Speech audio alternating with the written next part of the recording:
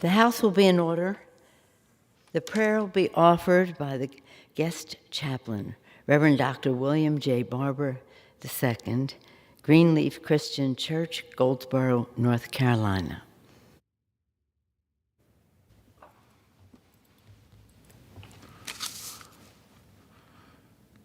Merciful God, help us submit ourselves to the truth of your word, knowing that what we do only matters and lasts if it is rooted in love for your glory.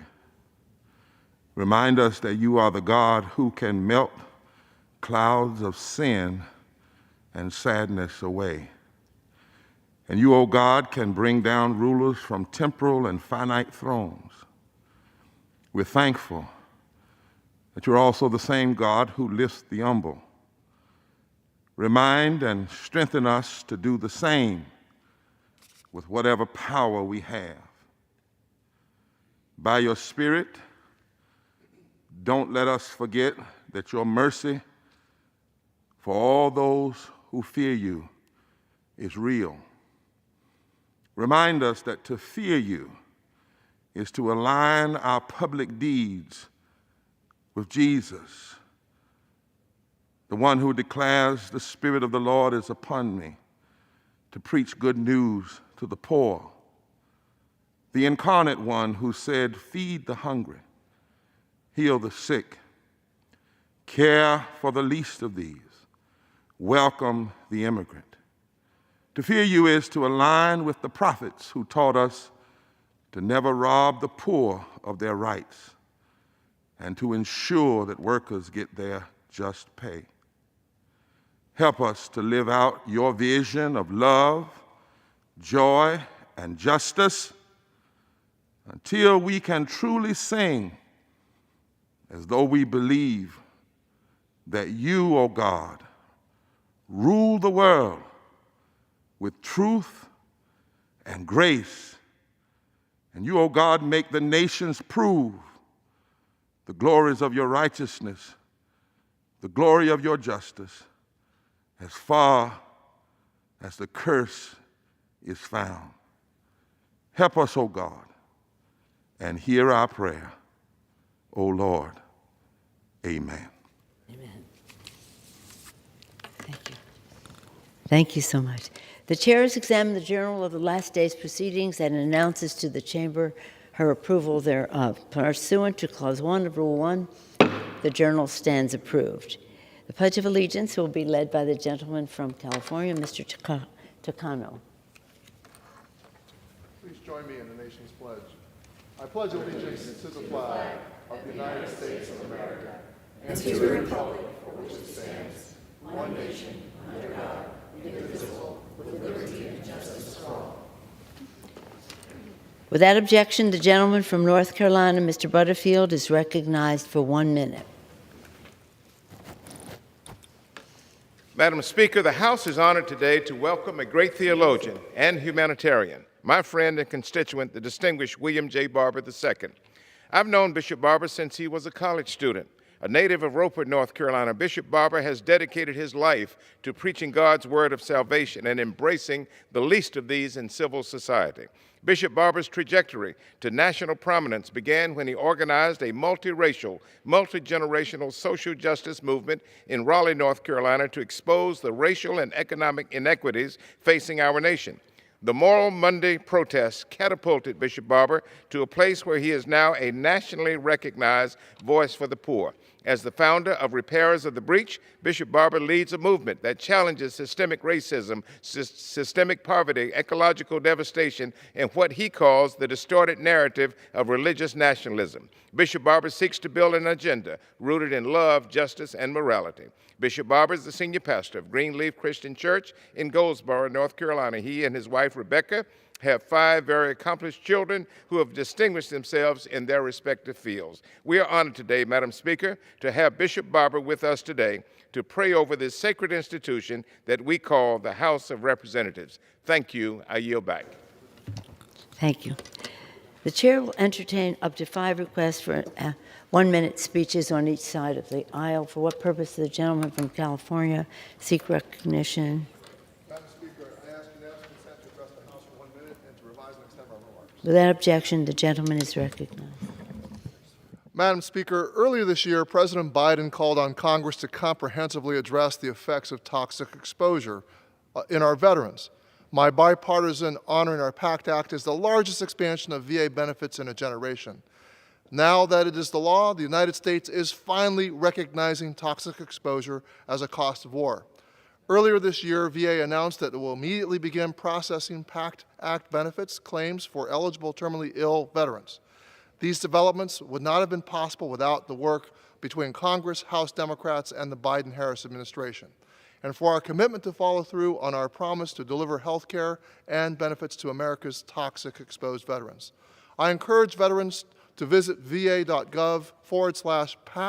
for more information on PACT Act benefits, and may I add that Bishop Barber, our guest chaplain today, along with our speaker, were instrumental in including Camp Lejeune as part of the PACT Act, and I know that America is grateful for this justice to be done. For what purpose the gentleman from Nebraska seek recognition? Without objection, the gentleman is recognized for 1 minute. Madam Speaker, today I join Representative Mike Flood to honor the life and service of former Nebraska State Senator Pat Engel, whom we served alongside during our time in the Nebraska legislature. Born in South Sioux City, Nebraska, Pat was a man of faith who applied his sharp mind to a life of service to his community and never stopped serving. After his early military career concluded with active duty as an Air Force intelligence officer stationed in Germany, he chose to return with his young family to South Sioux City. There, as a prolific volunteer, he earned a reputation for his good nature and compassion for others as he served on 2 local school boards, numerous volunteer organizations, and as Dakota County Commissioner. In his 16 years in the legislature, Pat defined what it is to be a public servant. He was well-liked. He had a special gift to work and connect with anyone, and I will always remember his cheerful way, even when issues were difficult. He was known for bringing people together. Pat and his wife Dee were married for almost 68 years and had 5 children. Family, community, and love for his home state meant the world to Pat. He will be missed. I yield back. For what purpose does the gentlewoman from California seek recognition? Ask for unanimous consent to address the House for 1 minute. Without objection, the gentlewoman is recognized for 1 minute. Thank you, Madam Speaker. I want to first thank Bishop Barber for that very powerful prayer for our nation. Today, the Poor People's Campaign's California statewide convening will uplift the launch of the California-led campaign for the 3rd Reconstruction Resolution called Close the Gap, California. Extreme poverty affects over 20 million people in California. This is a moral disgrace. As written in House Resolution 438, the 3rd Reconstruction, we need the moral resolve to pass laws and policies that fully address interlocking injustices which have only deepened during the COVID-19 pandemic. This country was founded on the moral commitment to ensure domestic tranquility, promote general welfare, and secure liberty and justice for all. It's time that we realize a 3rd Reconstruction to build an equitable, thriving, and resilient economy from the bottom up. That's why I'm calling on my colleagues to have the political will to make permanent the child tax credit. The most recent poverty data show that policy decisions like the temporary CTC, income support, and nutrition assistance cut the national child poverty rate nearly in half in 2021. This demonstrates that poverty is a policy choice, and there is no excuse for poverty in America. Everyone deserves to live a life free from socioeconomic policies that are punitive and destructive to their families. For what purpose does the gentleman from North Carolina seek recognition? Madam Speaker, I ask unanimous consent to address the House for up to 1 minute. Without objection, the gentleman is recognized for 1 minute. Madam Speaker, I'd like to address an impending disaster that is about to face patient care in this country.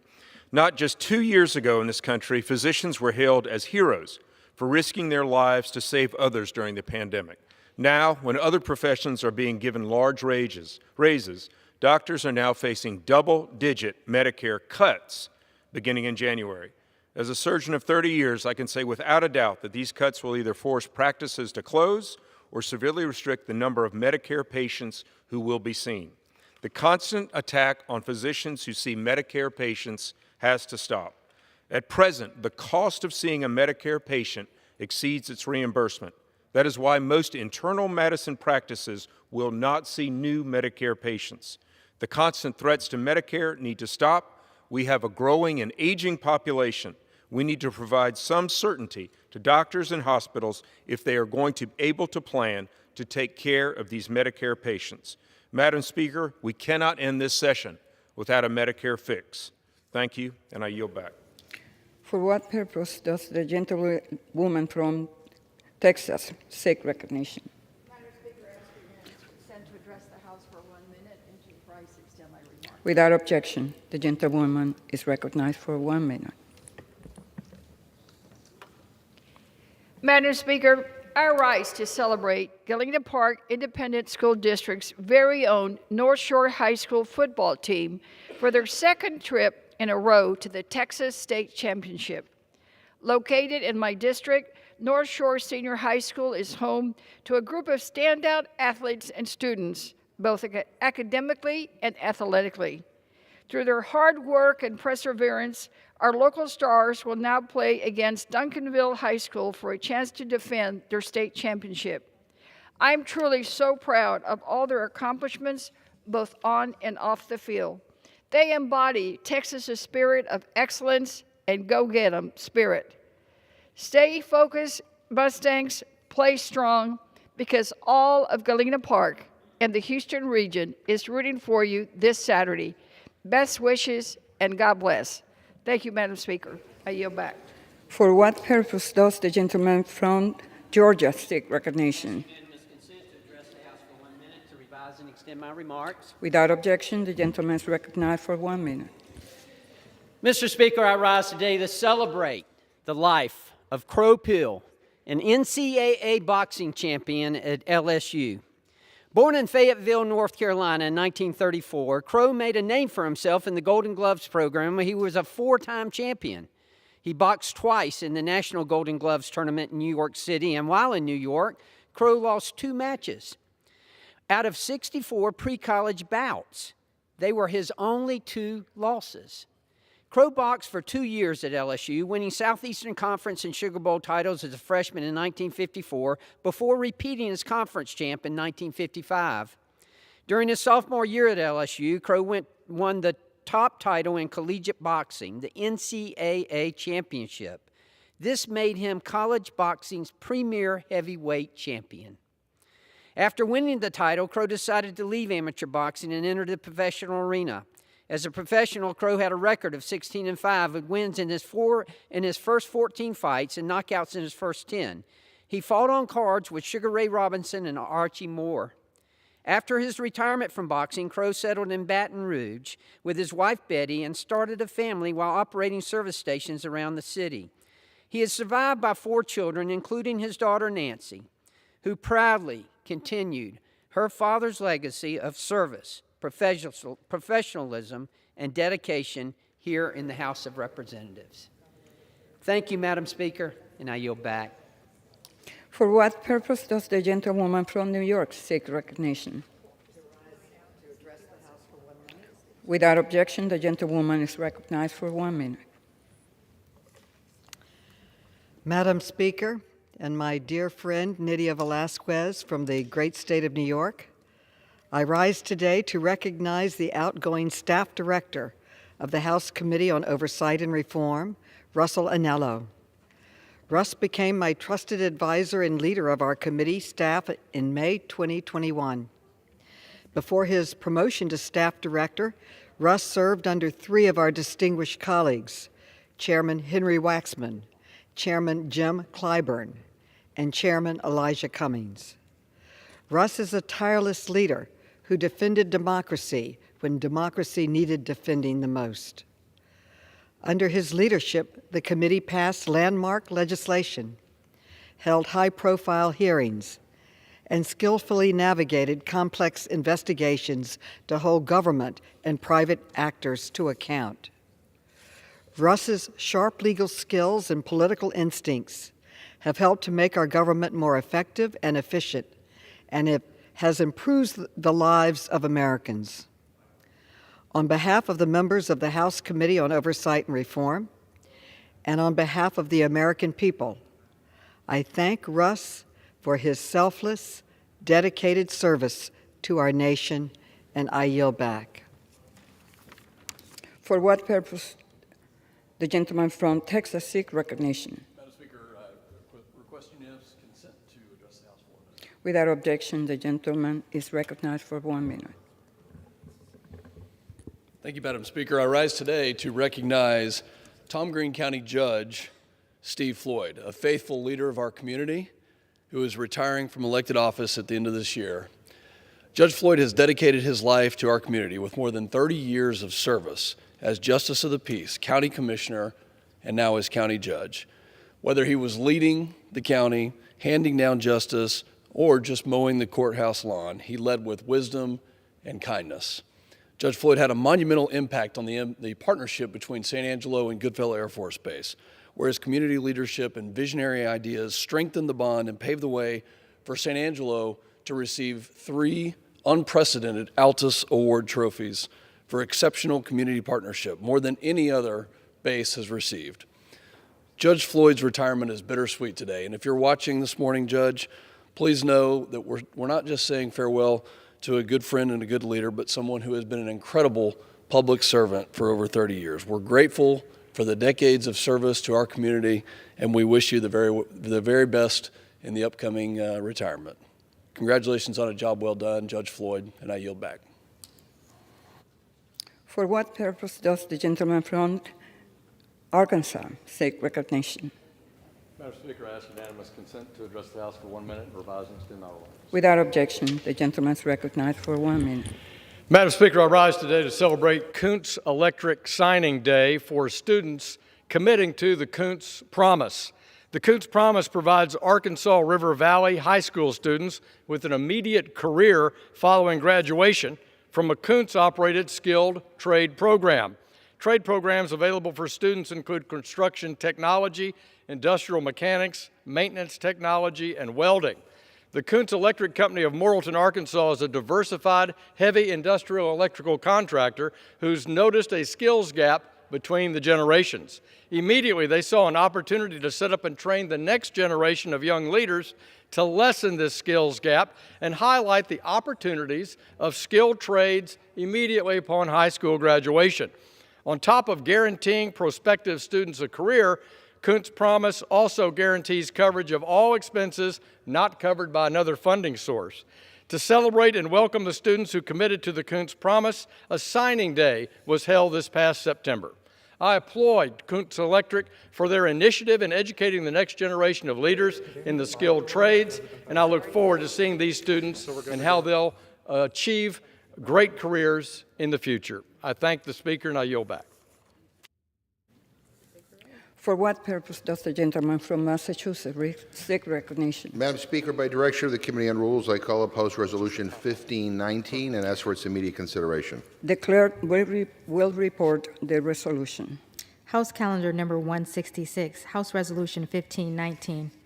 Resolved that upon adoption of this resolution, it shall be in order to consider in the House the bill, H.R. 8393, to enable the people of Puerto Rico to choose a permanent, non-territorial, fully self-governing political status for Puerto Rico, and to provide for a transition to and the implementation of that permanent, non-territorial, fully self-governing political status, and for other purposes. All points of order in consideration of the bill are waived. In lieu of the amendment in the nature of a substitute, recommended by the Committee on Natural Resources, now printed in the bill, an amendment in the nature of a substitute consisting of the text of Rules Committee Print 117-74 shall be considered as adopted. The bill as amended shall be considered as read. All points of order against provisions in the bill as amended are waived. The previous question shall be considered as ordered on the bill as amended and on any further amendment thereto to final passage without intervening motion except one. 1 hour of debate equally divided and controlled by the chair and ranking minority member of the Committee on Natural Resources or their respective designees, and 2, 1 motion to recommit. The gentleman from Massachusetts is recognized for 1 hour. Madam Speaker, for the purposes of debate only, I yield the customary 30 minutes to the gentleman from Pennsylvania, my good friend Mr. Reschenthaler, pending which I yield myself such time as I may consume. During consideration of this resolution, all time yielded is for the purposes of debate only. I ask unanimous consent that all members be given 5 legislative days to revise and extend their remarks. Without objection. Madam Speaker, yesterday the Rules Committee met and reported a rule, House Resolution 1519, providing for consideration of H.R. 8393, the Puerto Rico Status Act, under a closed rule. The rule provides 1 hour of general debate, equally divided and controlled by the chair and ranking member of the Committee on Natural Resources, and provides 1 motion to recommit. Madam Speaker, Puerto Ricans have been U.S. citizens since Joan Shafroth Act of 1917. That's over 100 years the Puerto Rican people have been Americans. And yet, for those 100 years and more, in fact, going all the way back to the United States annexation of the island in 1898, the U.S. government has not guaranteed our fellow citizens on Puerto Rico the full and equal rights of citizens on the mainland. Puerto Rico has faced multi-layered crises rooted in this century-long policy, crises that have been compounded in recent years by natural disasters, the COVID-19 pandemic, and migration. Puerto Rico's current status prevents the island from enjoying full democracy at the national level. Puerto Rico's delegate to Congress has limited voting rights, and the Puerto Rican people cannot vote in U.S. presidential elections, even though the U.S. government enacts and enforces their national laws and residents pay federal taxes. Puerto Rico also cannot set its own monetary, trade, or immigration policy. They are unable to join international organizations or enter into international agreements, highlighting the complicated implications of the island's current status as a territory. Puerto Rico's status also limits the island economically. For example, in granting Puerto Rico the ability to restructure its debt in 2016, Congress established an Oversight and Management Board that had the power to override decisions of the governor and legislature of Puerto Rico. Look, it is time Congress recognizes that Puerto Rico has no interest in being a colony, just as we in the United States should have no interest in being a colonizing power in the year 2022. We are here today to consider a rule that would bring H.R. 8393, the Puerto Rico Status Act, to the floor. This bill details the transition to and the implementation of a non-territory status for Puerto Rico, finally giving the people of Puerto Rico a choice to determine their own status. It tasks the Puerto Rico State Elections Commission to carry out a nonpartisan campaign to educate and inform voters before holding a referendum for Puerto Ricans to decide between statehood, independence, or independence followed by free association with the United States. I am proud to represent a vibrant Puerto Rican community in central Massachusetts, and many of my Puerto Rican constituents have family members still living on the island. Their family members, just like Americans on the mainland, deserve the right to self-determination. They ought to have an opportunity to carve their own path and build the future that they want. The Puerto Rico Status Act is the result of serious negotiation and careful compromise to clarify available status options and ensure a productive process. And I'm grateful to Chairman Grijalva, to Chairwoman Velasquez, and Congresswoman Gonzalez Colon, the delegate for Puerto Rico, for all of the work that they have done to get us to this point. Ultimately, the people of Puerto Rico must decide on the island status, and it is up to us in Congress to help facilitate that process. I urge my colleagues to support this rule and the underlying bill, and with that, I reserve the balance of my time. The gentleman of Pennsylvania is recognized. Thank you, Madam Speaker. I'd like to thank the distinguished chairman and my good friend from Massachusetts for yielding me the customary 30 minutes, and I yield myself as much time as I may consume. Madam Speaker, the rule before us today provides for consideration of H.R. 8393, the Puerto Rico Status Act. This is a bill that received an emergency rules hearing yesterday with just 3 hours notice. 3 hours for an issue that deserves to be heard through regular order. H.R. 8393 would authorize a federally sponsored taxpayer-funded election to be held in Puerto Rico on 5 November 2023. This election would require the voters of Puerto Rico to choose between 3 status options: independence, sovereignty and free association, or U.S. statehood. You might notice something missing here. This bill doesn't even give Puerto Ricans the option to preserve their current status as a territory of the United States. So not only do House Democrats want to control how the states run their elections, they now want to control how Puerto Rico runs their elections. H.R. 8393 even takes things a step further than that.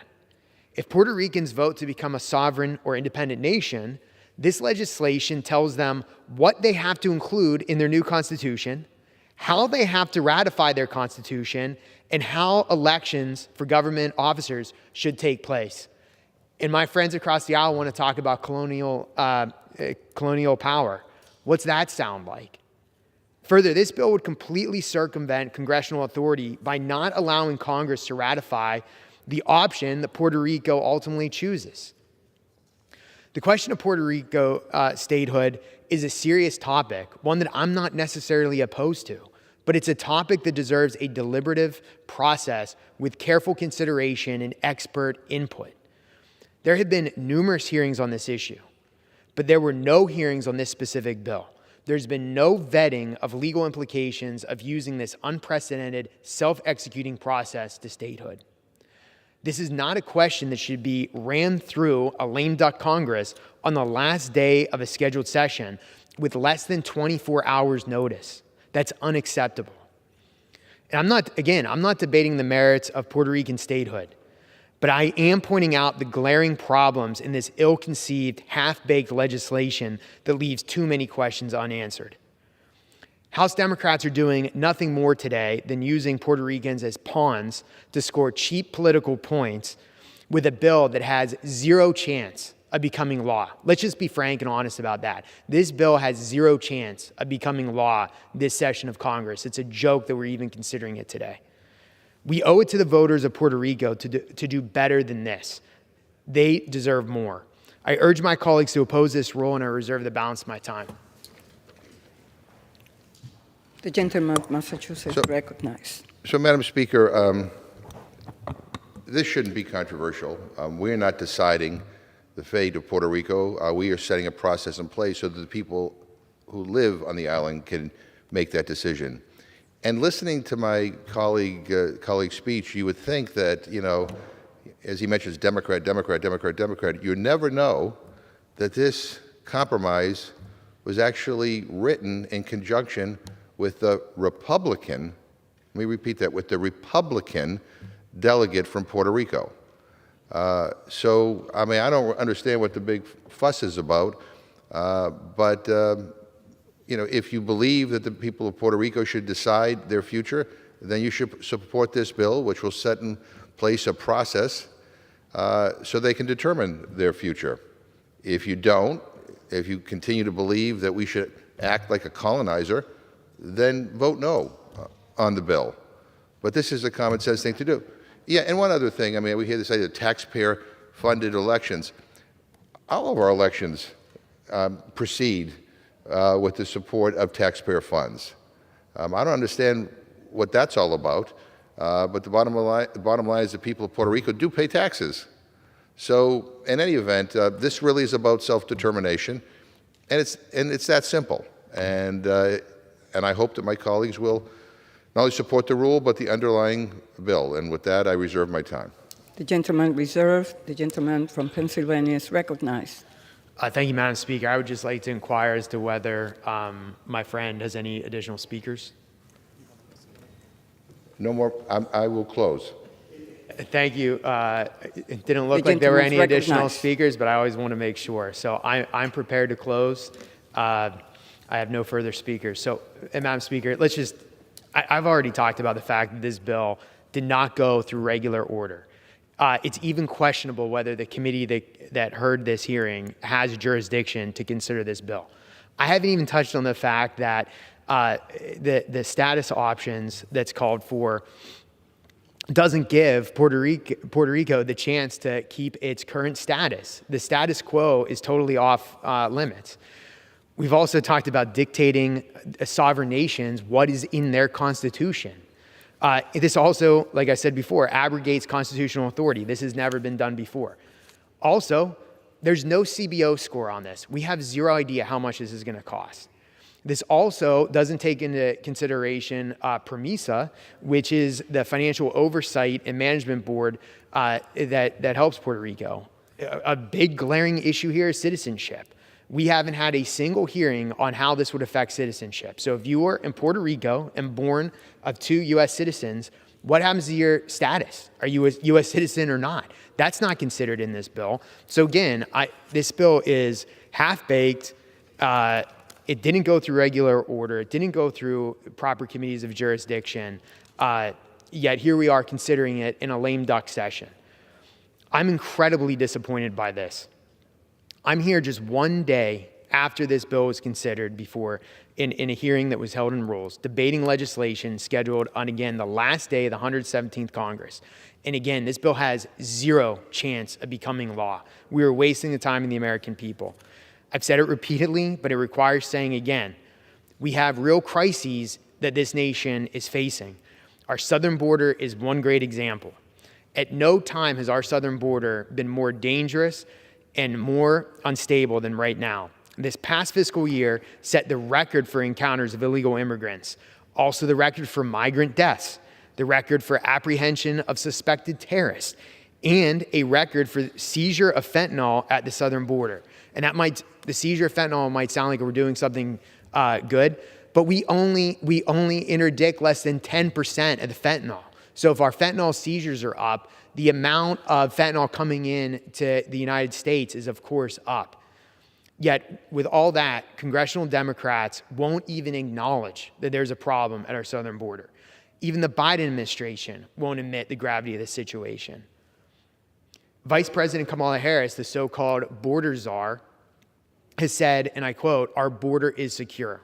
That is gaslighting. That is gaslighting the American people. President Biden himself has said, and I quote, "There are more important things going on," end quote. He refuses to even visit the southern border. That is gaslighting, and that is also dereliction of duty. Further, House Democrats failed to meet the fundamental duty of funding the government, despite spending most of last year passing trillions of dollars in wasteful spending that's done nothing but driven up inflation, driven up our national debt, and has seen real wages decrease for working Americans.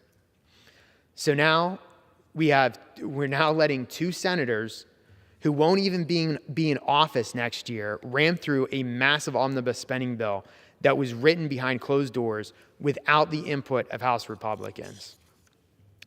So with today's rule, House Democrats are once again refusing to put forward solid legislation that has an actual chance of moving forward and bringing relief to the American people. I urge my colleagues to vote no on the rule, and I yield back the balance of my time. The gentleman yields back. Members are reminded to refrain from engaging in personalities toward the president or the vice president. The gentleman from Massachusetts is Thank you, Madam recognized. Speaker. I don't even know where to start in response to all of that. But let me first of all inform members about what the legislative history of the bill that we want to bring to the floor is, because if you listen to the gentleman, you would think that it just came out of nowhere. On July 15th, 2022, Chairman Grijalva introduced H.R. 8393, the Puerto Rico Status Act, with original co-sponsors Chairwoman Velasquez, Resident Commissioner Jennifer Gonzalez Colon. By the way, I'll remind you again, she's a Republican. She's a Republican delegate from Puerto Rico, and Representative Darren Soto of Florida.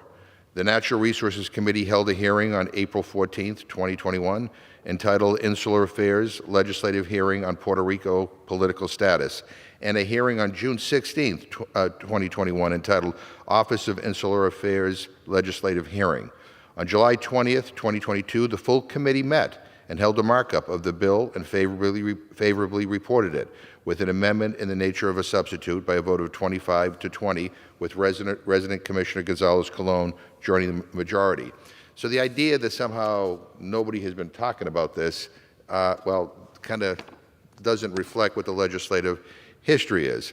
I also want to ask unanimous consent to insert into the record an AP article from June 2022 entitled Puerto Ricans Speak Out on U.S. Territory's Political Status. Without objection. Madam Speaker, it's clear something needs to change. Puerto Ricans don't want to continue under the island's territorial status for many reasons, namely because while the status recognizes its people as U.S. citizens, it doesn't allow them to vote in presidential elections, denies them certain crucial federal benefits, and limits their congressional representatives' voting power. The Puerto Rico Status Act is a good solution that will allow Puerto Ricans to decide for themselves what the next step should be. We should give them that opportunity. The gentleman talked about process in terms of how this House is being operated. Let me remind the gentleman, let me remind all my colleagues that when the last time the Republicans were in charge of the House, the Senate, and the White House, they controlled everything. I mean, everything. Last time they did that, you know what they did? They shut the government down and walked away. That's not responsible governing. That was unconscionable. And leading up to that government shutdown, in the Rules Committee, we had an emergency meeting on what? Cheese. I mean, don't even ask me to explain that, but that's what they did. They had an emergency meeting in the Rules Committee on cheese. I ask unanimous consent to insert into the record a Huffington Post article entitled, House Republicans Called Emergency Meeting on Cheese as Shutdown Approached. Without objection. Madam Speaker, my Republican colleagues seem to be confused about why we are moving quickly here. Well, let me explain it simply.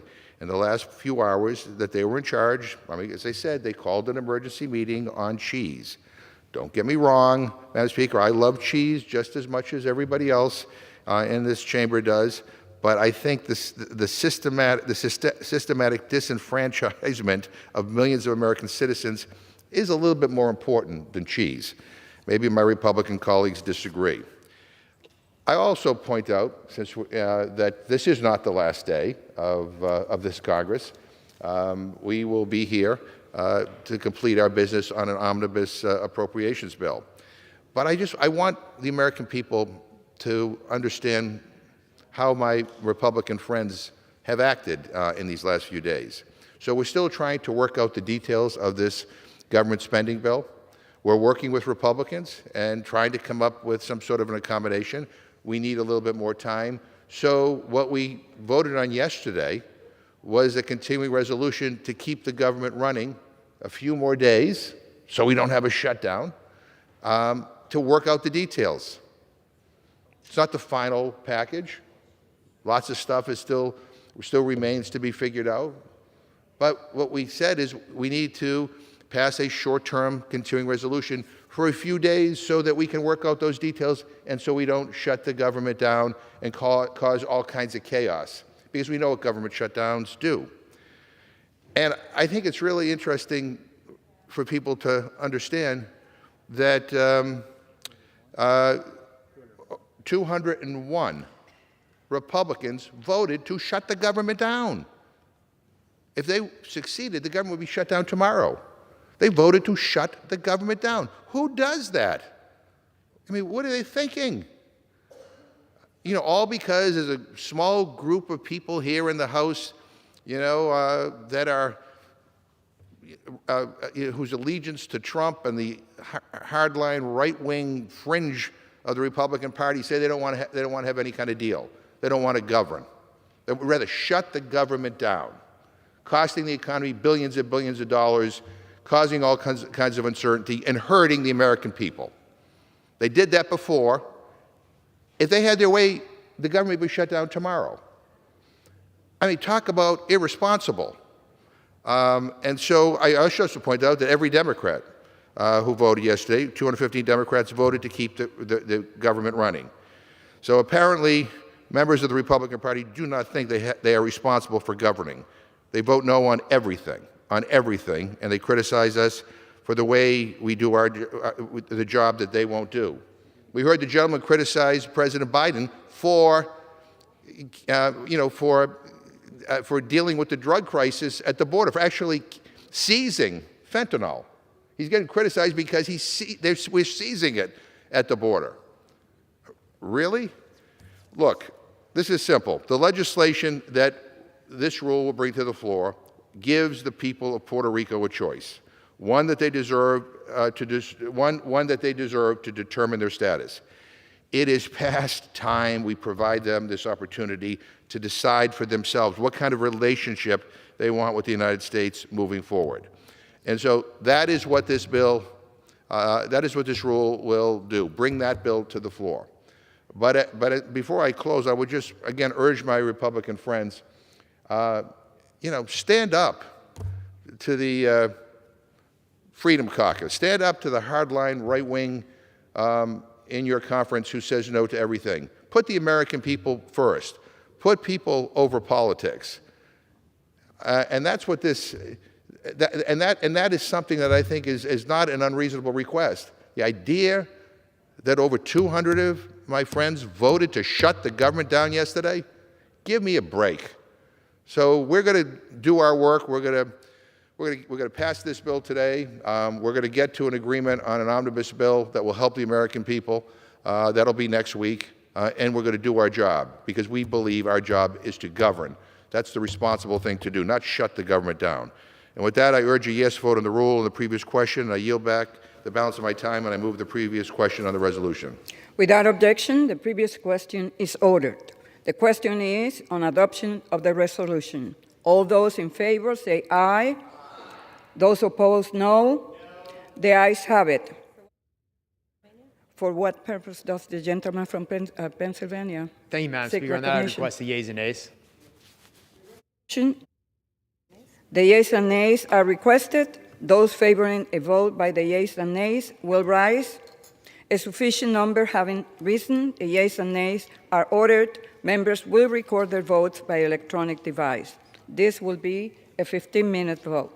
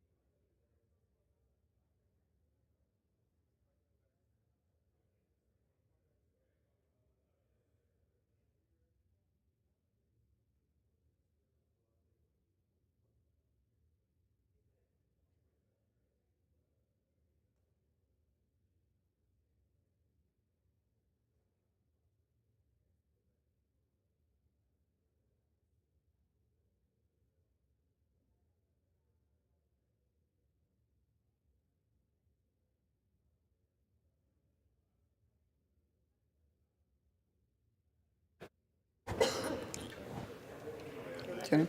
For what purpose does the gentleman from Texas seek recognition?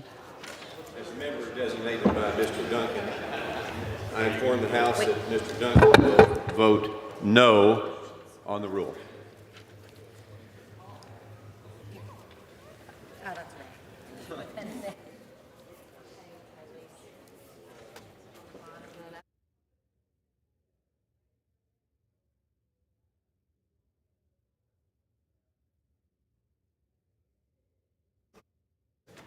For what purpose does the gentleman from Idaho seek recognition? Thank you, Madam Speaker. As a member designated by Mr. Mike Simpson of the state of Idaho, inform the House. Mr. Simpson will vote no on H. Res. 1519.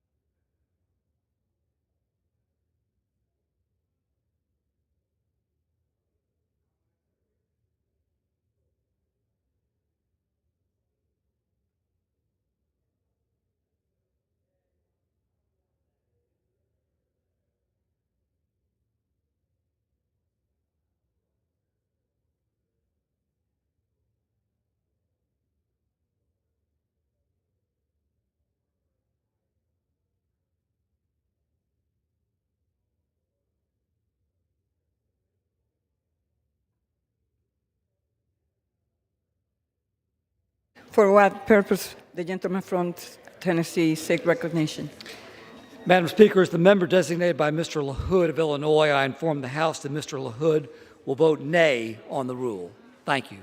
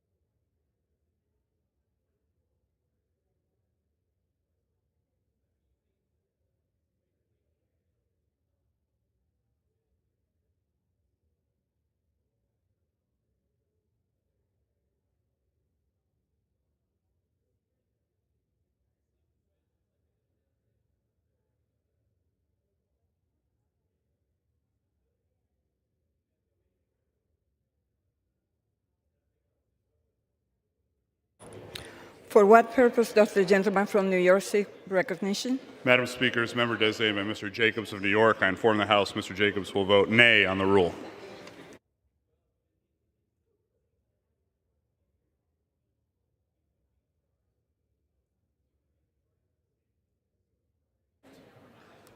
Wisconsin? For what purpose does the gentleman from Wisconsin seek recognition? Madam Speaker, as designated by Mr. Tiffany of Wisconsin, I inform the House Mr. Tiffany will vote no on the rule.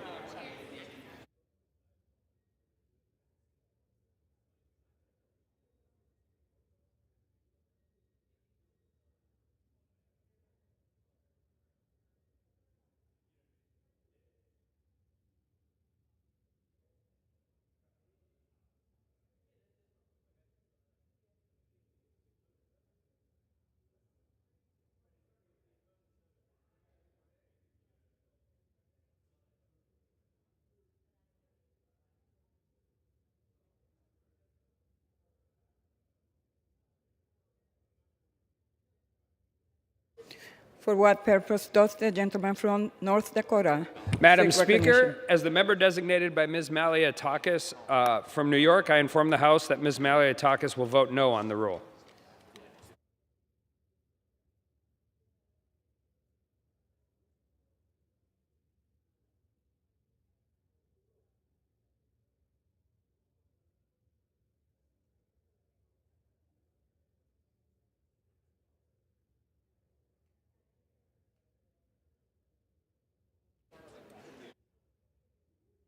For what purpose does the gentleman from California seek recognition? As a member designated by Mr. Issa of California, pursuant to House Resolution 8, I inform the House that Mr. Issa will vote no on the rule.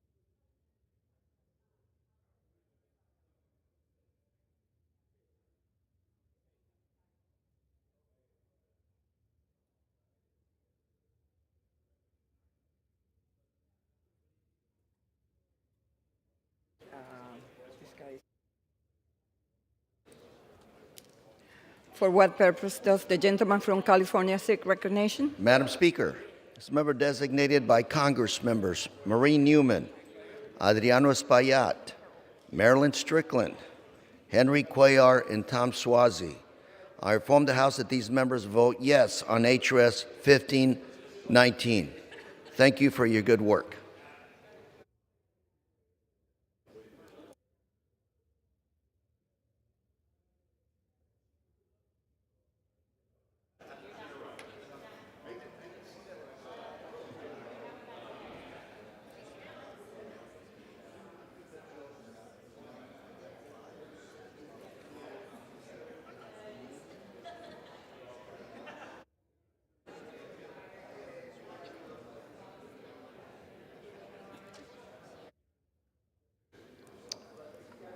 Virginia?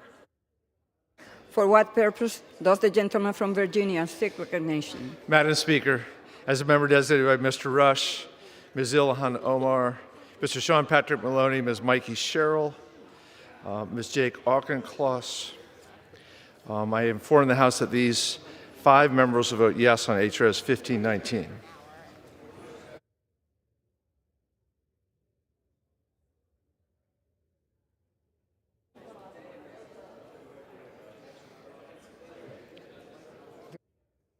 For what purpose does the gentleman from Virginia seek recognition? Madam Speaker, as a member designated by Ms. Katie Porter, I inform the House that Katie will vote yes on HRS 1519.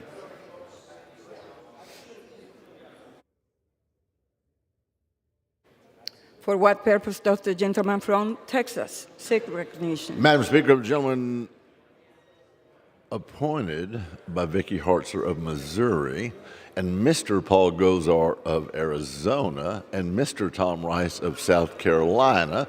I inform the House they're all going to vote negative on 1519.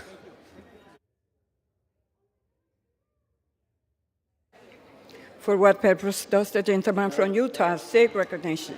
Madam Speaker, as a member designated by Mr. Chris Stewart of Utah, I inform the House that Mr. Stewart will vote nay on the rule.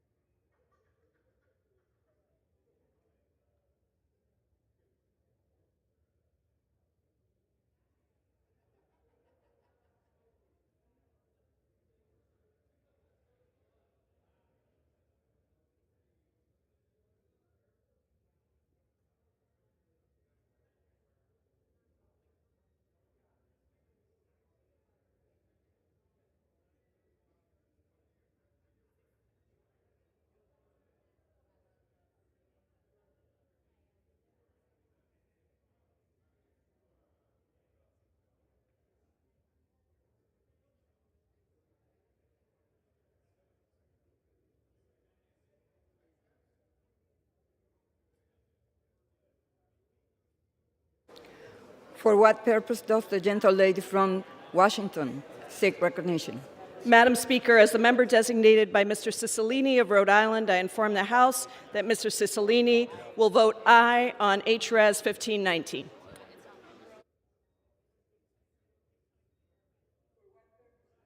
Man from Texas seek recognition. Madam Speaker, as a member designated by Mr. Ferguson of Georgia, I inform the House that Mr. Ferguson will vote nay on the roll.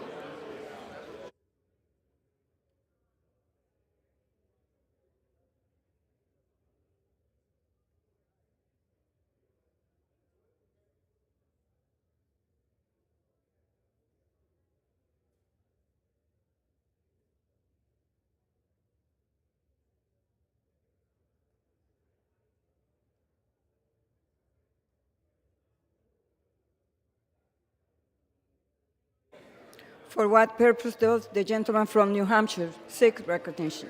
Madam Speaker, is the member designated by Mr. Larson of Connecticut, Mr. O'Halloran of Arizona, Ms. Dingle of Michigan, Ms. Axney of Iowa, Mr. Krishnamurthy of Illinois, and Mr. Khanna of California. I inform the House that these members will vote yes on HRES 1519.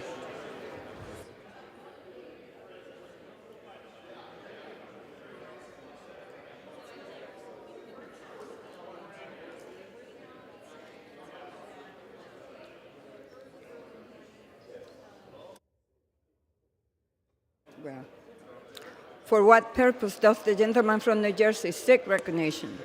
Madam Speaker, as the member designated by Ms. Ann Kirkpatrick, Albio Series, Peter Welch, Dina Titus, Eddie Bernice Johnson, Bill Pascrell, Andy Kim, Donald Norcross, Peter DeFazio, and Donald Payne, I inform the House that these members will vote yes on HRES 1519.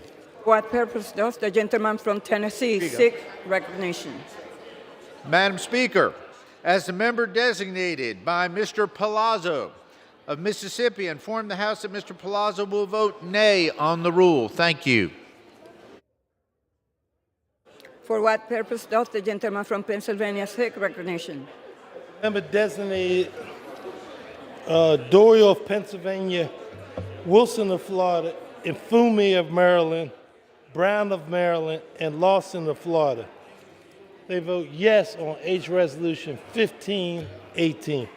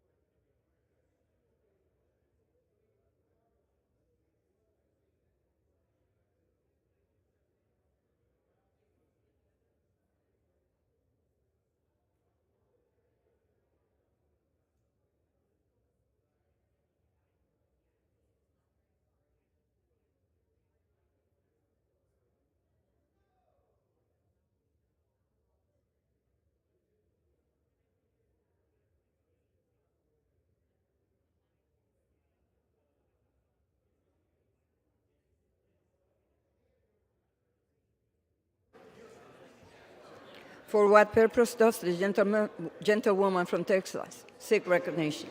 Madam Speaker, as a member designated by Ms. Lawrence of Michigan, Ms. Spear of California, and Ms. Escobar of Texas, I inform the House that these members will vote yes on House Res 1519. Thank you, Madam Speaker.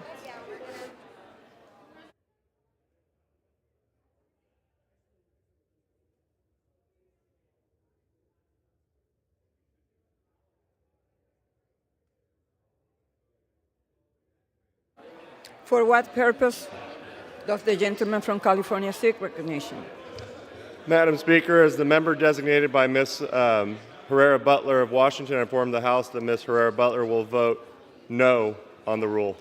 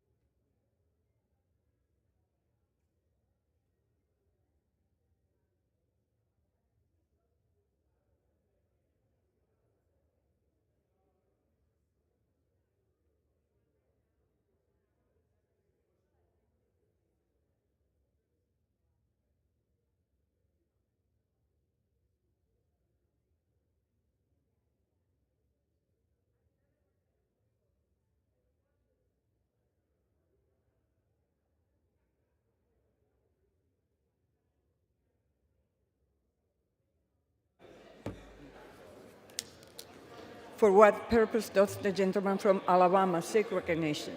Madam Speaker, as a member designated by Mr. Brooks of Alabama, I inform the House that Mr. Brooks will vote no on the rule.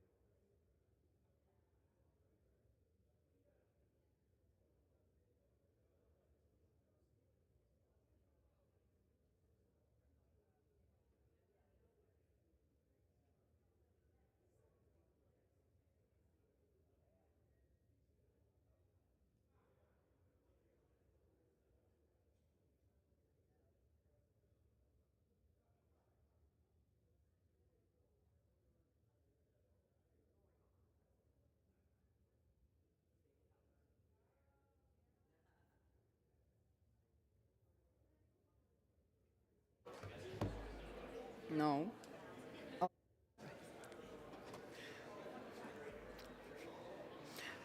For what purpose does the gentleman from Nevada seek recognition? Madam Speaker, as the member designated by Mr. Carter, I inform the House that Mr. Carter will vote yes on House Res 1519.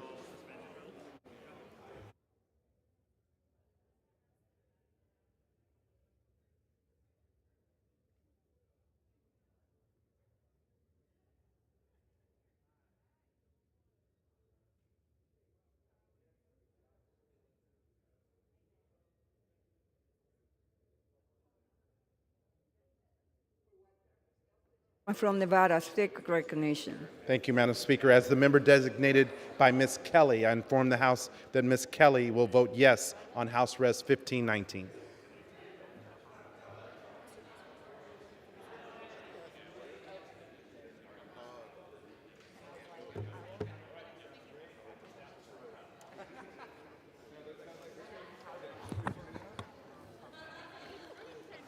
Purpose does the gentleman from Illinois seek recognition? Madam Speaker, as the member designated by Ms. Dalbeny of Washington, Ms. Bustos of Illinois, and Ms. Sewell of Alabama, I inform the House that these members will vote yes on HRES 1519. Yeah. For what purpose does the gentlewoman from Florida seek recognition? As the member designated by Dr. Dunn of Florida, I inform the House that Dr. Dunn will vote no on the House Resolution 1519. So I'll be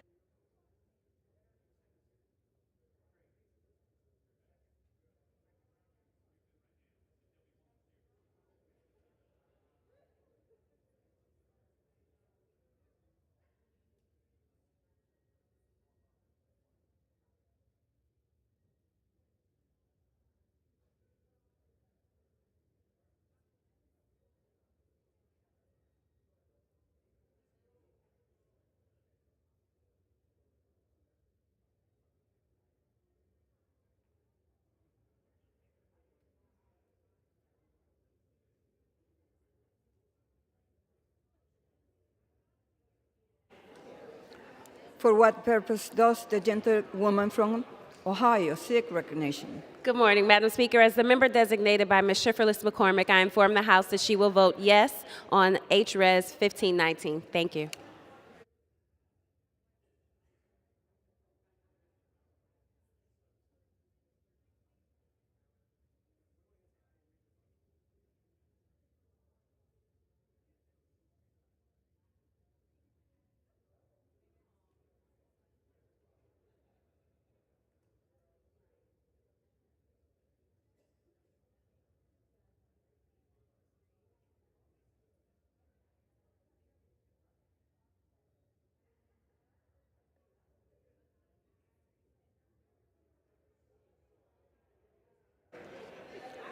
For what purpose does the gentleman from Maryland seek recognition?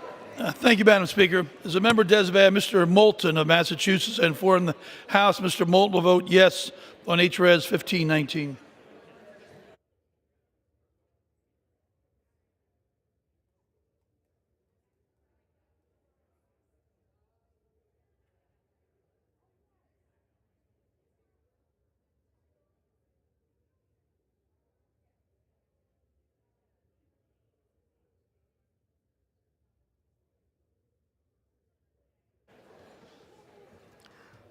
For what purpose does the gentleman from Massachusetts seek Good morning, recognition? Madam Speaker. As the member designated by the Honorable Ms. Trahan of Massachusetts pursuant to House Resolution 8, I'd like to inform the House that Ms. Trahan will vote yes on House Resolution 1519. Thank you.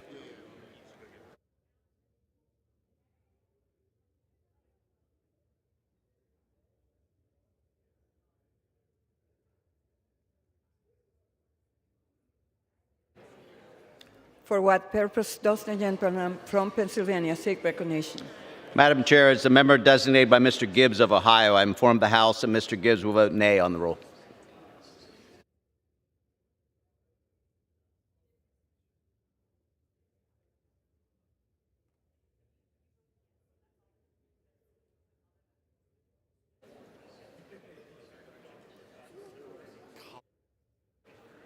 For what purpose does the gentleman from Colorado seek recognition?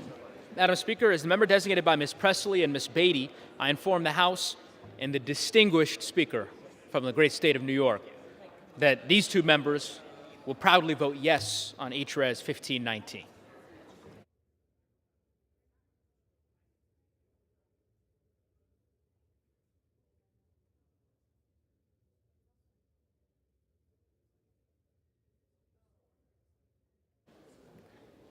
For what purpose does the gentlewoman from Minnesota seek recognition?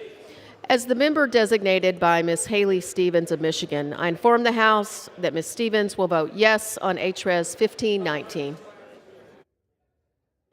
For what purpose does the gentleman from Florida seek recognition? Madam Speaker, as the member designated by Ms. Boebert of Colorado and Mr. Cawthorn of North Carolina, I inform the House that these members will vote no on the measure.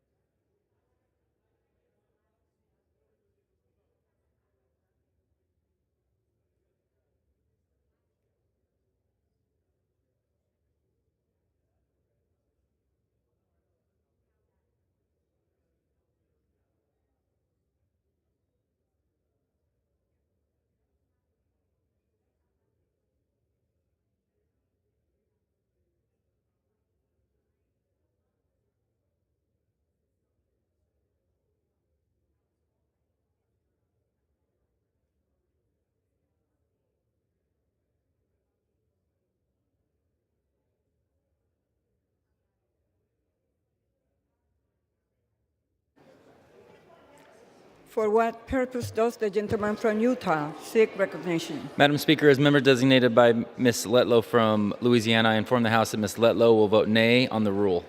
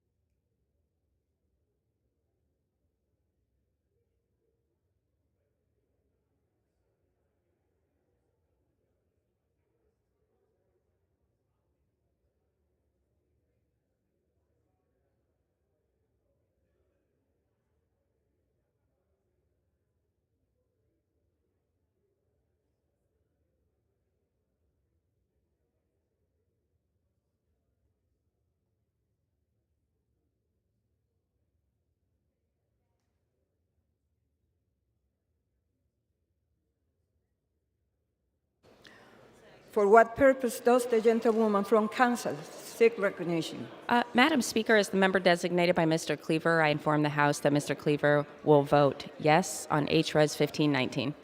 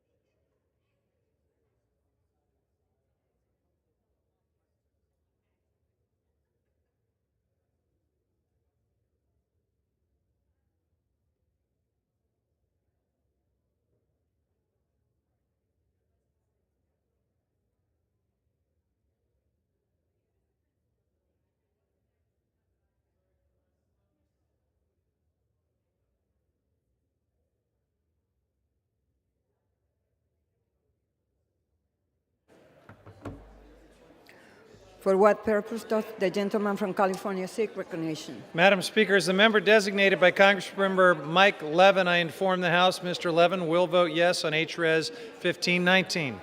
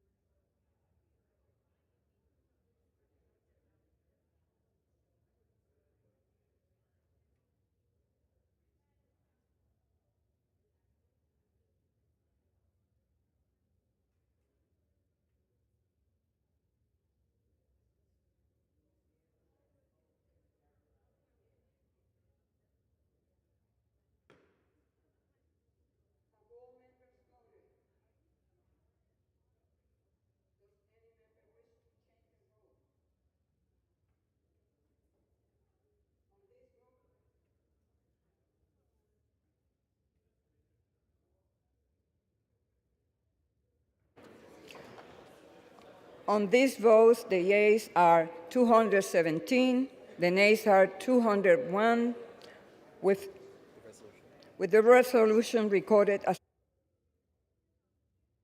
the resolution is agreed to. Without objection, the motion to reconsider is laid on the table. They're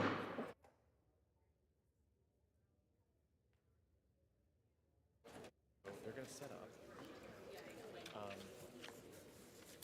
Once the committee gets set up, this will be.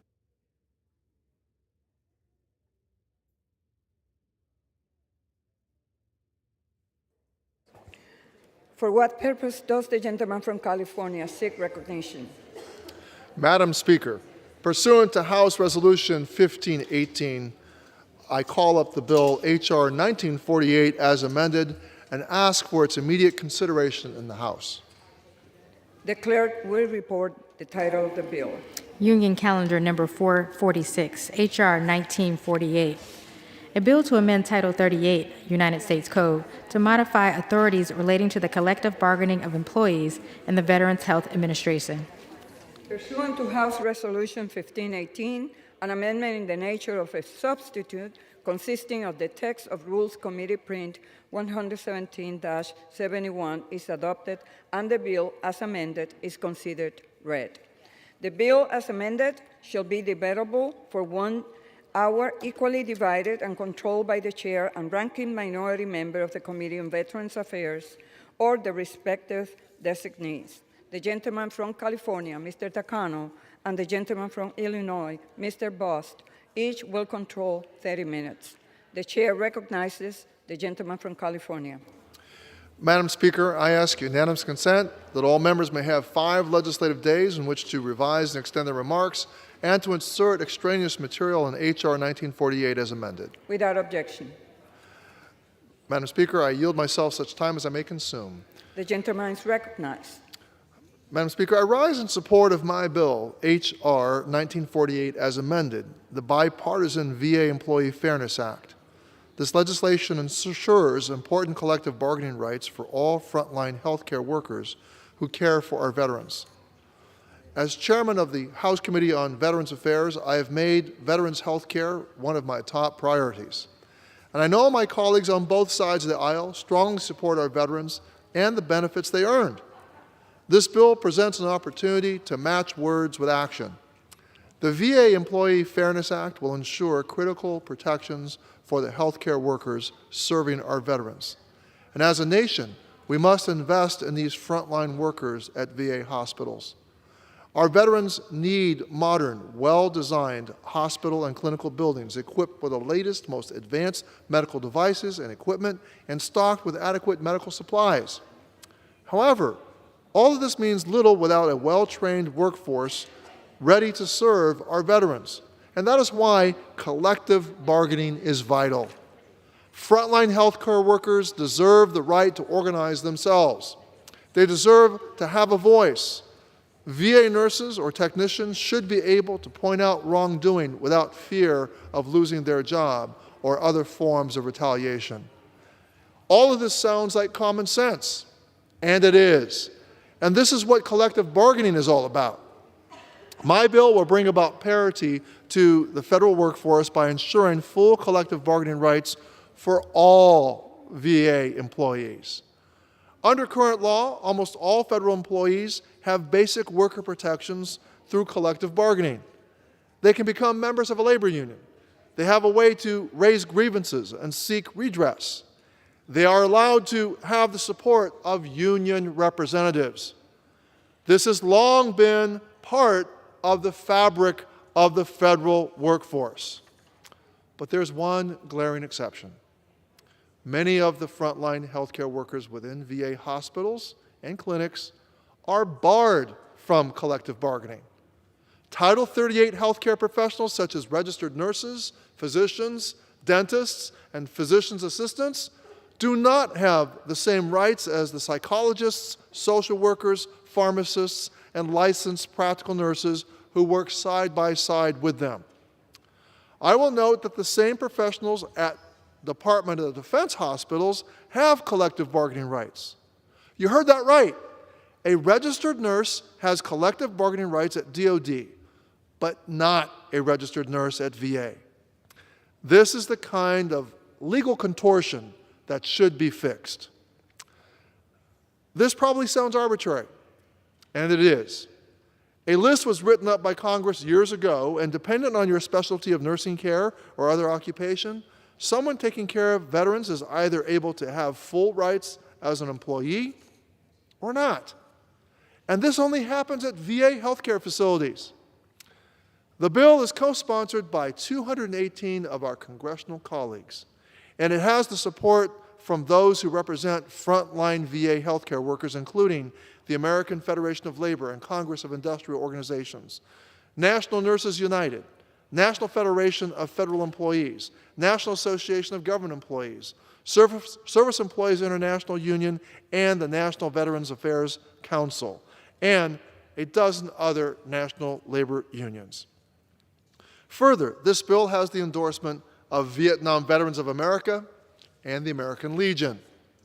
I wish to point out what VA said in its testimony when my committee held a legislative hearing on it last year. Secretary McDonough has stated publicly and to our workforce that a unionized workforce is a strong workforce. Collective bargaining is a powerful means for a strong workforce, which is VA's #1 asset as we work toward increasing access and outcomes for veterans, their families, caregivers, and survivors. VA supports organized labor and values in the collective bargaining process with our labor partners, end quote. I agree. This is about building and maintaining a strong workforce dedicated to serving our veterans. I want to share a real-world example of the importance of collective bargaining at VA. In an issue that rose to U.S. District Court, the Central Texas VA healthcare system failed to pay nurse practitioners and physician assistants overtime. When the healthcare workers demanded what was due to them, VA resisted. The case was arbitrated in favor of the employees, but VA then used this authority under Title 38 to argue that the grievance should not be addressed. Now, there's nothing fair about that. This outdated provision in federal law has become an excuse for VA to deny workers the benefits they have rightfully earned. Stories like these hardly represent an incentive for nurses to remain in the department. H.R. 1948, as amended, will ensure that VA employees have the ability to seek redress when VA does not follow its own rules and policies. Some of my colleagues will argue that this means labor unions will start making veteran health care decisions. But this is quite simply not the case. Under federal law, VA healthcare workers do not have this power. No federal healthcare worker with collective bargaining rights has this power, nor do their labor unions. In fact, The current law stipulates that federal employees with collective bargaining rights are limited in what they can bargain for. Unlike in the private sector, federal workers who have collective bargaining rights cannot strike, and they cannot bargain over their level of pay. Pay levels are set by the civil service pay grades each year and are not subject to collective bargaining. Title 38 employees should have the same rights as those governed by Title 5. Title 38 employees should have the same rights as their colleagues with whom they work side by side serving our veterans. H.R. 1948, as amended, is all about fairness for VA's frontline workers. VA is going to be ramping up hiring over the next 5 years as it welcomes 3.5 million more veterans into the VA healthcare system after the passage of the Honoring Our Pact Act. In order to attract the most qualified workforce to serve our veterans, we need to ensure that VA is a great place to work. The employees who are on the front lines of our nation's veterans' health care deserve and need basic worker protections. A VA nurse needs to be able to ask that their pay errors will be resolved. A doctor must feel empowered to raise medical safety concerns without fear of reprisal or retaliation. Without these protections, VA will continue to struggle to recruit and retain the best and brightest medical professionals that our country has to offer, and I fear that veterans' health and well-being will suffer as a result. This is about fairness, and I am pleased that the administration agrees and has issued a statement in support of this legislation. Madam Speaker, I ask unanimous consent that the statement of administration policy be entered into the record. Without objection. In closing, I urge my colleagues to support H.R. 1948 as amended, the VA Employee Fairness Act. It represents the right thing to do for those who care about our nation's veterans. I wholeheartedly support this bill, and I urge my colleagues to vote for its passage, and I reserve the balance of my time. The gentleman from California reserved. The gentleman from Illinois is recognized. Thank you, Madam Speaker. I yield myself as much time as I may consume. The gentleman is recognized. Thank you, Madam Speaker. I rise today in opposition to H.R. 1948 and the VA Employees Fairness Act. First, I really think that we need to take a moment to clear up some very confusing things on what this bill does. Some have said that the VA medical staff are not allowed to unionize. That is not true. That is not true. Today, VA's docs, nurses, and dentists are allowed to collective bargain.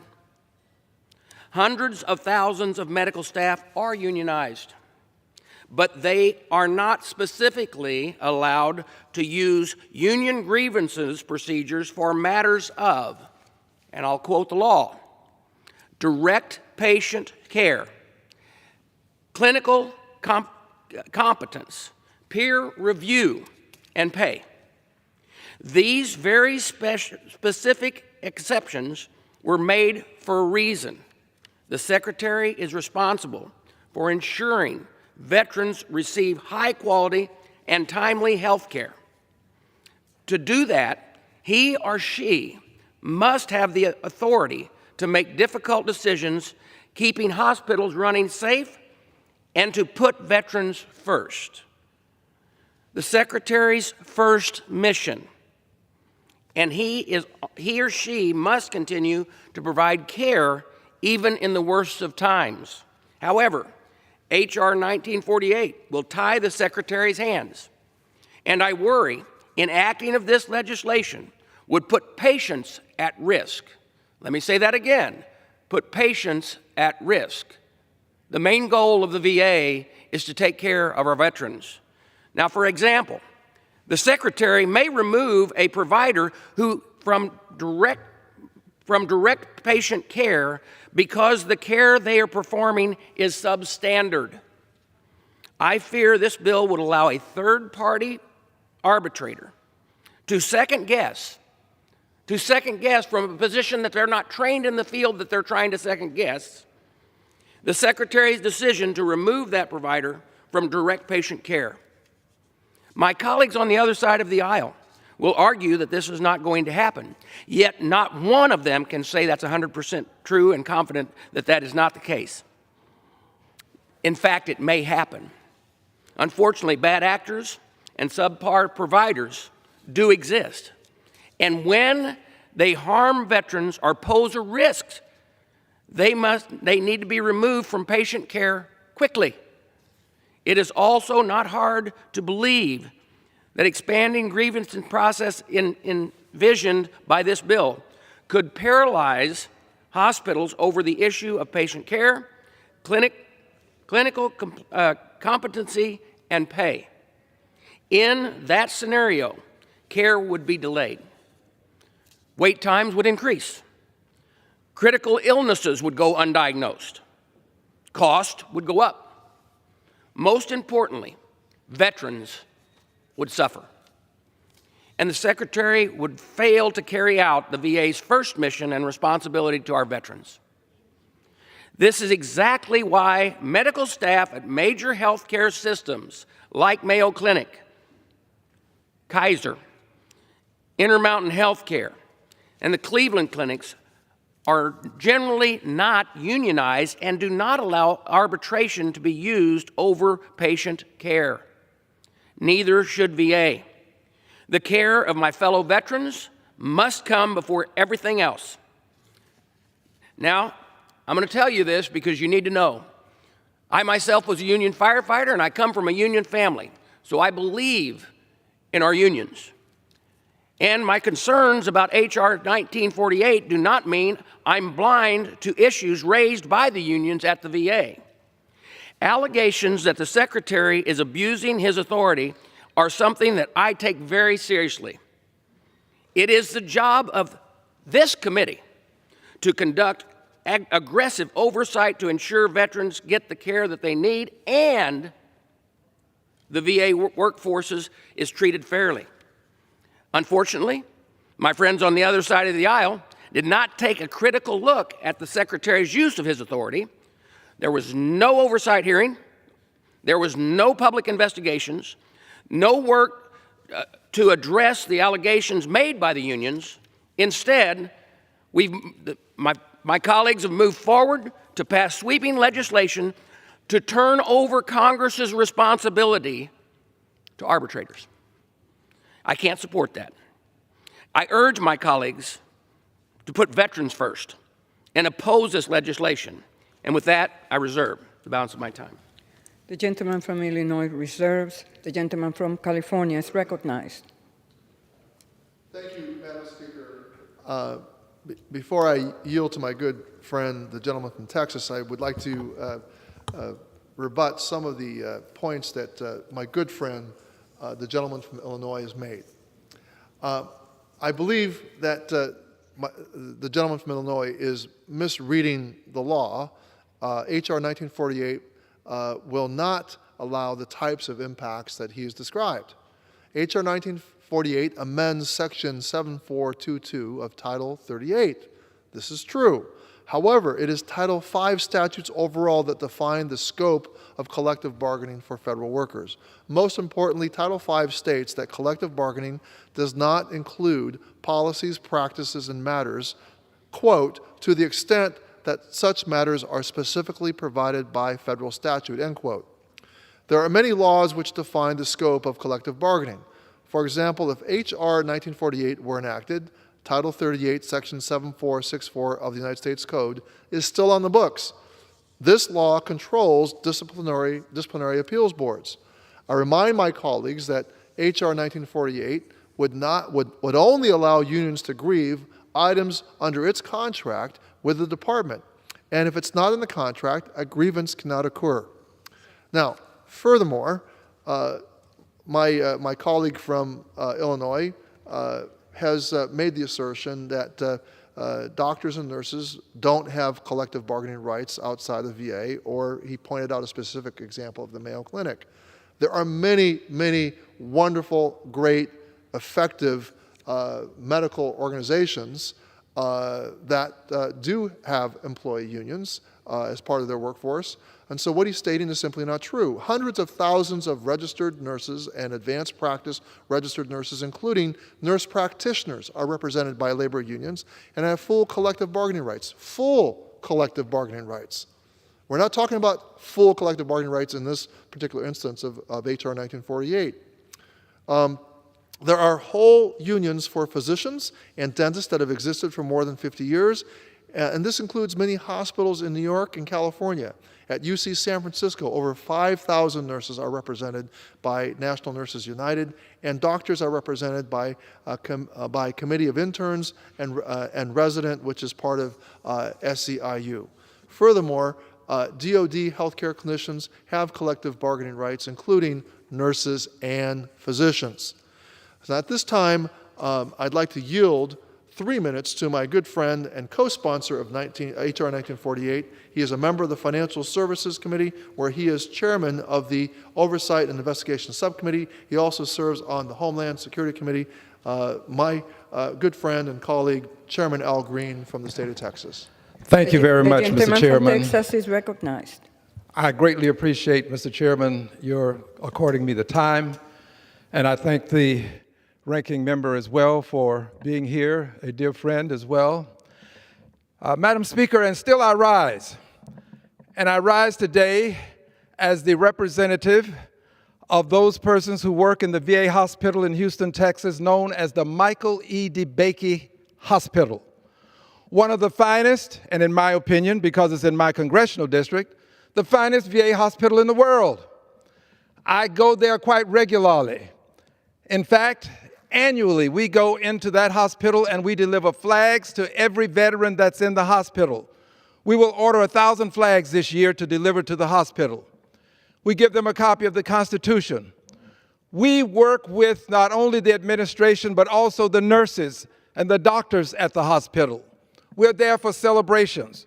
We are actively involved with the VA.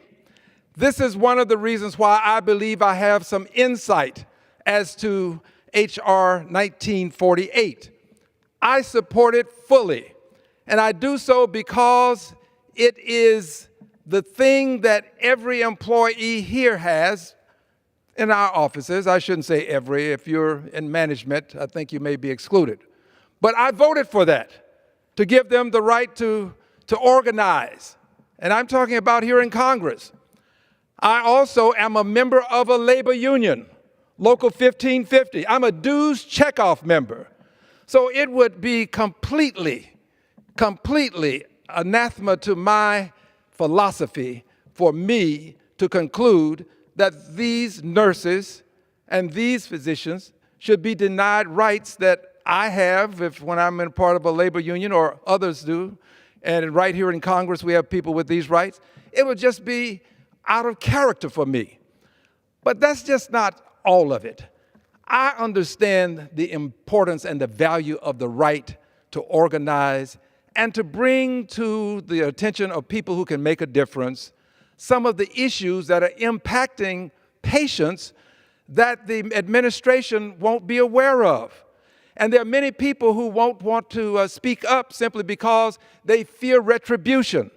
The right to organize is the right to speak up and understand that you can do so without retribution. I would also add that this right to organize does not accord the workers the right to strike. They are not going to go on strike. They're not going to shut down a VA hospital. They are not going to have the ability to cause management to have to take some extreme measures. This is just to give people the opportunity to talk about the things that are important to the patients. So we're really doing something for the patients today. We're giving them more power by allowing the workers to organize. I stand by what I've said, and I support HR 1948. And I thank you for the time, Mr. Chairman. Madam Speaker, I reserve. The gentleman from California reserves. The gentleman from Illinois. Thank you, Madam Speaker. You know, in response to, as we've talked about the concerns we've heard from the employees, how do we really know the bill is needed? Because the Democrats have never, in nearly 2 years of working on this bill, they did not hold one oversight hearing, not one.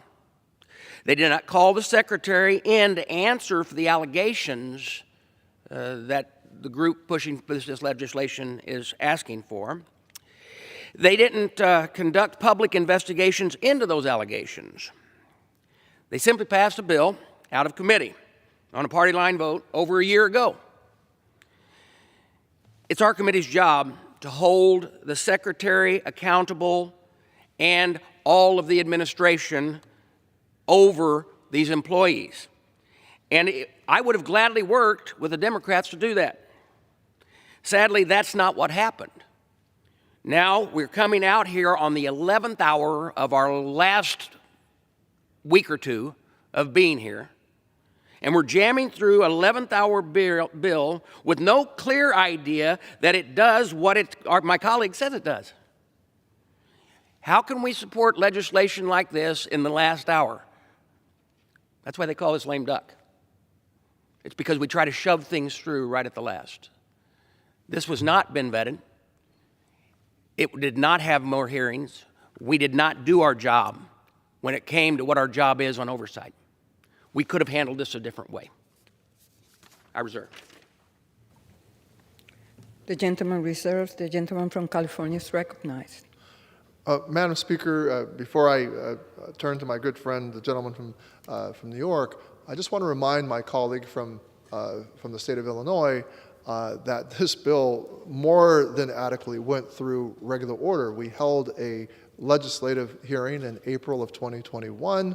The bill has garnered 218 co-sponsors of our colleagues, each of whom has presumably reviewed the bill before they joined as co-sponsors. We put the bill through a regular markup, and I've been in regular consultation with the Secretary of the VA about this bill. And most recently, the White House has issued a statement of administration policy in support of the bill.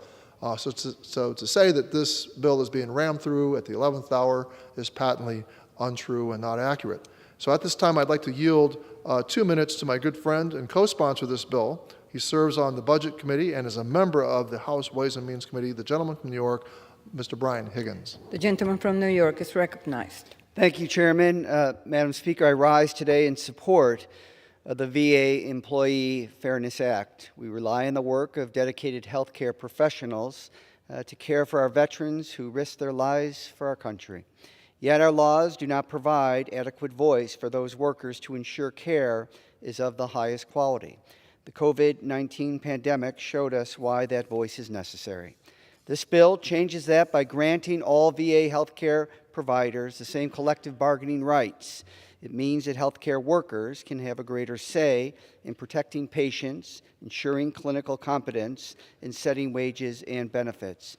It would provide rights for over 100,000 VA doctors, nurses, dentists, and chiropractors, including more than 350 nurses at the Buffalo VA Medical Center. I'm proud to be one of 218 co-sponsors of this bill on the floor today, and I urge my colleagues to please support it. I yield back. The gentleman yields back. The gentleman from California reserves. The gentleman from Illinois is recognized. I have no more speakers, and I reserve. The gentleman reserves. The gentleman from California is recognized. Madam Speaker, I have no more speakers. I'm prepared to close. I reserve. The gentleman reserves. The gentleman from Illinois is recognized. Thank you, Madam Speaker. I'm prepared to close. The gentleman from Illinois is recognized. Thank you, Madam Speaker. There's several things I want to still close and bring up about this bill. One of the most important things to realize is that these employees have something that other medical employees around this nation don't have. They have the VA committee to argue on their behalf if problems occur, that we would give oversight and give guidance and direction to our secretary. Now, there's far too many questions that remain unanswered about H.R. 1948. We can't say for certain this bill won't jeopardize veterans' care, the primary mission of the VA. We can't say the Secretary is abusing this authority because the Democrats did not have an oversight hearing on this issue. We can't say that the bill will really do what my colleagues say it will do. If Congress can't answer those questions, we're not doing our job. And we can't, in good faith, pass H.R. 1948 without knowing these answers. We owe our veterans and taxpayers that much. I encourage all of my colleagues to oppose H.R. 1948. With that, I yield back the balance of my time.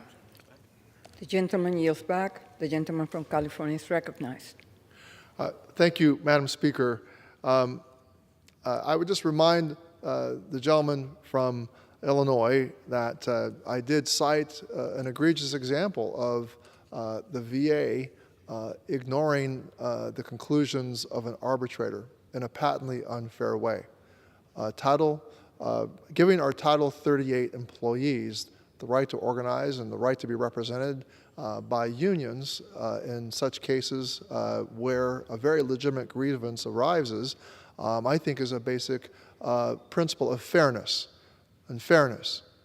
Let us think about what our veterans sacrificed. Let us think about what they put the uniform of their country on to fight for. They fought for our freedoms. They fought for our rights. They fought for basic fairness.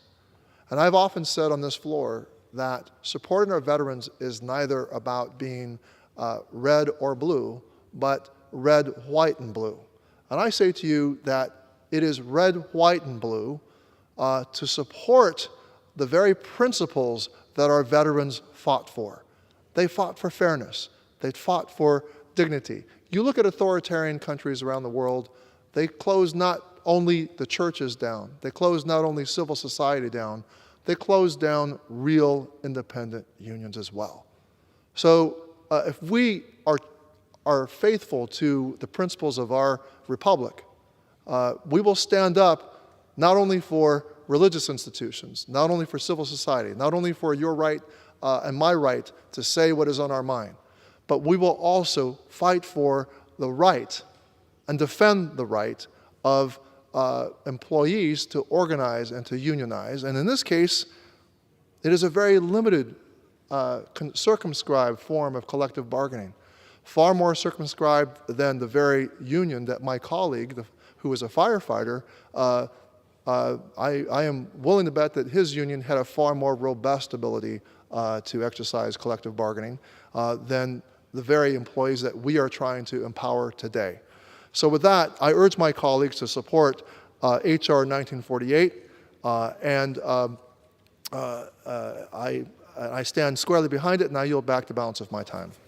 All time for debate has expired. Pursuant to House Resolution 1518, the previous question is ordered on the bill as amended. The question is on engrossment and third reading of the bill.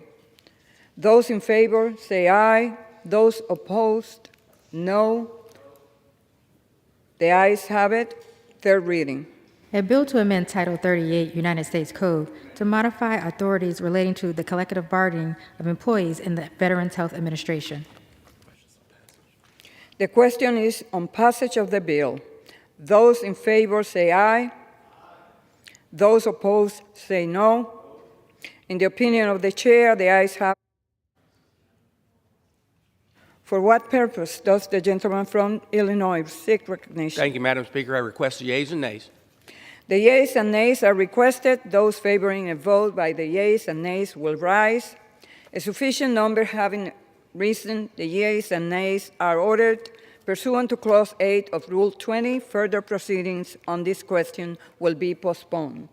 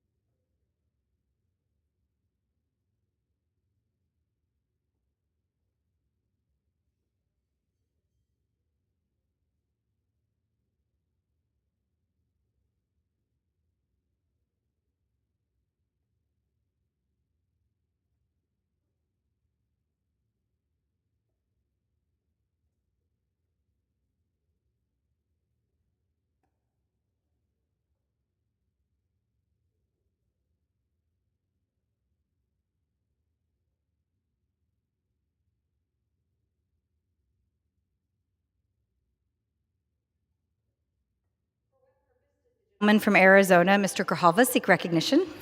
Thank you, Madam Speaker. Pursuant to House Resolution 1519, I call up H.R. 8393 and ask for its immediate consideration in the House.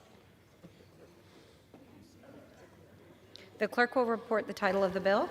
Union Calendar Number 462, H.R. 8393, a bill to enable the people of Puerto Rico to choose a permanent, non-territorial, fully self-governing political status for Puerto Rico and to provide for a transition to and the implementation of that permanent, non-territorial, fully self-governing political status and for other purposes.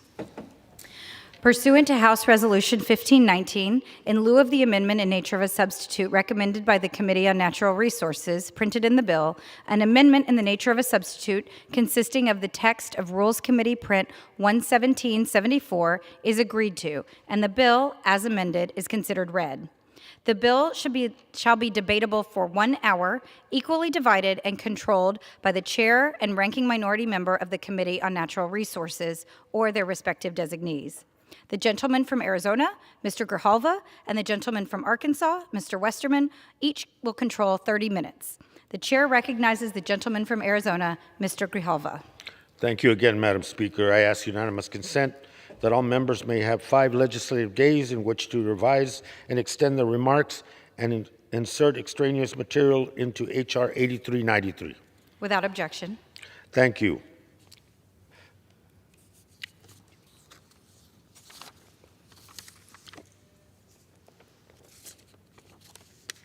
Excuse me, Madam Chair. Madam Speaker, thank you.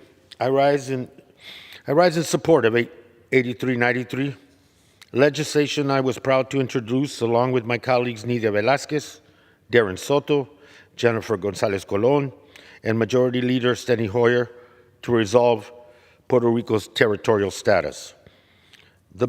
This bill being on the floor today was far from assured. It was far from assured. There were many times over the past several weeks when it appeared there wasn't any hope of ever bringing this bill to the floor. In fact, my colleagues and I were negotiating final changes as recently as 24 hours ago. But with the prodding of Leader Hoyer, we persevered, and in spite of opposition to the historic nature of what we are about to accomplish, we persevered. I want to commend and congratulate my colleagues who put aside their philosophical differences and worked to arrive at a compromise that we can all support. Last year, the Natural Resources Committee held 2 legislative hearings where Puerto Rican elected government officials, legal and human rights experts, and residents offered testimony and feedback to the committee on the details of those bills. And those bills that we were discussing were 2 bills, one dealing with primarily with statehood status, and the other one seeking a self-determination path. Those 2 bills were diametrically opposed, and until the negotiations began, little progress was seen moving the question of status forward. And the Puerto Rican Status Act combines important elements of these 2 bills to present a compromise that also incorporates input from a full range of voices among Puerto Rico's status debate, and that it would be supported by a majority of members of Congress. And that is the bill that we bring forward today. In addition to these, we had in-person public hearings, including over 100 individuals who shared comments and suggestions on the text with the delegation at our public forum in Puerto Rico. In addition to these in-person opportunities for public input, we also published the draft text on Popbox, an online submission tool that members of the public used to share more than 100 comments, all of which were reviewed and considered while developing the final language. The Puerto Rico Status Act is therefore the product of a participatory and an informed process. It incorporates expertise and knowledge from a wide range of stakeholders who have grappled with the dilemma of Puerto Rico's second-class political status for many, many years. Finding a resolution of Puerto Rico's political status has been elusive and difficult, and it's been that way for a long, long time. Recent efforts to resolve the issue began in 1991 with competing bills introduced in the House and in the Senate. followed by legislation sponsored by our former colleague Don Young in 1998, and finally the Puerto Rican Democracy Act in 2010, sponsored by then Puerto Rico resident commissioner and current governor Pierluisi. While each of those previous bills passed the House, as we hope our bill will today as well, they ultimately failed because they did not possess the necessary elements to end the colonial status of the island through a fair and informed process. In becoming chair of the Natural Resources Committee, I made the issue of resolving Puerto Rico's political status a priority. It is crucial to me that any proposal that Congress to decolonize Puerto Rico be informed and led by Puerto Ricans. As a non-Puerto Rican, I cannot claim the experience of Puerto Ricans who have fought for equality and autonomy for their island for so many years. However, as someone of Mexican descent and indigenous ancestry, I feel a sense of solidarity with the people of Puerto Rico in that enduring struggle. But we continue to strive for equality and preserve our traditions, as we all do that. And that struggle is a shared experience among marginalized and disfranchised people in this country and in Puerto Rico. I'm proud to be discussing a piece of legislation, a proposal today that assists the people of Puerto Rico to directly be involved in determining their political future.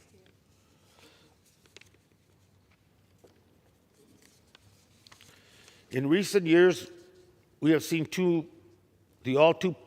painfully that the current colonial territory status is no longer viable, is incapable of providing either adequate political or economic benefits to the people of Puerto Rico.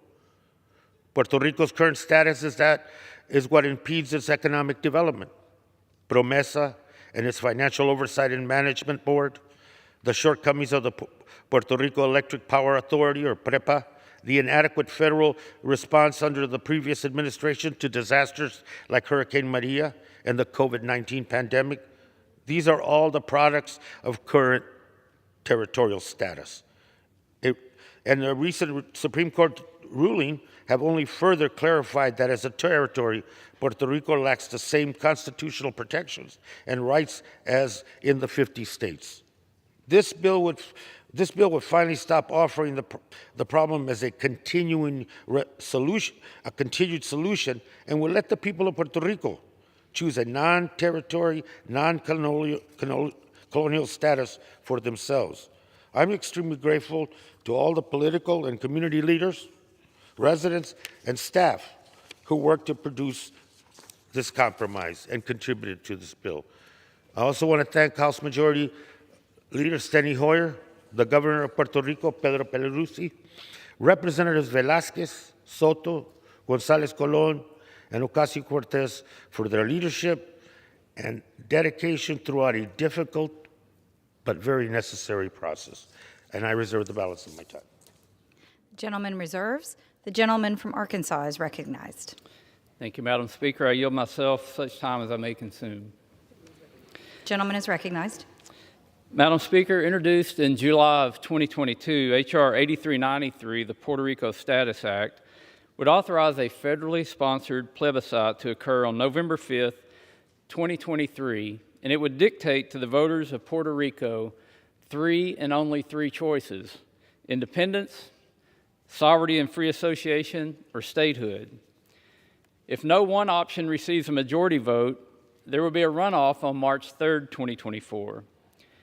I cannot support this measure because of process concerns and wide-ranging policy changes that involve the jurisdiction of the Natural Resources Committee, along with several other House committees that haven't even seen this bill. The Committee on Natural Resources has not held a hearing on this bill, nor have the other committees with the expertise on complex issues of U.S. citizenship, taxation and entitlement programs, foreign policy, and many other matters. None of them have been given an opportunity to openly consider, debate, and amend this bill. The question of Puerto Rico's political status is a life-altering decision for the people of Puerto Rico. Just as we would expect the people of Puerto Rico to deliberate its questions, understand its consequences, and accept responsibility for the choice, so should Congress. These issues are far too important for this body to act without proper deliberation.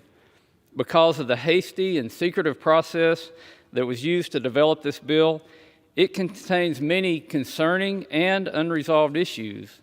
The bill contradicts itself, offering Puerto Rico the promise of independence while prescribing actions actions that should be taken by the newly sovereign nation. How can you be independent yet have another nation dictate what your actions would be?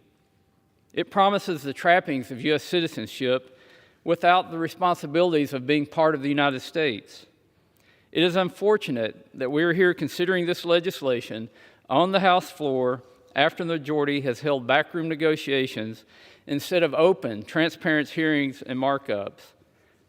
A regular and open legislative process would have allowed members of this body and the people of Puerto Rico, more than 3 million United States citizens, to fully assess what this bill proposes and what it means for this and future generations. In fact, the majority made changes to the bill that had even less consideration than the version ordered to be reported by the Committee on Natural Resources in July, cutting backroom deals as recently as this week. We learned this bill would be on the floor even before we had the text of the Rules Committee. We didn't even know what we would be debating when we learned this bill would be on the floor. Madam Speaker, there's a favorite Latin expression of mine. It's lux et veritas. It means light and truth. This body and this Congress, this federal government could use a lot more light and truth. You see, without light, when you're in the darkness, you don't know what truth is. And if you don't know what truth is, then you make bad policy decisions. And unfortunately, the lack of transparency seems to be the par course in Congress anymore. This bill should have been debated. It should have had light shown on it. This is it's bad policy. I don't see anybody could read this bill and think that there are not problems with it, that there's not a lack of logic, there's incoherency in the text of the bill, and it's taking us to a position where we would make bad decisions. And here we are, just a week after this chamber was left guessing what would be in the final NDAA. And while we're currently guessing what will be in a last-minute omnibus spending bill that will no doubt be rolled out in the dark of night. This is another example is what is so broken about this process, what's so broken about the way this majority has led. If this majority were interested in helping Puerto Rico, we will be advancing legislation to address the reliability of the island's energy grid, ensure its fiscal solvency, repair its infrastructure, or meet any of the other tangible needs for the people of Puerto Rico. We should be treating these U.S. citizens with respect and letting a full and robust legislative process in the light of day take place to address the status question and the many implications for the people of Puerto Rico and for all Americans. I urge a no vote on H.R. 8393, and I reserve the balance of my time. The gentleman reserves. The gentleman from Arizona is recognized. Thank you very much. You know, the only point of darkness that I can see is, you know, the greatest democracy on earth, the United States of America. And what this bill does is provide some light and consistency to that great democracy by saying you must rid yourself of this colonial legacy. Our great nation should not be a colonial holder of other countries and other futures. And this is an opportunity to break from that and to encourage democracy. Madam Speaker, I yield 5 minutes to the gentlewoman from New York, Ms. Velasquez, and as I indicated earlier, my thanks to her for her work as well. The gentlewoman from New York is recognized for 5 minutes. Thank you, Madam Speaker. My colleagues, for 124 years, Puerto Rico, the nation where I was born and raised, has been a colony of the United States. Invaded by the United States during the 1898 Spanish-American War, Puerto Rico has remained in a state of colonial limbo that flies in the face of the anti-colonial values upon which the American Republic was founded. Congress' unlimited plenary powers over Puerto Rico are reminiscent of the monarchical powers enjoyed by King George III, against which the founders of the American Republic so bravely fought. If Hamilton and Madison were alive today, they will be shocked to see how the anti-colonial constitution they drafted in 1787 is currently used to legitimize colonialism in Puerto Rico over 300 years later. Advocating now for the continuation of the status quo on the island is the height of hypocrisy. Colonialism has destroyed the Puerto Rican economy. Colonialism has destroyed has divided the Puerto Rican people. Colonialism has eaten away our people's sense of dignity and self-worth. Colonialism has made the people of Puerto Rico both psychologically and economically dependent on the United States. Colonialism is not only humiliating for Puerto Rico, but it is an embarrassment to the United States. The United States that holds itself out as a leader of the free world, that stand up to the imperialist tyrants abroad while keeping colonies in the Caribbean and the Pacific. Puerto Rico's colonial crisis is not a simple domestic issue, as some erroneously believe. Make no mistake, this is an international issue that directly affects America's standing and image around the world, which is why this double talk must come to an end. The time has come to fully decolonize Puerto Rico. 100 years after the U.S. Supreme Court's decision in Balzac, the last insular case, and 70 years after the ratification of the Territorial Constitution of 1952. History calls upon us to put politics aside and do right by the people of Puerto Rico. For the last 2 years, I have been tirelessly fighting to craft a bill for Puerto Rico that is anti-colonial, fair, and transparent, and that will first and foremost put the people of Puerto Rico, who since the days of the 1898 invasion have remained on the sideline, front and center. From Puerto Rico to Florida, and yes, to the barrios of New York, the ones I am proud to represent, the voices of Boricuas are now finally being heard.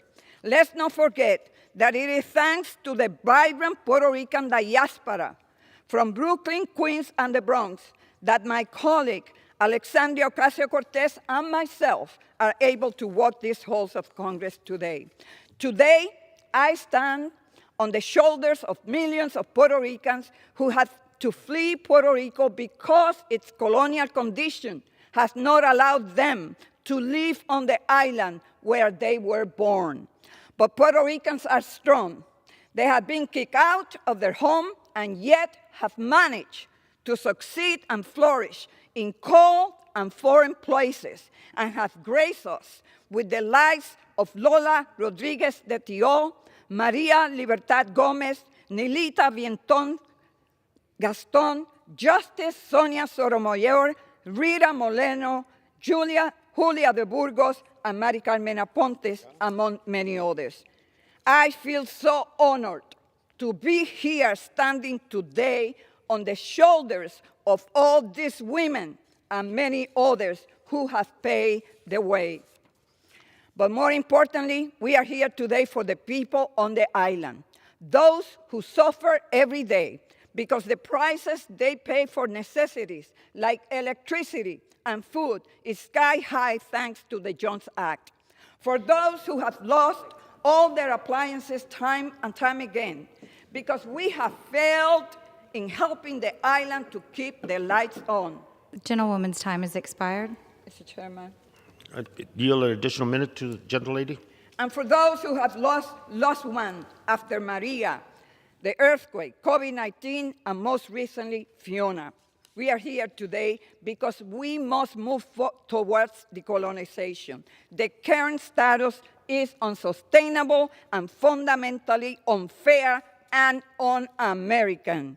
The process that has led us to this moment has been contentious, complex, and full of debate. It is not secret that the members advocating for this bill, including myself, hold different opinions on what non-colonial option is the best for the people of Puerto Rico. The consensus bill before us today clearly defines Puerto Rico's non-territorial status option, namely free association, independence, and statehood. It is the first time Congress recognized a free association as a separate decolonizing formula.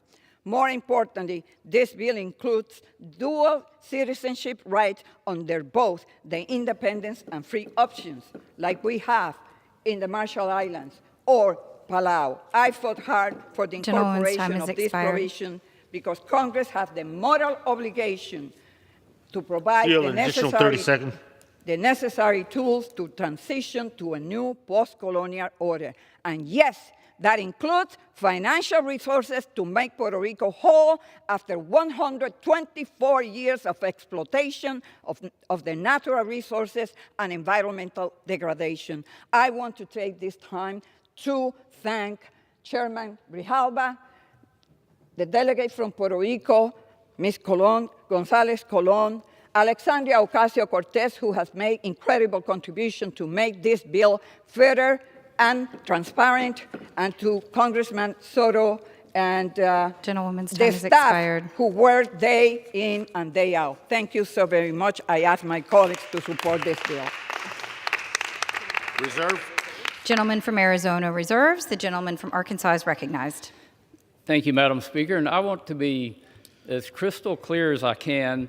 I think this is not only my position, but I believe it is the position of everyone in the minority, the whole Republican conference, and I hope it's the position I would hope it would be the position of all of the Democrat conference, that America is not a symbol of darkness. America is still a shining city on a hill. America offers more hope, more protections for freedom than anybody in the history of the world has offered, and will continue to offer that. A country that is founded on the protection of life, liberty, and the pursuit of happiness cannot be considered a country that is a symbol of darkness. And I heard a lot of talk about colonialism, but passing a bill that tells the sovereign nations what its laws should be, that sounds a lot like colonialism to me.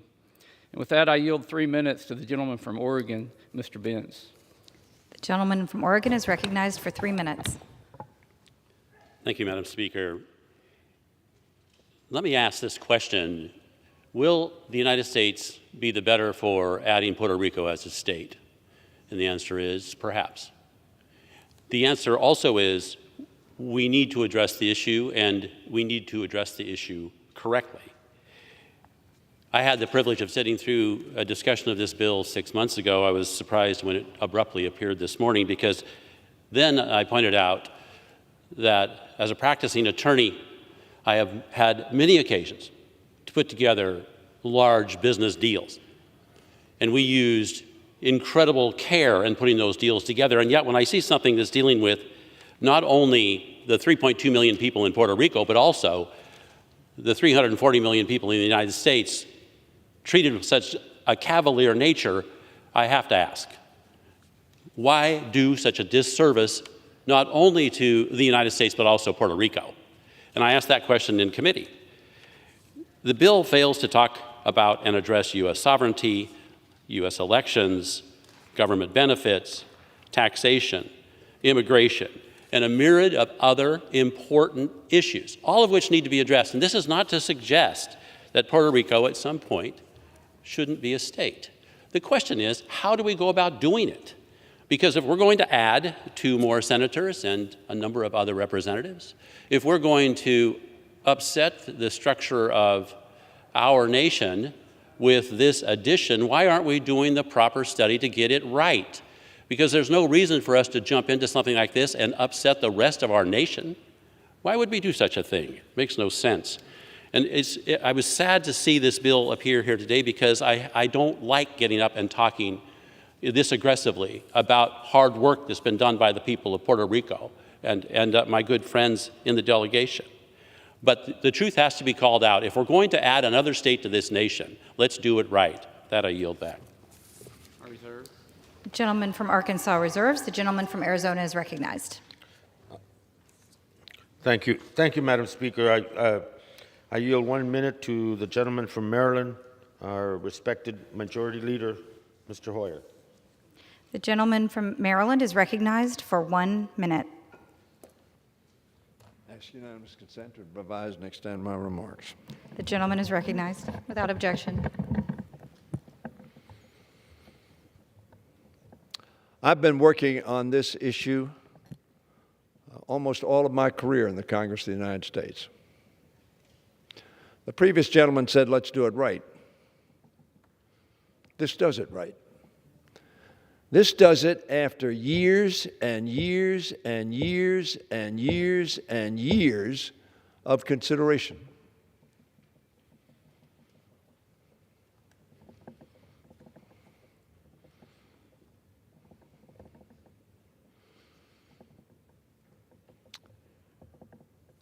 I hesitate because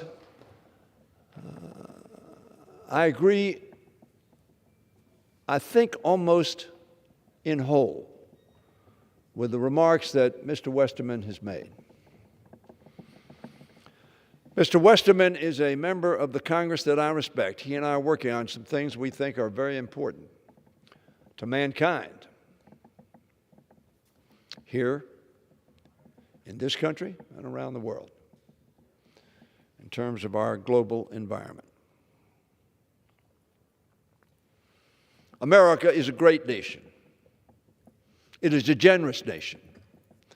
I have said throughout the world that America is the least acquisitive great power that has existed in the history of the world.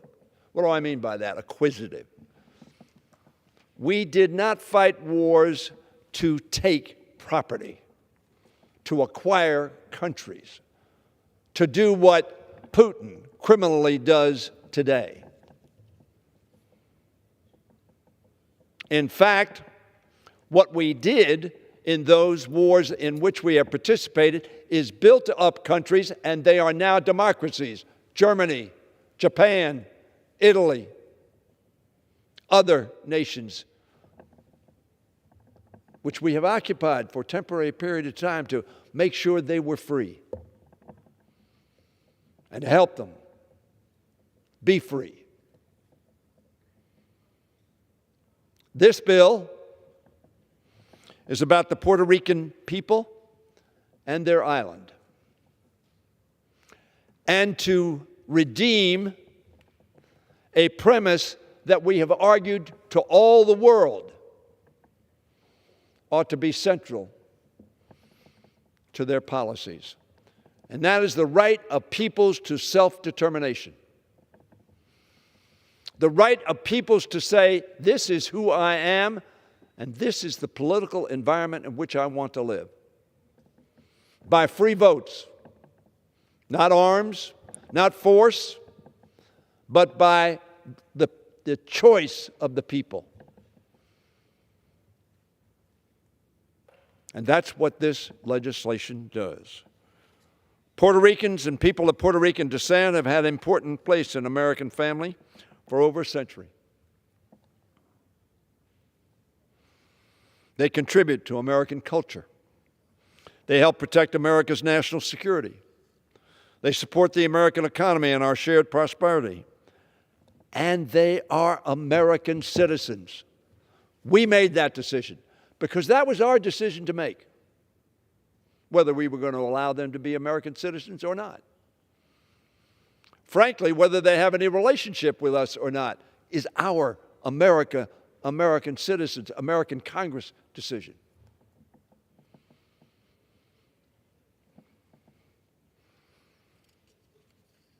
They are right today American citizens like all of us.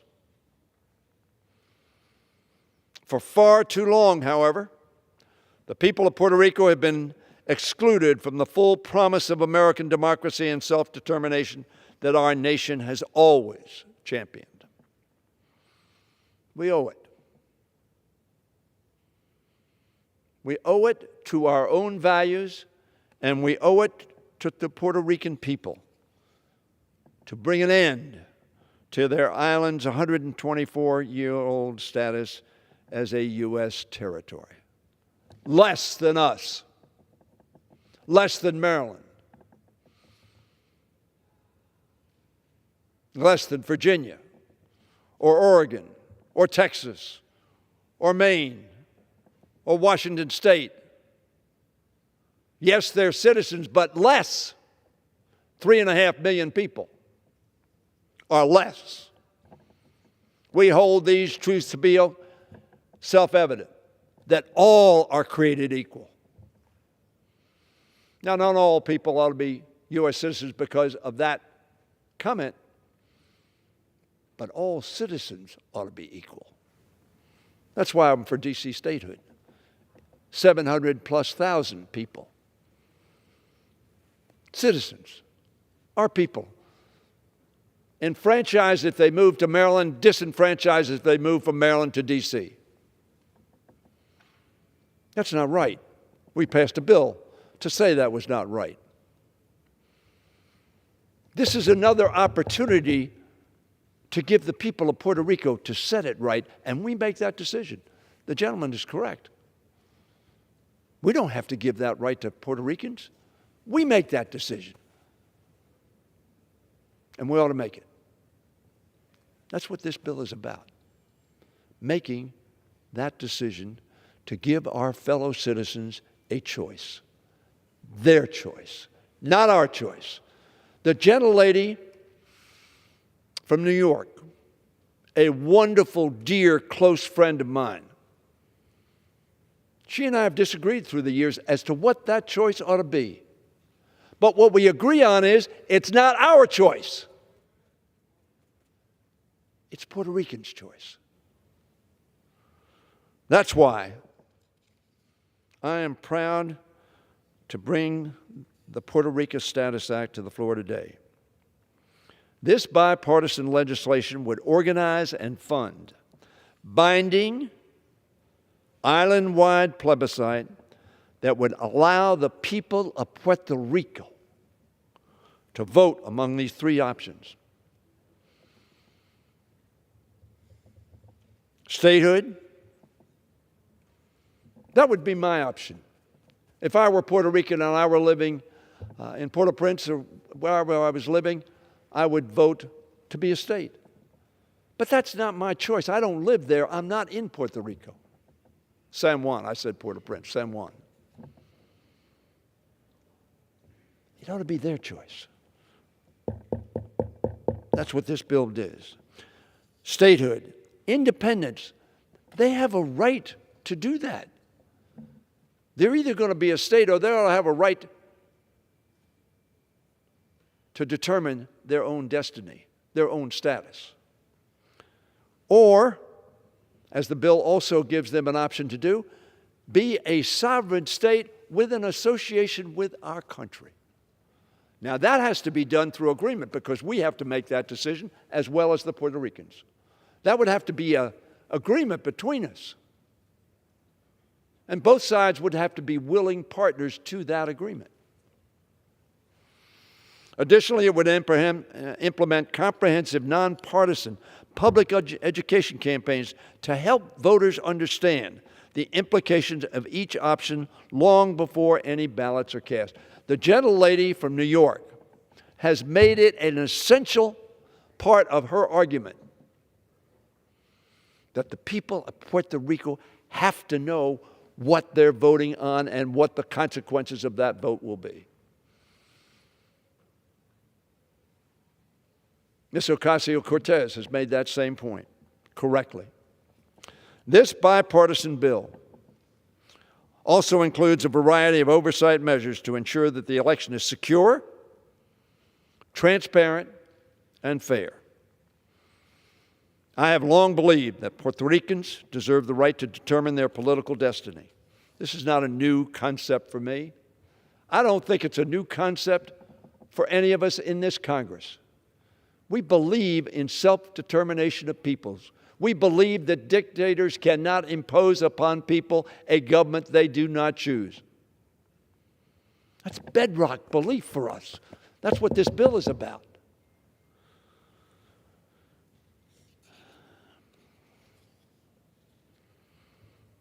A group of House members and senior Puerto Rican officials.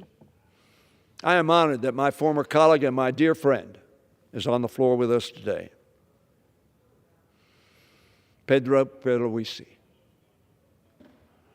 The governor has been selected by the people of Puerto Rico. I am honored to be the friend of and ally of the gentlelady from Puerto Rico, who is the resident commissioner from Puerto Rico, who herself has worked tirelessly with Nydia Velázquez, with the rest of us, in ensuring that the people of Puerto Rico have an honest, fair choice available to them to affect their status and to reach the long-sought consensus on a path forward for self-determination. I want to thank Chairman Grijalva.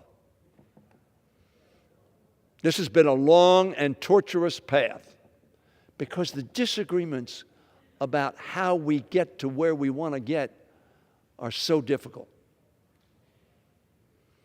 Chairman Grijalva, you deserve great praise from all of us for your patience, for your knowledge, for your wisdom, for your role that you played in trying to bring this to a head.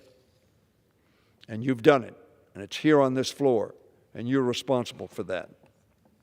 I want to thank the members of the Natural Resources Committee on both sides of the aisle. I want to thank the staff for the work that they have done, hourless, tireless, and difficult discussions, debates,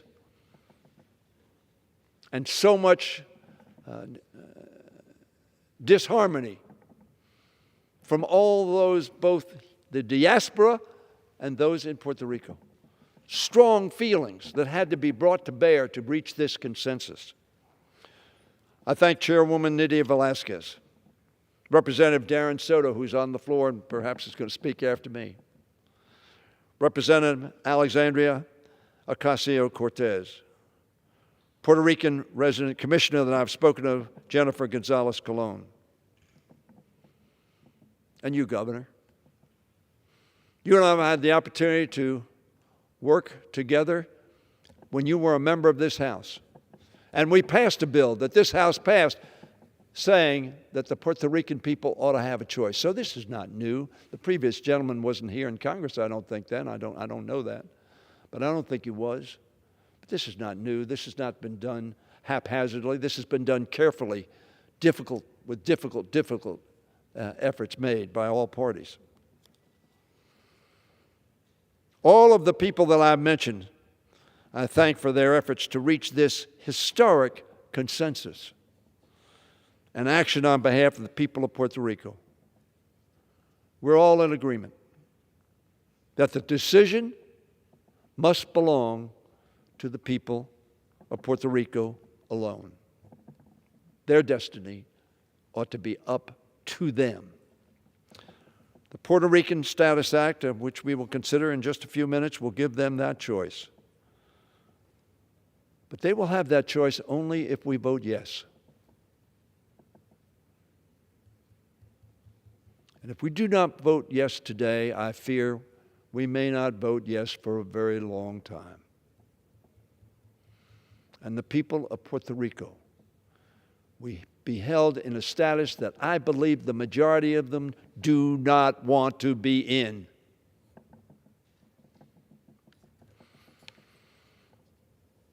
Mr. Speaker, I therefore ask, Madam Speaker, excuse me. Madam Speaker, I therefore ask all of my colleagues on both sides of the aisle to represent the values of America in this vote. The values that say to us that people have the inherent right to self-determination, not to have it imposed upon them by force or by dictate of the Congress of the United States, but to choose a status of their choosing, of their desire, of their vision. Vote for this status bill. It represents the best of American values. We have a moral responsibility to do so. And I yield back the balance of my time.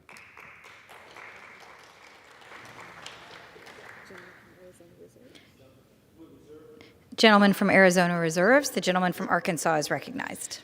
Thank you, Madam Speaker, and I thank the distinguished gentleman, the leader of the Democrat Party, for his remarks. I agree with many things that he said. I think all of us would agree with many of the things that he stated. I was with him right up there until the part about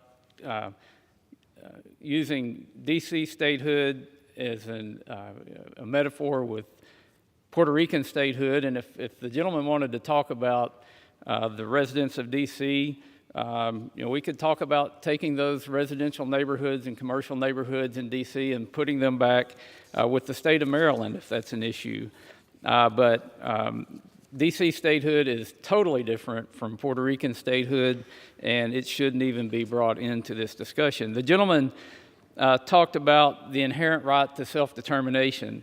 He said it's something that shouldn't be dictated by Congress, by the Congress of the U.S. to the people of Puerto Rico.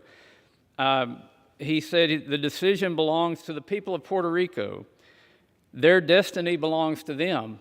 I think we would all agree with that in principle, but that's not what this bill says. Section 102, talking about the independence option.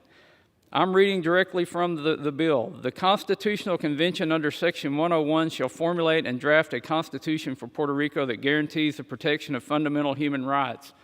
We all agree that should happen, but if they're an independent nation, what right do we have to tell them that?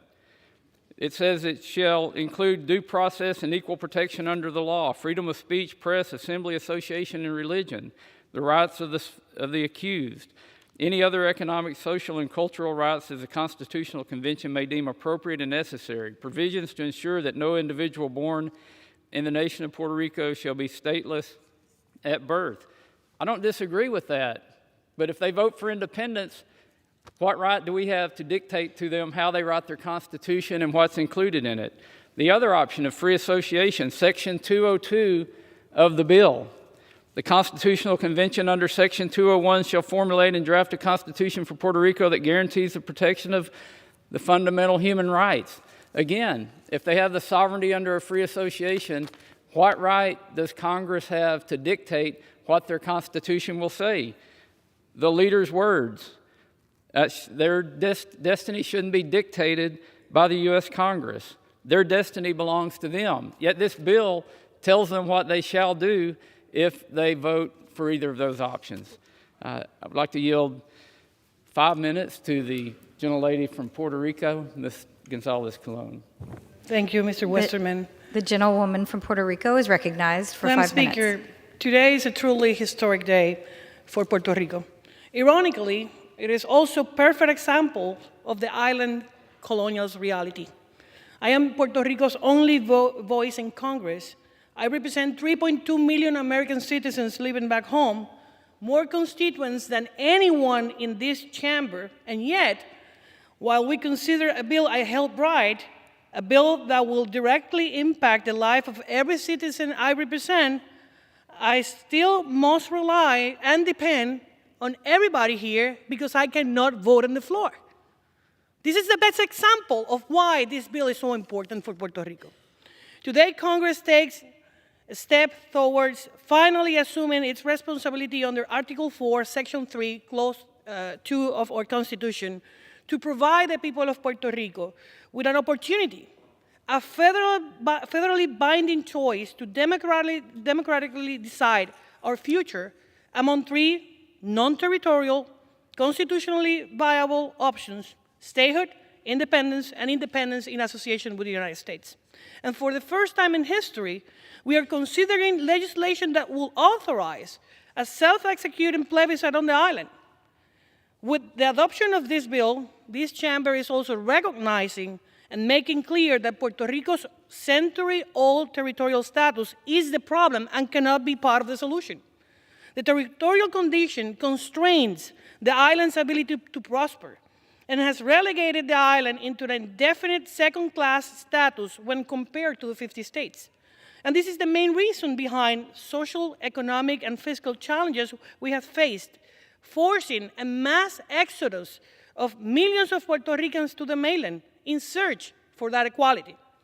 Congress has perpetuated by its inaction this dysfunctional political economic condition, one that at its core is, as President Ronald Reagan once characterized it, historically unnatural.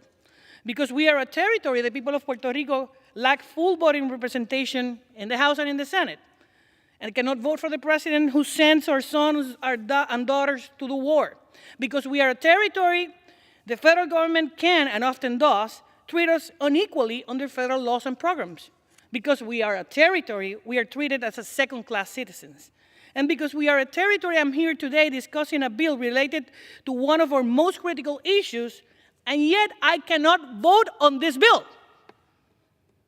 And this is the reason this discussion is so important. I support statehood for the island, and our people have voted not once, not twice, 3 times already supporting statehood. In response, I introduced H.R. 1522, which, following the most recent precedents of Alaska and Hawaii, will have established a process to admit the island as a state of the Union in a simple yes or no vote. However, given the political realities in this Congress and in the interest of advancing the status issue, I led negotiations on this bill before us. This bill will make an offer to the people of Puerto Rico to choose. I prefer statehood, but this bill would allow the people to choose between statehood or independence in association with the United States, and it spell out the consequences of each option. Of course, this bill is not perfect, but at least it will advance the issue. Today, I remember late Congressman Don Young of Alaska, who understood better than anyone else the inequities that comes with being a territory and always championed statehood for Puerto Rico. Madam Speaker, never a U.S. territory had to wait longer than Puerto Rico to become an independent nation or to become a state. And we have voted 3 times for that. We have more than earned the right to do so. So today, as the sole representative of the people of the island, I urge my colleagues to vote for this bill, H.R. 8393, and allow us to finally put an end to our shameful territorial status. With that, I yield back. Gentleman from Arkansas reserves. The gentleman from Arizona is recognized. Thank you, Madam Speaker. I yield 5 minutes to the gentleman from Florida and someone who, with other colleagues, worked through this difficult process and produced the consensus today, Representative Soto. The gentleman from Florida is recognized for 5 minutes. Madam Speaker, it's time to set our people free. After 124 years, it's past time for Americans in Puerto Rico to decide their own form of government. The Puerto Rico Status Act will finally allow Puerto Ricans to throw off their colonial bonds, finally end their territorial status, and choose for themselves statehood, independence, and sovereignty with free association. And what a historic day today is in the U.S. House of Representatives. With the option of statehood, which is my preference, it's simple. Puerto Rico would become the 51st state in our nation with all the representation and rights of other states. With independence, they would become an independent nation, a sovereign free to decide their own future. And with sovereignty with free association, they would be an independent nation and would have the right to enter into a compact, a contract between the United States and Puerto Rico that would provide for citizenship for a limited time, foreign policy agreements, among other matters. The history of this bill this term is really important to discuss. We had 2 hearings that lasted a day each. We had bipartisan negotiations with a great leader on the Republican side, Jennifer Gonzalez Colon, the very voice of the island of Puerto Rico, along with my colleagues, Nydia Velasquez, Ocasio-Cortez, and our great chairman here, and of course our leader. It's bipartisan. And just to make sure, we had another nearly day-long hearing meeting with stakeholders on the island after the draft was released. And then, of course, we had a markup. That lasted all day. In fact, I can't think of a single bill that we've gotten out of the Natural Resources Committee that we spent more time on this term than this bill. Of course, we see a long history of discrimination against territories or excuses of why territories shouldn't become states. With Texas, they said, could a nation become a state? But they got in. With New Mexico, they talked about a majority Hispanic native state. It took them nearly 70 years. They got in. In Utah, there was religious discrimination. In Hawaii, it was a nation and a predominantly native island. Alaska as well. One by one, we admitted these territories as states based upon their desire to join the Union. At this moment, I can't help but well up with emotion. I think about the brave Bucaneers who fought in World War I, World War II, Korea. Puerto Ricans serve in armed services to this day in greater numbers in many instances than in states. Many died fighting for a country that organized them into segregated units, sent them there on orders of a commander-in-chief for whom they could not vote for under our laws. And yet, as Puerto Ricans, as Americans, they did so proudly, sacrificing their lives for our freedom. I think about my trips to Iraq and Afghanistan during the global war on terror. I can never forget traveling through the vast deserts of Kuwait, and upon landing at an isolated base, there was the Puerto Rican flag flying in the middle of the desert. You have to wonder, what were they doing there? It's out of love of this country that they were there. I was similarly welcomed by a Puerto Rican medical unit, proudly serving in Afghanistan under constant threat of danger. I think about those families I met after Hurricane Maria and the devastation caused there, the most deadly disaster in modern history. And that was a watershed moment for so many of us. It just showed how fragile the rights of those on the island were, recovering from Puerto Rico's worst disaster with Hurricane Maria. I also think about my bisabuela, Altagracia Casanova, born just at the turn of the 20th century. I met her for the first time when she was in her late 80s during my first trip to the island. I was only 3 years old. We developed a close relationship, and she ultimately lived to 96 years old. Her life spanned nearly a century. All the while, she lived in a colonial territory as a second-class citizen in the greatest democracy in the world. What a tragedy. What an irony. I think about my abuela, Sara Casanova, who would come to the mainland every summer to spend time with us, teach us the language and history, enjoy our native food and music, and familiarize herself with our family's native culture. She died right before my first successful primary to the Florida House of Representatives back in 2007. But before she passed, even with a fading memory, she read about the campaign in La Prensa, and she cried. She understood. It was a historic moment for our family, a passing of the torch to the next generation. I carry that torch into this chamber, and I ask you all to support freedom for our family back on the island, just like we expect for every other American. And for that, Madam Speaker, I yield back. Balance.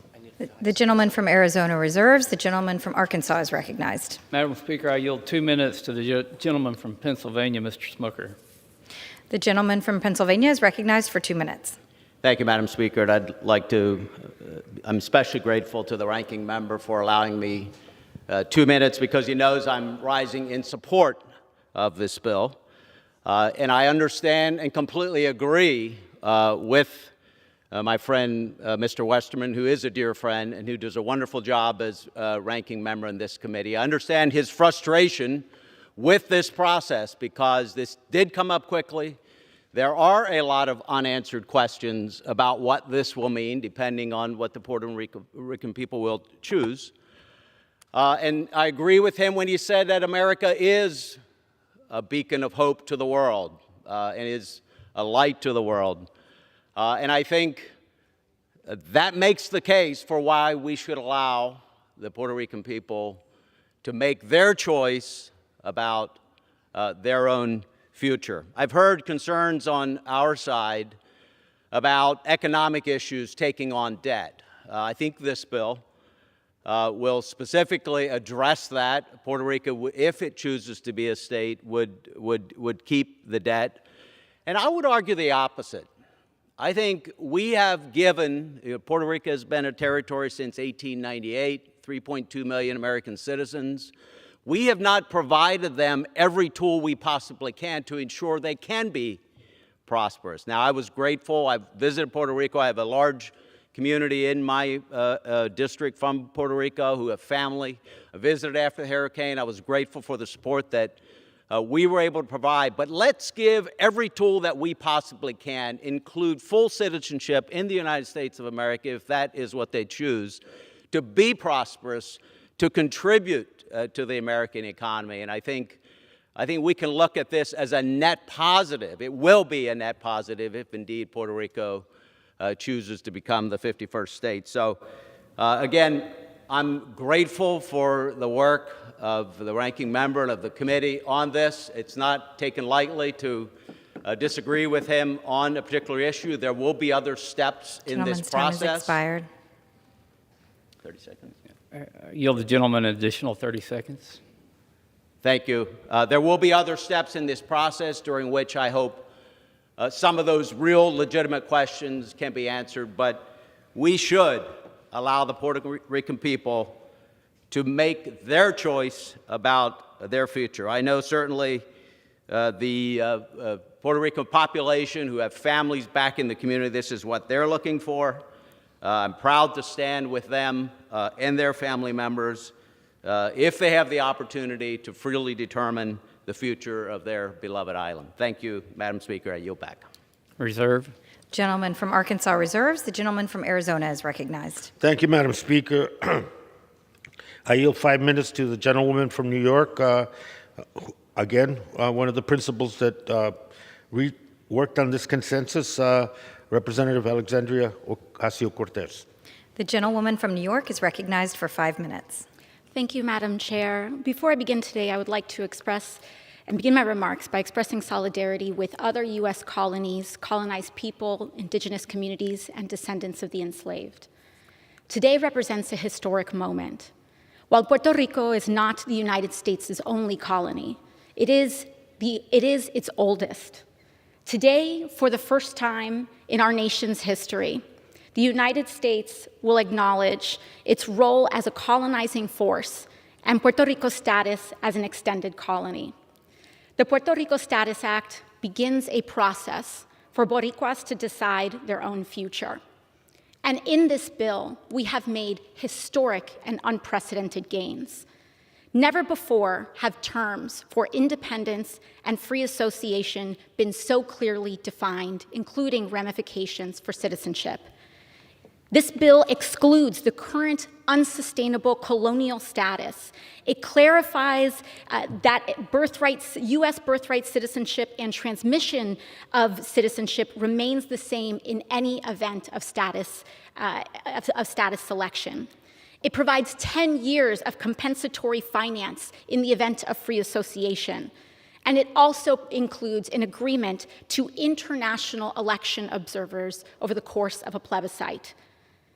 This bill has also achieved historic and unprecedented multi-party agreement on the island, including representatives from the independence, statehood, and Movimiento Victoria parties. These gains are critically important to codify in precedent here in this House. And I also want to acknowledge that rightfully some of the criticisms of what is not in this bill. It is not perfect. But we have fought tirelessly to expand the transparency where previously there was less, and there is still more to go. It does not address reparations. It does not address the issues of Act 20, Promesa, and Luma, but I am confident that in solidarity with movements on the island, we will solve these issues and achieve those victories as well. I also want to note that decolonization is more than a vote. It doesn't happen just with a vote. It is a social, political, cultural, economic, and psychological process that extends far beyond the floor of this House. That being said, the gains that are made here are a watershed moment. And I would like to thank, first and foremost, my incredible mentor, Representative Nidia Velázquez, who has fought for the people of Puerto Rico for her entire career and her entire life. I'd like to thank our other colleagues, Chairman Grijalva for elevating this issue, Leader Hoyer for making this a priority, as well as Resident Commissioner Gonzalez Colon. I'd also like to thank grassroots advocacy organizations, as well as our partners in the Independence, Free Association, and statehood parties. These gains are incredibly important, and they are a waypoint and a stepping stone for the future of our island. And I think it sends a very strong message to all. And for there to be any vote, we hope, prior to any vote, we hope that the energy of people both in the diaspora and on the island are here. And lastly, but certainly not least, as we ring out in the refrain that is said among people across the world and Puerto Ricans across the world, yo sí soy boricua, pa que tú lo sepa. And I yield my time back to the chair. Reserves. The gentlelady will provide a translation. The gentleman from Arizona reserves. The gentleman from Arkansas is recognized. Thank you, Madam Speaker. May I inquire as to how much time both sides have? The gentleman from Arkansas has 12 minutes remaining. The gentleman from Arizona has 6.5 minutes remaining. Thank you, Madam Speaker. If there's one thing that I think that's come out in this discussion is that there are problems with this bill. It's not a, quote, perfect piece of legislation. It needs work done on it.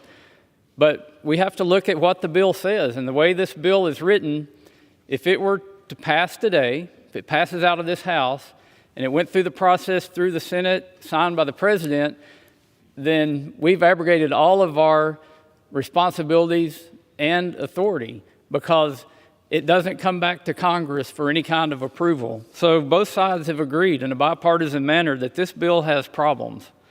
Yet we're voting on it today to say, with problems, that's okay, we're just going to go ahead and move it through the process, even though we've all recognize that there are problems with the bill. And with that, I would like to yield 5 minutes to the gentleman from California, Mr. McClintock. The gentleman from California is recognized for 5 minutes. Madam Speaker, we've heard a lot about self-determination today, but let's put that to the smell test. The options that the Democrats are presenting to the Puerto Rican people don't include the most obvious choice to remain as a Commonwealth. So if you prefer the status quo, you're completely out of luck. The Democrats have already decided you're not allowed to vote for that. That's not self-determination. That's rigging an election. Now, if none of the three options the Democrats have chosen for you gets 50%, then there's a runoff, even if the option dropped was the clear second choice of voters. And a narrow transient majority seems to be the most likely, since the November 2020 plebiscite scored just 52.5% in favor of statehood, 47.5% opposed, with just 53% turning out to vote. And completely ignored is the right of all the American people to discuss and decide so momentous and irreversible a question as this. Statehood would mean that the next reapportionment, other states will lose a total of 4 seats in the House of Representatives in order to accommodate the Puerto Rican delegation. Only about 20% of the population is fluent in English, which means that we would be admitting a state whose vast majority is isolated from the national political debate that is central to our democracy. Nor will statehood solve Puerto Rico's economic problems. Residents would now have to pay all federal income taxes from which they're currently exempt. The GAO estimates that would cost Puerto Rico 70% of its existing manufacturing base. And there's not even a CBO estimate of the cost to American taxpayers of admitting a chronically mismanaged and utterly bankrupt state government. The economy of Puerto Rico is expected to underperform the national economy, which is itself a disaster. For American taxpayers, it would mean a new state that has the lowest per capita income in the country and the largest per capita debt. Its labor participation rate is 40% compared to 62% nationally. 43% of the population lives below the poverty line. Its academic performance would be the worst in the nation. So, how does it benefit America to admit a state that will be the most indebted, uneducated, poorest, and least employed state in the nation? And we don't get to consider that question because under this bill, Congress gets no further say in the matter once Puerto Rico has voted. That makes it a blanket abrogation of the responsibility of Congress to make these decisions in the best interests of all of the people of the United States. Whichever of the three options is chosen would be automatically enacted without any further debate or decision by Congress. It hands the constitutional authority reserved for the welfare of the entire nation to the hands of what would be a narrow and transient majority in Puerto Rico. The only debate in Congress on Puerto Rican statehood is the debate that we are having right now, when the nation's oblivious to the legislation or its implications. Our constituents will awaken across the country to the realization of a fait accompli that was quickly rushed through the very last days of session with no opportunity for national debate on the implications of taking such a profound and permanent change in the fabric of our nation. This is as cynical as it gets. If the motion to recommit is adopted, I will introduce an amendment that will require the question to be returned to the House for a full national debate on such a momentous issue and require a two-thirds vote to assure a broad bipartisan consensus.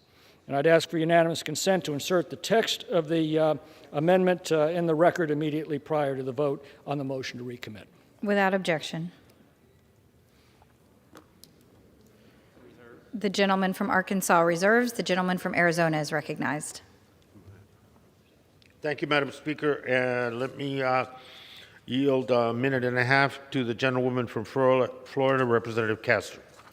The gentlewoman from Florida is recognized for a minute and a half. Madam Speaker, the people of Puerto Rico deserve to live in dignity with the freedom to determine their future. That is why I rise in support of the Puerto Rico Status Act. The act simply provides Puerto Ricans the opportunity to determine their future and choose whether statehood, independence, or sovereignty and free association makes the most sense for them.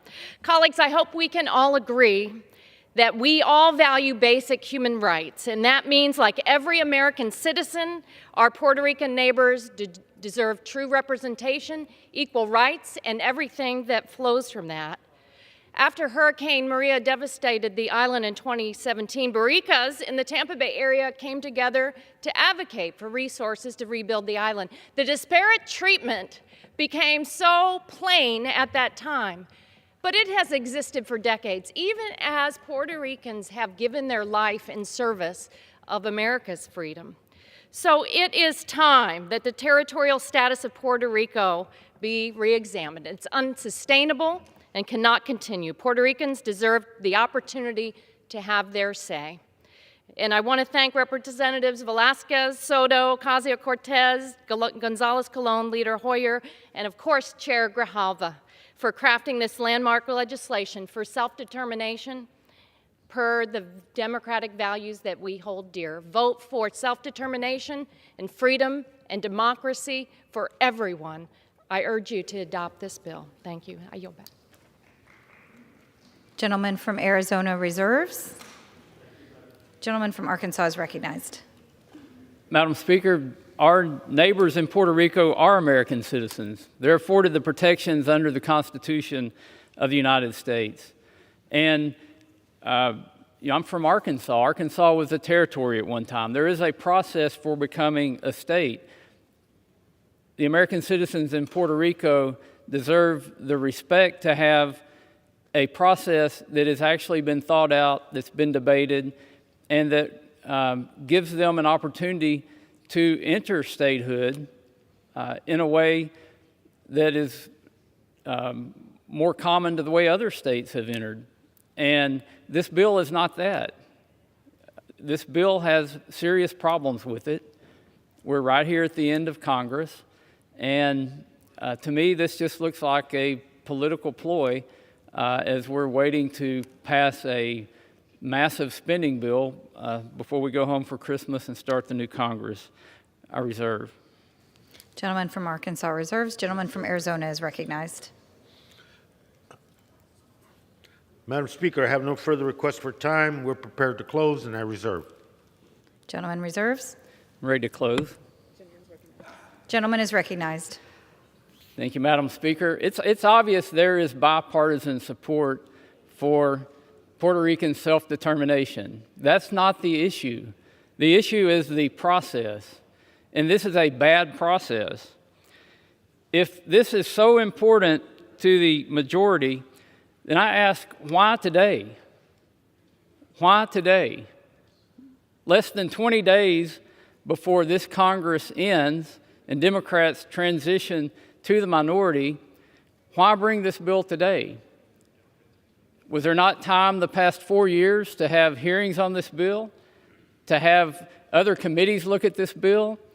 But yesterday we get notice of an emergency rules committee meeting to consider this bill that all of a sudden is so important, but it wasn't important, it's certainly not in this Congress. You know, we didn't have a hearing on this bill. We had a markup without a hearing. You know, the committee spent more time talking about big cats when we had hearings on big cats than we talked about Puerto Rican status. And, you know, there's only 10,000 big cats in the United States, and there's over 3 million Puerto Rican citizens. So that's why we're not supporting this bill today. And it's why it's disingenuous to bring it to the House less than 20 days before the end of this Congress, when both sides have agreed that there are problems with the bill, problems that need to be worked out, but there's no recourse in this bill for Congress to have a second look at it. We can't control the Senate, but I doubt very seriously the Senate's going to be taking up this bill. So that leads me to conclude that what we're doing here at the end of December, discussing Puerto Rican status, is simply just a political ploy on the backs of the Puerto Rican citizens of the United States. I urge my colleagues to vote no, and I yield back the balance of my time. Gentleman yields back. The gentleman from Arizona is recognized. Thank you, Madam Speaker. This has been a typical debate on Puerto Rico, because the question of status and the question of decolonizing our relationship with the people on the island is a question that causes spirited debate, and that's okay. But spirited debate with misinformation and hastily drawn conclusions are not the way to debate. But we'll leave that for another day. The important point today is that this does not get parachuted at the last minute.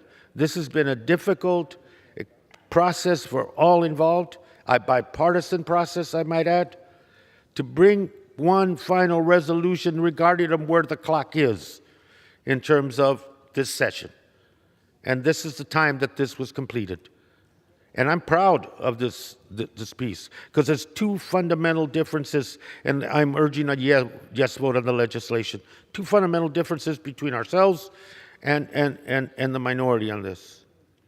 The intent of the bill is simple, that there be three options, all requiring the deliberate and informed decision by the people of the island. And those three options are not the current status, is not one of the options. Why? Because the intent of this legislation is to allow the Puerto Rican people not to be colonized and be a colony. That's a decolonization part of the legislation. The other part, although, you know, it's been the habit lately of people wanting not only to predict outcomes of elections, but to guarantee outcomes of elections, This, contrary to that philosophy, directs that the people of Puerto Rico make the decision and respect that decision. Our identity as a nation is built on the values that we are all here to support and respect. It's built on the rule of law. And the people of Puerto Rico, as citizens of this nation, we must extend to them the respect, the consideration that since 1898 we have been the overseer of a colony in this country. We must extend them the opportunity to choose their path forward. And that's all it is. It's democratic, it's fair, it's overdue, and I want to take the time to thank all the staffs that worked on this. In particular, the Representatives Velázquez, Soto, González Colón, Ocasio-Cortez, through the difficult periods and times that they went through in this process. And obviously, Majority Leader Hoyer, for his insistence, his prodding, and on occasion his calmness to get us to this point. And I want to thank the staff on our committee, Chief Counsel Luis Urbina, Deputy Chief Counsel Margarita Varela, Policy Aide Ivan Robles, Staff Director David Watkins, and Director of our Office of Insular Affairs, Brian Modest. And each and every one on Leader Hoyer's staff, Trent Bausman and Chris Bauman, also Renata Becca Barragan on Ms. Velázquez's staff, Gabriela Bofili on Ms. González Colón's staff, and Andrea Valdez on Mr. Soto's staff. Hard work, and sometimes that kind of work is underappreciated. I want to make sure that we acknowledge their work and thank them. And with that, urge a yes vote and yield back. Gentleman yields back. Pursuant to House Resolution 1519, the previous question is ordered on the bill as amended. The question is on engrossment and third reading of the bill. Those in favor say aye. Aye. Those opposed, no. No. The ayes have it. Third reading. A bill to enable the people of Puerto Rico to choose a permanent, non-territorial, fully self-governing political status for Puerto Rico and to provide for a transition to and the implementation of that permanent, non-territorial, fully self-governing political status and for other purposes. For what purpose does the gentleman from California seek recognition? Madam Speaker, I have a motion to recommit at the desk. The clerk will report the motion. Mr. McClintock of California moves to recommit the bill, H.R. 8393, to the Committee on Natural Resources. Pursuant to Clause 2B of Rule 19, the previous question is ordered on the motion to recommit. The question is on the motion. Those in favor say aye. Aye. Those opposed, no. No. The noes have it. The motion is not agreed to. For what purpose does the gentleman from California rise? I request the yeas and nays. The yeas and nays are requested. Those favoring a vote by yeas and nays will rise. A sufficient number having risen, the yeas and nays are ordered. Members will record their votes by electronic device. Pursuant to Clause 9 of Rule 20, this 15-minute vote on the motion to recommit will be followed by 5-minute votes on passage of H.R. 8393 if ordered and passage of H.R. 1948. This is a 15-minute vote.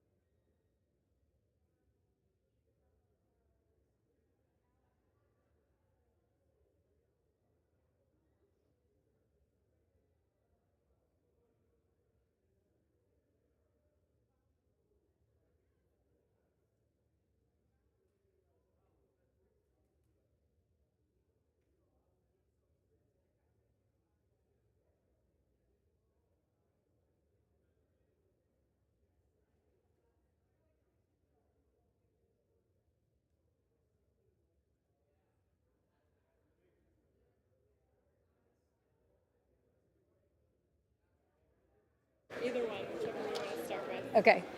Are they ready? Does the gentleman from Nevada seek recognition?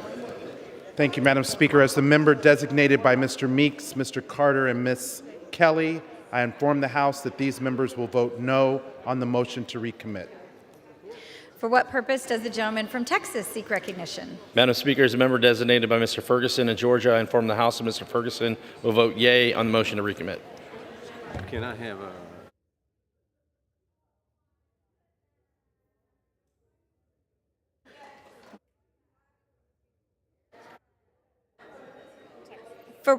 For what purpose does the gentleman from Texas seek recognition?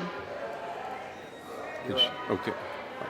As a member designated by Mr. Jeff Duncan, South Carolina, I inform the House that Mr. Duncan will vote yea on the motion to recommit. Where's he from?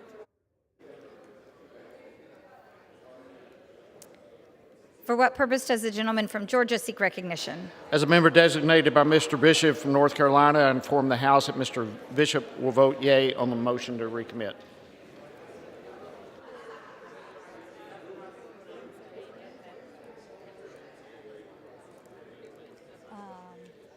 Sorry about that.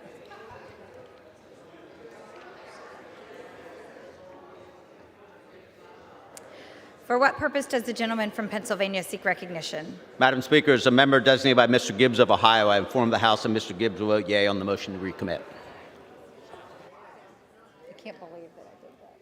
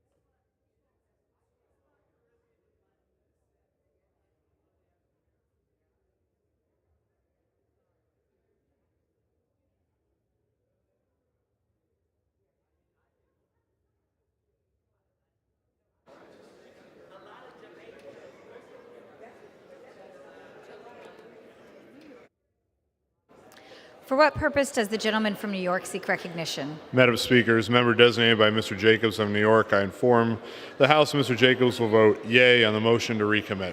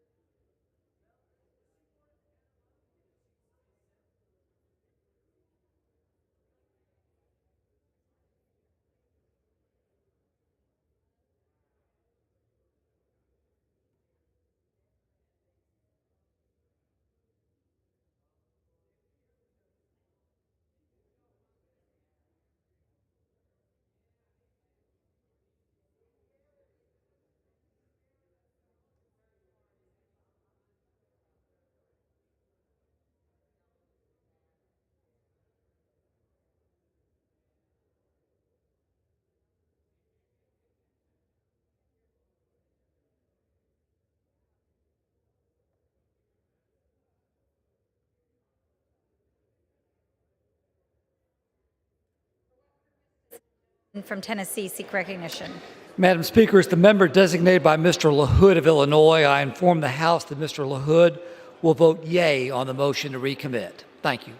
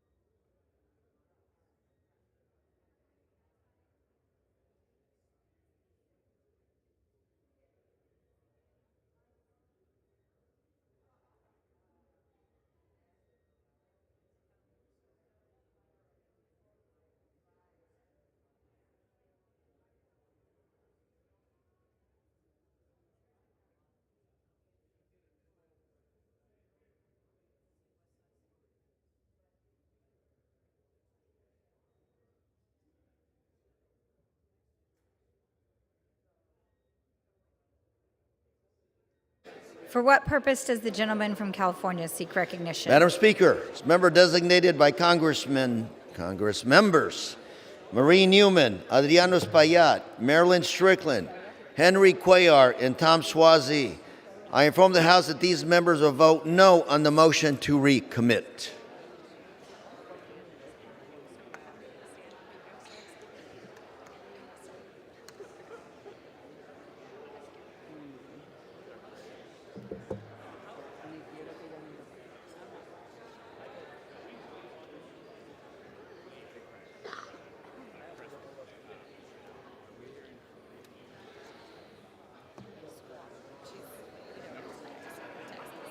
Oh, yeah.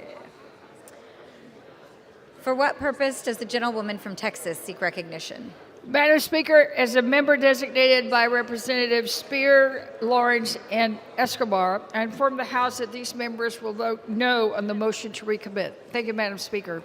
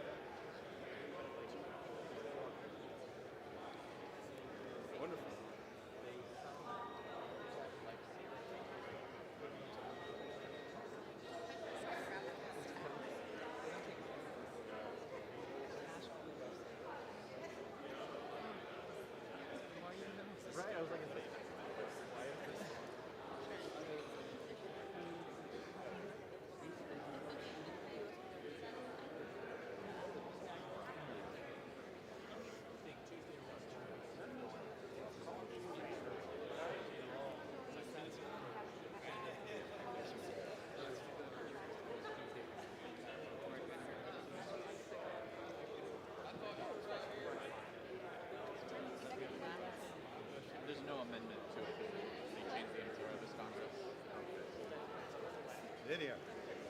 Hey. How are you, my friend? Oh, God. All right. I hear you.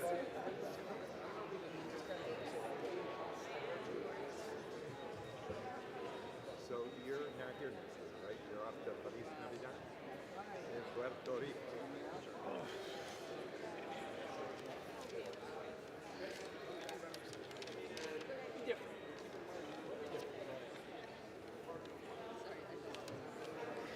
For what purpose does the gentleman from North Dakota seek recognition? Madam Speaker, as the member designated by Ms. Maliatakis from New York, I inform the House that Ms. Maliatakis will vote yes on the motion to recommit.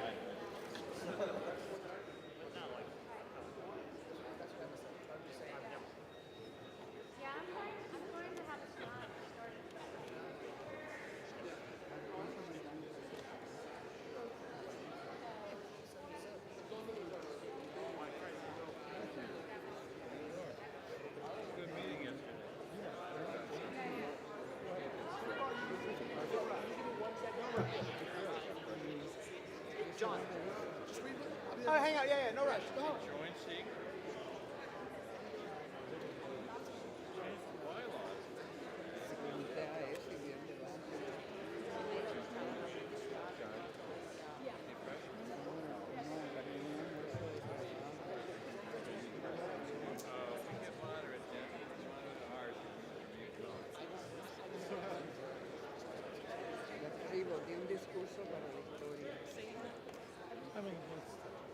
Three, so two more after this.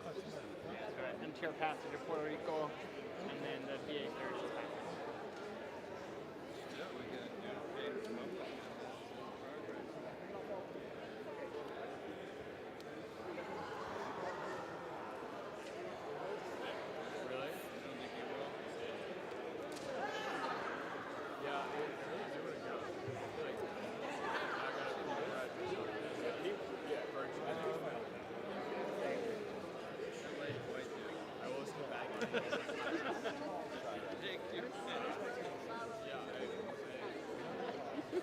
Japan. How are you, sir? I am well. Good. I know it's not over. It's not over, but yeah, I mean, hey, phone it in. We've got proxy voting. We're good. Happy holidays in the meantime. Oh, okay. It's a mom's brother. You're right. I'm looking at some written on me. That's how you go. I think I'm going to use it's a written. Hey, Frank. I'm looking at it's a written. From Texas seek recognition. Madam Speaker, as the member designated by Mr. Ronnie Jackson of the great state of Texas, I inform the House that Mr. Jackson will vote yea on the motion to recommit. I got the nose left over. I just took.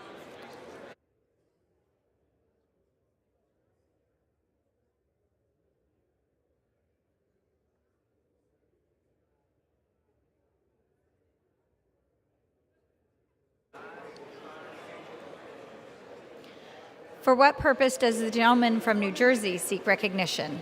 Madam Speaker, as the member designated by Ms. Ann Kirkpatrick, Albio Series, Peter Welch, Dina Titus, Eddie Bernice Johnson, Bill Pascrell, Andy Kim, Donald Norcross, and Peter DeFazio, I inform the House that these members will vote no on the motion to recommit.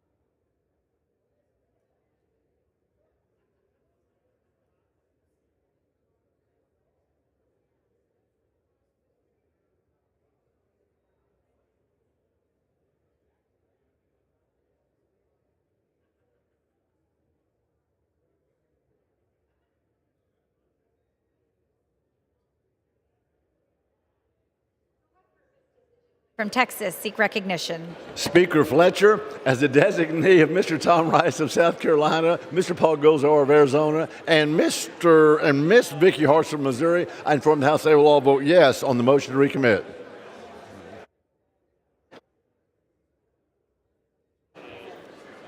Purpose does the gentleman from New Hampshire seek recognition? Madam Speaker, as the member designated by Mr. Larson of Connecticut, Mr. O'Halloran, Ms. Dingle, Ms. Axney, Mr. Krishnamurthy, and Mr. Khanna, I inform the House that these members will vote no on the motion to recommit. Get this filled out for Victoria. I'm good. How are you, bud?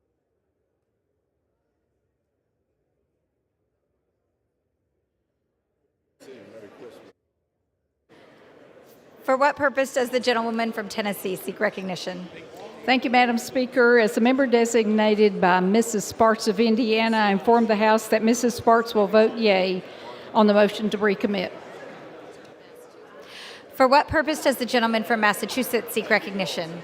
Good afternoon, Madam Speaker. As the member designated by the Honorable Miss Laurie Trahan of Massachusetts and pursuant to House Resolution 8, I'd like to inform the House that Ms. Trahan will vote no on the motion to recommit H.R. 8393. Thank you.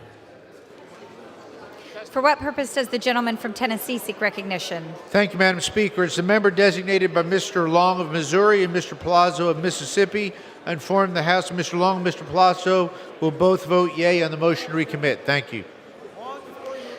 For what purpose does the gentleman from Pennsylvania seek recognition? Madam Speaker, as a member designated by Mr. Lawson of Florida, Mr. Brown of Maryland, Mr. Doyle of Pennsylvania, Ms. Wilson of Florida, pursuant to 8, all four of them vote no on H.R. 8393.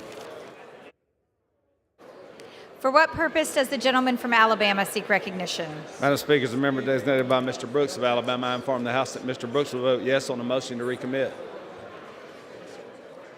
No Democrats.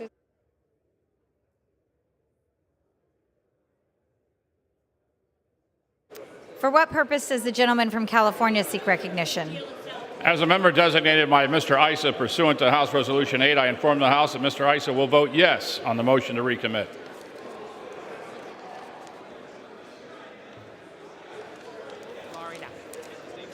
For what purpose does the gentlewoman from Florida seek recognition? Thank you. As the member designated by Dr. Dunn of Florida, I inform the House that Dr. Dunn will vote yes on the motion to recommit.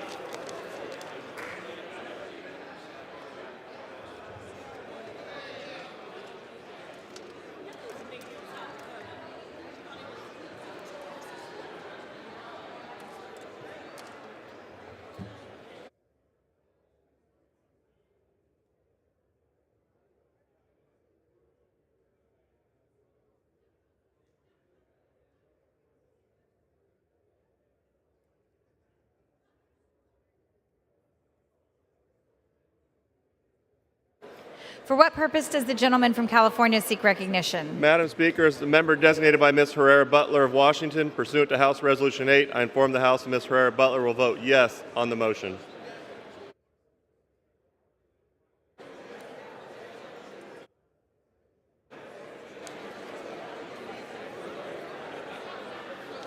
For what purpose does the gentleman from Wisconsin seek recognition? As a member designated by Mr. Tom Tiffany of Wisconsin, I inform the House Mr. Tiffany will vote aye on the motion to recommit.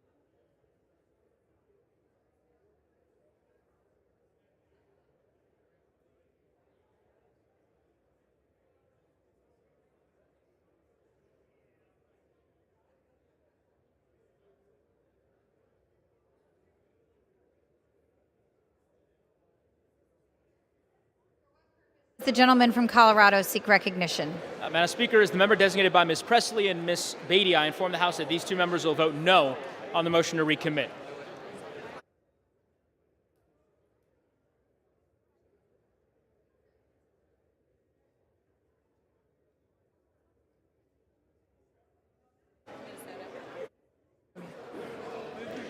For what purpose does the gentlewoman from Minnesota seek recognition? As the member designated by Ms. Haley Stevens and Mr. Dean Phillips, I inform the House that these members will vote no on the motion to recommit.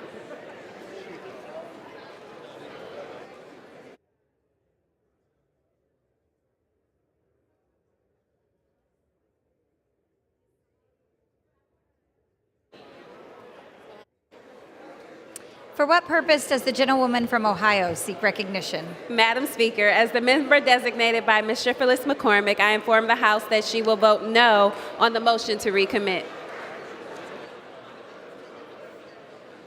For what purpose does the gentleman from California seek recognition? Madam Speaker, as a member designated by Congressman Mike Levin, I inform the House Mr. Levin will vote no on the motion to recommit.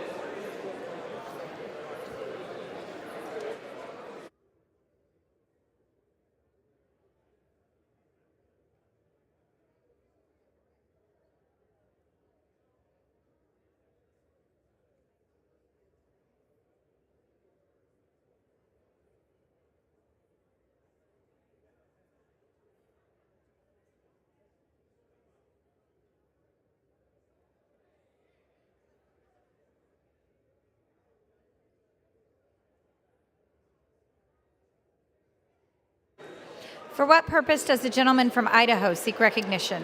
Madam Speaker, thank you. As a member designated by Mr. Mike Simpson of the state of Idaho, I inform the House that Mr. Simpson will vote yes on H.R. 8393.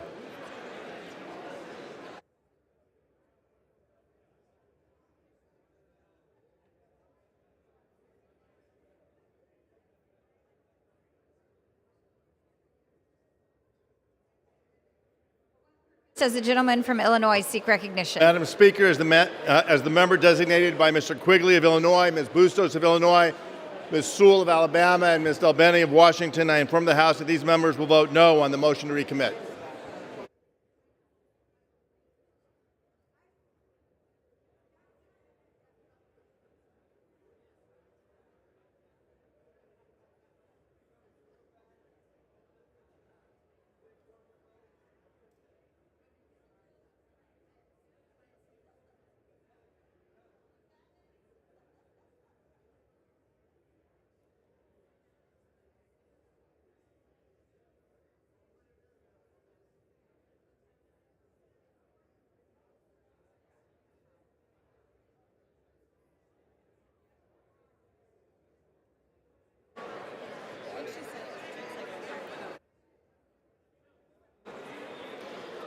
For what purpose does the gentleman from Utah seek recognition?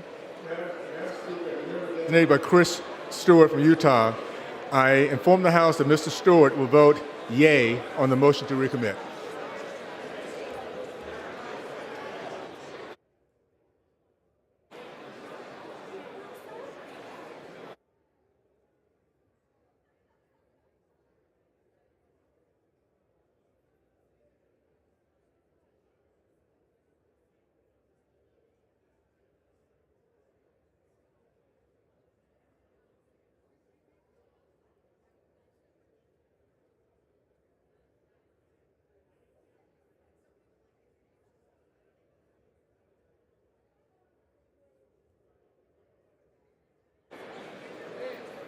Oh, didn't he already go?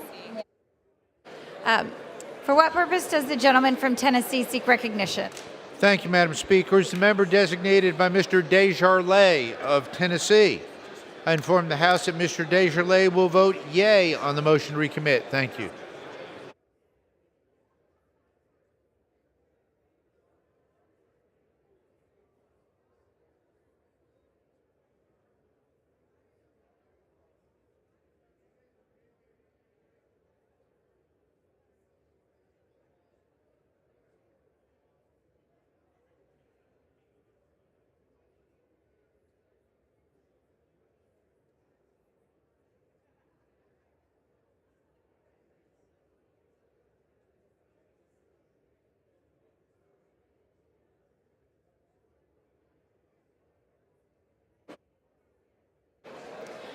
For what purpose does the gentleman from Florida seek recognition?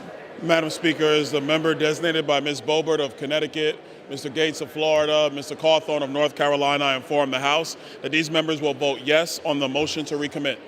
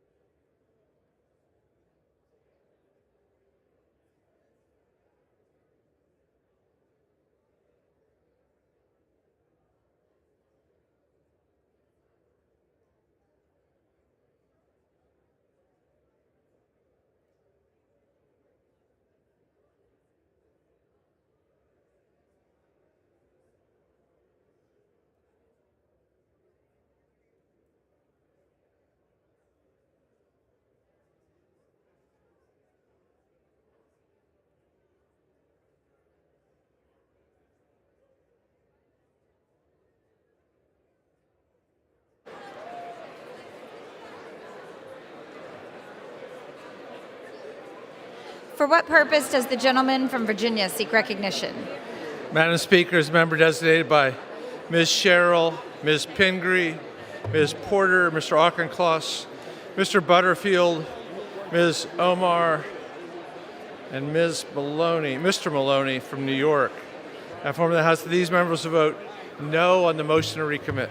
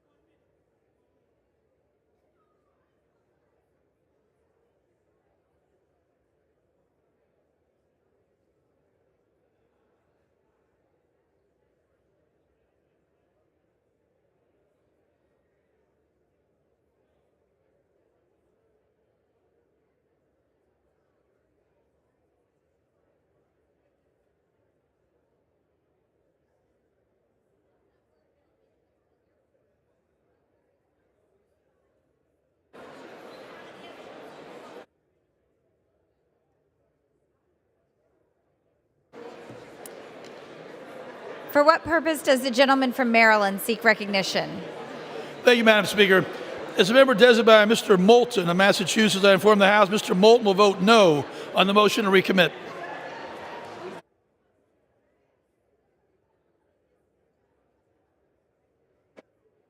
For what purpose does the gentlewoman from Washington seek recognition? Madam Speaker, as the member designated by Mr. Cicilline from Rhode Island, I inform the House that Mr. Cicilline will vote no on the motion to recommit.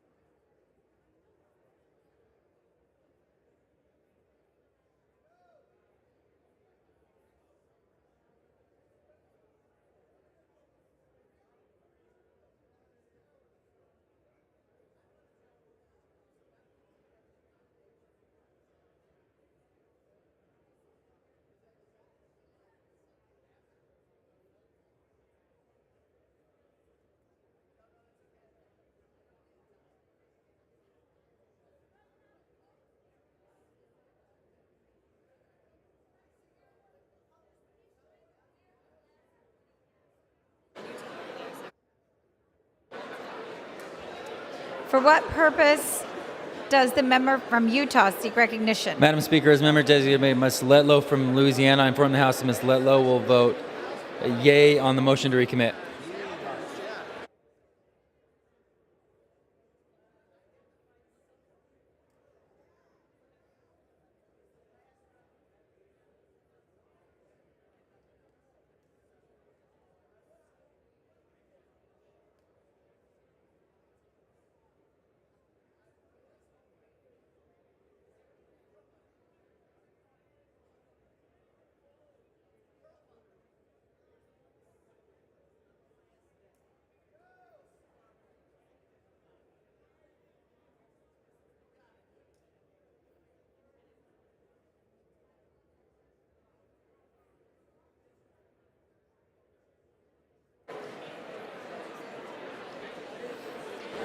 For what purpose does the gentleman from South Carolina seek recognition? Madam Speaker, as a member designated by Mr. Wilson of South Carolina, Mr. Wilson will vote aye on the motion to recommit.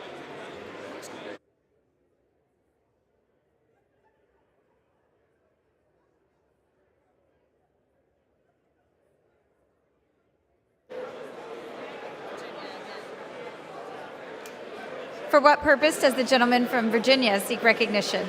Madam Speaker, as a member designated by Mr. Rush of Illinois and Mr. Gallego of Arizona, I inform the House that these members will vote no on the motion to recommit.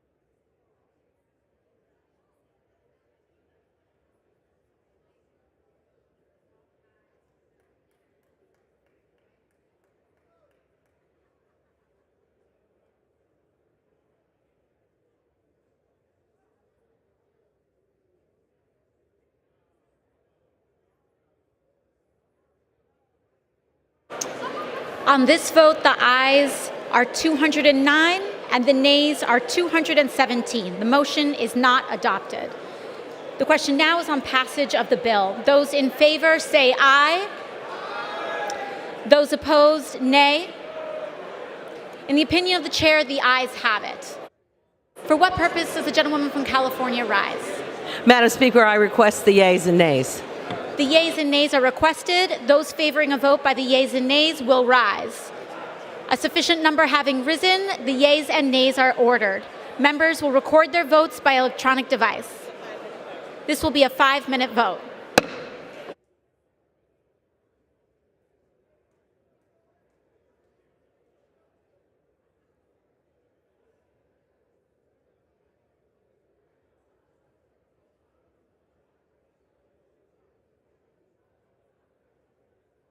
Does the gentleman for Virginia rise? Madam Speaker, as the member designated by Ms. Porter, Ms. Pingree, Ms. Sherrill, Mr. Rush, Mr. Gallego, Mr. Auchincloss, Mr. Butterfield, Ms. Omar, and Mr. Sean Patrick Maloney, I inform the House that these 9 members will vote yes on H.R. 8393. Chair recognizes the gentleman from Texas. Madam Speaker, as the member designated by Mr. Duncan, South Carolina, inform the House that Mr. Duncan will vote nay on H.R. 8393. Gentleman from Illinois is recognized. Madam Speaker, as the member designated by Mr. Quigley of Illinois, Ms. Bustos of Illinois, Ms. Delbeni of Washington, Ms. Sewell of Alabama, I inform the House that these members will vote yes on H.R. 8393. For what purpose does the gentleman from Tennessee rise? Madam Speaker, as the member designated by Mr. LaHood of Illinois, I inform the House that Mr. LaHood will vote nay on H.R. 8393. Thank you.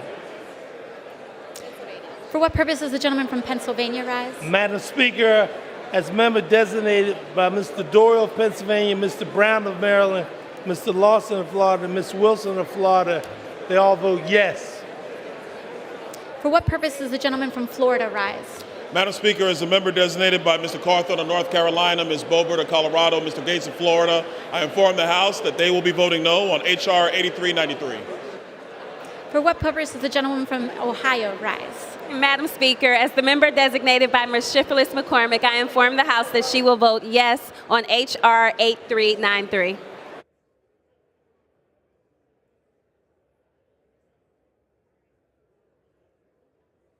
For what purpose does the gentleman from Idaho rise? Madam Speaker, as the member designated by Mr. Mike Simpson of Idaho, I inform the House Mr. Simpson will vote no on H.R. 8393. For what purpose does the gentleman from Massachusetts rise? Good afternoon, Madam Speaker. As the member designated by the Honorable Miss Laurie Trahan of Massachusetts and pursuant to House Resolution 8, I'd like to inform the House that Ms. Trahan will vote yes on H.R. 8393, the Puerto Rico Status Act. Thank you. For what purpose does the gentlewoman from Texas rise?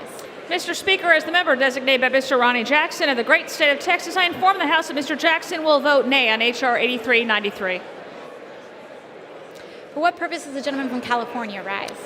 Madam Speaker, as a member designated by Congressman Mike Levin, I inform the House Mr. Levin will vote yes on H.R. 8393. For what purpose does the gentleman from Georgia rise? Madam Speaker, as a member designated by Mr. Bishop of North Carolina, I inform the House that Mr. Bishop will vote no on H.R. 8393. For what purpose does the gentleman from Colorado rise? Madam Speaker, as the member designated by Ms. Presley and Ms. Beatty, I inform the House and the distinguished speaker from the state of New York that these 2 members will proudly vote yes on H.R. 8393. For what purpose does the gentlewoman from Florida rise? As the member designated by Dr. Dunn of Florida, I inform the House that Dr. Dunn will vote no on H.R. 8393. Thank you. For what purpose does the gentleman from New Hampshire rise? Thank you, Madam Speaker. As the member designated by Mr. Larson of Connecticut, Mr. O'Halloran, Ms. Dingle, Ms. Axney, Mr. Krishnamurthy, and Mr. Khanna, I inform the House that these members will vote yes on H.R. 8393. For what purpose does the gentleman from Tennessee rise? Thank you, Madam Speaker. As a member designated by Mr. Palazzo of Mississippi, Mr. Desjardins of Tennessee, and Mr. Long of Missouri. I inform the House that all three members will vote nay on H.R. 8393. Thank you. For what purpose does the gentleman from New Jersey rise? Madam Speaker, as the member designated by Ms. Ann Kirkpatrick, Albio Ceres, Peter Welch, Dina Titus, Eddie Bernice Johnson, Bill Pascrell, Andy Kim, Donald Norquist, and Peter DeFazio, I inform the House that these members will vote yes on H.R. 8393. For what purpose does the gentleman from Texas rise? Madam Speaker, as a member designated by Mr. Ferguson of Georgia, I inform the House that Mr. Ferguson will vote nay on H.R. 8393. For what purpose does the gentleman from California rise? Madam Speaker, in red, as member designated by Congress members Maureen Newman, Adriano Espaillat, Marilyn Strickland, Henry Cuellar, Tom Suozzi, and Jennifer Wexton, I inform the House that these members will vote yes on H.R. 8393. For what purpose does the gentleman from California rise? Madam Speaker, as a member designated by Ms. Herrera Butler of Washington, pursuant to House Resolution 8, I inform the House Ms. Herrera Butler will vote yes on H.R. 8393. For what purpose does the gentlewoman from Minnesota rise?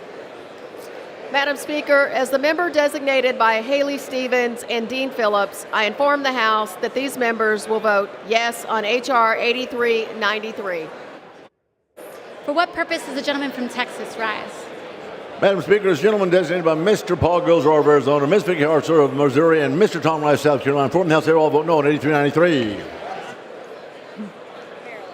For what purpose does the gentleman from Maryland rise? Thank you, Madam Speaker. As member designated by Seth Moulton of Massachusetts, I inform the House Mr. Moulton will vote yes on H.R. 8393.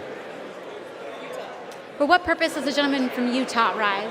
Madam Speaker, as a member designated by Mr. Chris Stewart of Utah, I inform the House that Mr. Stewart will vote nay on H.R. 8393. For what purpose does the gentleman from Nevada rise? Thank you, Madam Speaker. As the member designated by Mr. Meeks, Mr. Carter, and Ms. Kelly, I inform the House that these members will vote yes on H.R. 8393. For what purpose does the gentlewoman from Tennessee rise? Madam Speaker, as the member designated by Mrs. Sparks from Indiana, I inform the House that Mrs. Sparks will vote nay on H.R. 8393. For what purpose does the gentlewoman from Texas rise? Madam Speaker, as a member designated by Ms. Escobar of Texas, Ms. Spear of California, Ms. Lawrence of Michigan, I inform the House that these members will vote yes on H.R. 8393. Thank you, Madam Speaker. For what purpose does the gentleman from New York rise? Madam Speaker, as the member designated by Mr. Jacobs of New York, I inform the House Mr. Jacobs will vote nay on H.R. 8393. For what purpose does the gentlewoman from Washington rise?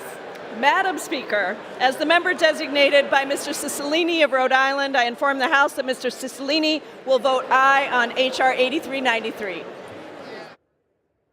For what purpose does the gentleman from North Dakota rise? Madam Speaker, as the member designated by Ms. Maliatakis from New York, I inform the House that Ms. Maliatakis votes no on H.R. 8393. For what purpose does the gentleman from South Carolina rise? Madam Speaker, as a member designated by Mr. Wilson of South Carolina, Mr. Wilson vote nay on H.R. 8393.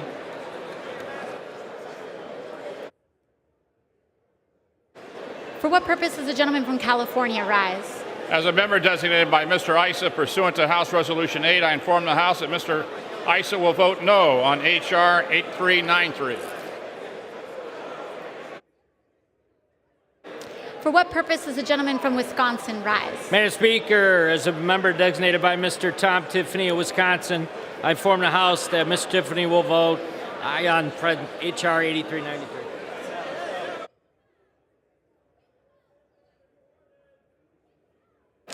For what purpose does the gentleman from Utah rise?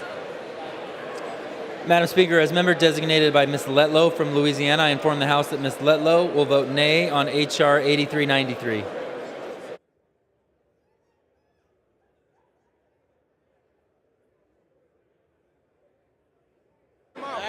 Me too. For what purpose does the gentleman from Pennsylvania rise? Madam Speaker, as a member designated by Mr. Gibbs of Ohio, I inform the House that Mr. Gibbs will vote nay on H.R. 8393.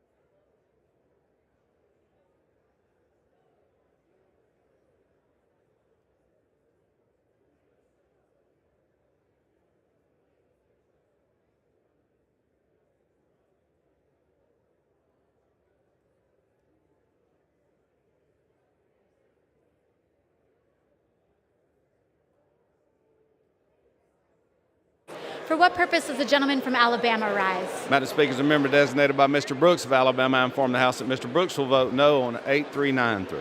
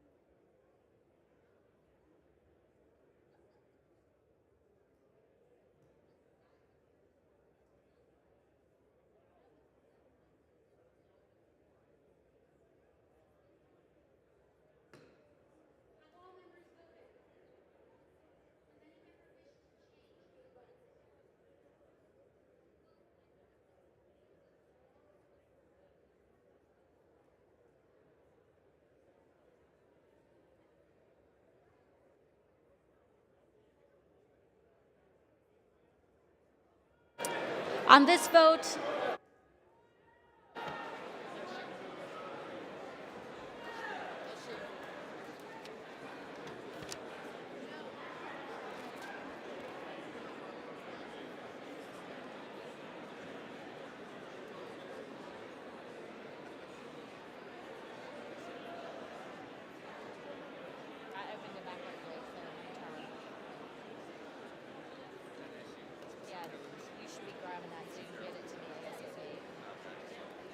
Ms. Eshu? Ms. Eshu votes aye.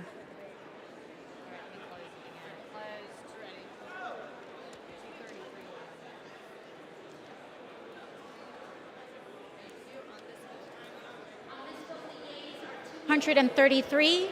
The nays are 191. The bill is passed. Without objection, a motion to reconsider is laid on the table.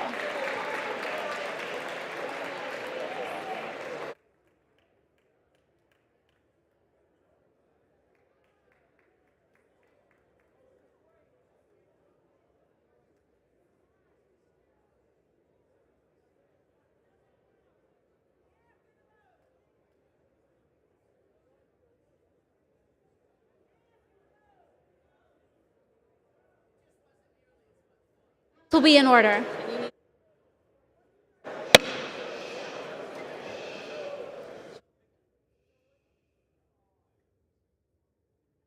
For what purpose does the gentleman from Maryland seek recognition? Madam Speaker, I ask unanimous consent to speak out of order for 1 minute. Without objection, the gentleman is My recognized. colleagues, based upon the present information on the Senate timeline for passing the omnibus, the earliest the House is expected to meet is Wednesday with votes at 6:30. That's the earliest, with the votes of the week postponed until 6:30 p.m. The House is also expected to meet on Thursday, December 22nd, and will stay in session until the omnibus is completed. If the Senate acts on the omnibus earlier in the week, members will be given 24 hours, not the normal 72 hours, 24 hours notice to return to D.C. Members should expect the House will be in session for at least 2 legislative days next week. The House will consider bills under suspension of the rules and additional legislative items as possible. As a result, we all understand Christmas is Sunday, and none of us want to be here. But all of us have a responsibility, obviously, to complete the business of funding the government of the United States of America. So we will be here. But we will not be here unless the Senate acts more quickly than we anticipate before Wednesday at 6:30 p.m. will be the first votes. If it's later than that, you will also get notice. If it's earlier than that, you'll get notice. I yield back the balance of my time. Pursuant to Clause 8 of Rule 20, the unfinished business is the vote on passage of H.R. 1948, on which the yeas and nays are ordered. The clerk will report the title of the bill. Union Calendar Number 446, H.R. 1948, a bill to amend Title 38 United States Code to modify authorities relating to the collective bargaining of employees and the Veterans Health Administration. The question is on passage of the bill. Members will record their votes by electronic device. This is a 5-minute vote.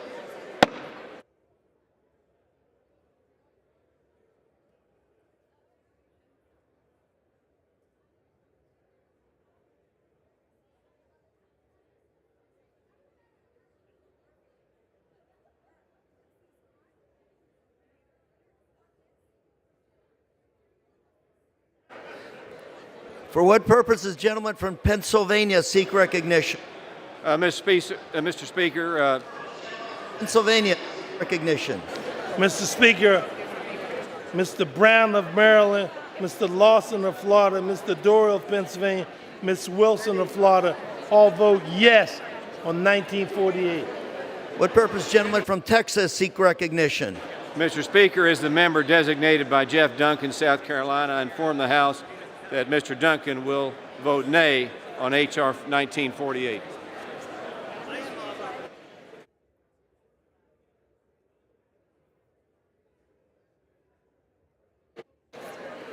For what purpose, gentlelady from Ohio, seek recognition? Mr. Speaker, as the member designated by Ms. Shifferless McCormick, I inform the House that she will vote yes on H.R. 1948.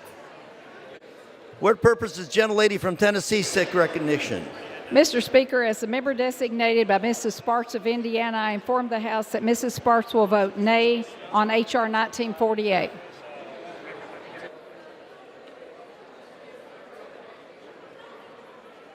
Where's he from? What purpose does the gentleman from Virginia seek recognition? Mr. Speaker, as a member designated by Mr. Rush, Mr. Gallego, Ms. Sherrill, Ms. Pingree, Ms. Porter, Mr. Auchincloss, Mr. Butterfield, Mr. Sean Patrick Maloney, and Ms. Omar. I inform the House that these 9 members will vote yes on H.R. 1948. For what purpose does the gentleman from Georgia seek recognition? Mr. Speaker, as a member designated by Mr. Bishop of North Carolina, I inform the House that Mr. Bishop will vote no on H.R. 1948.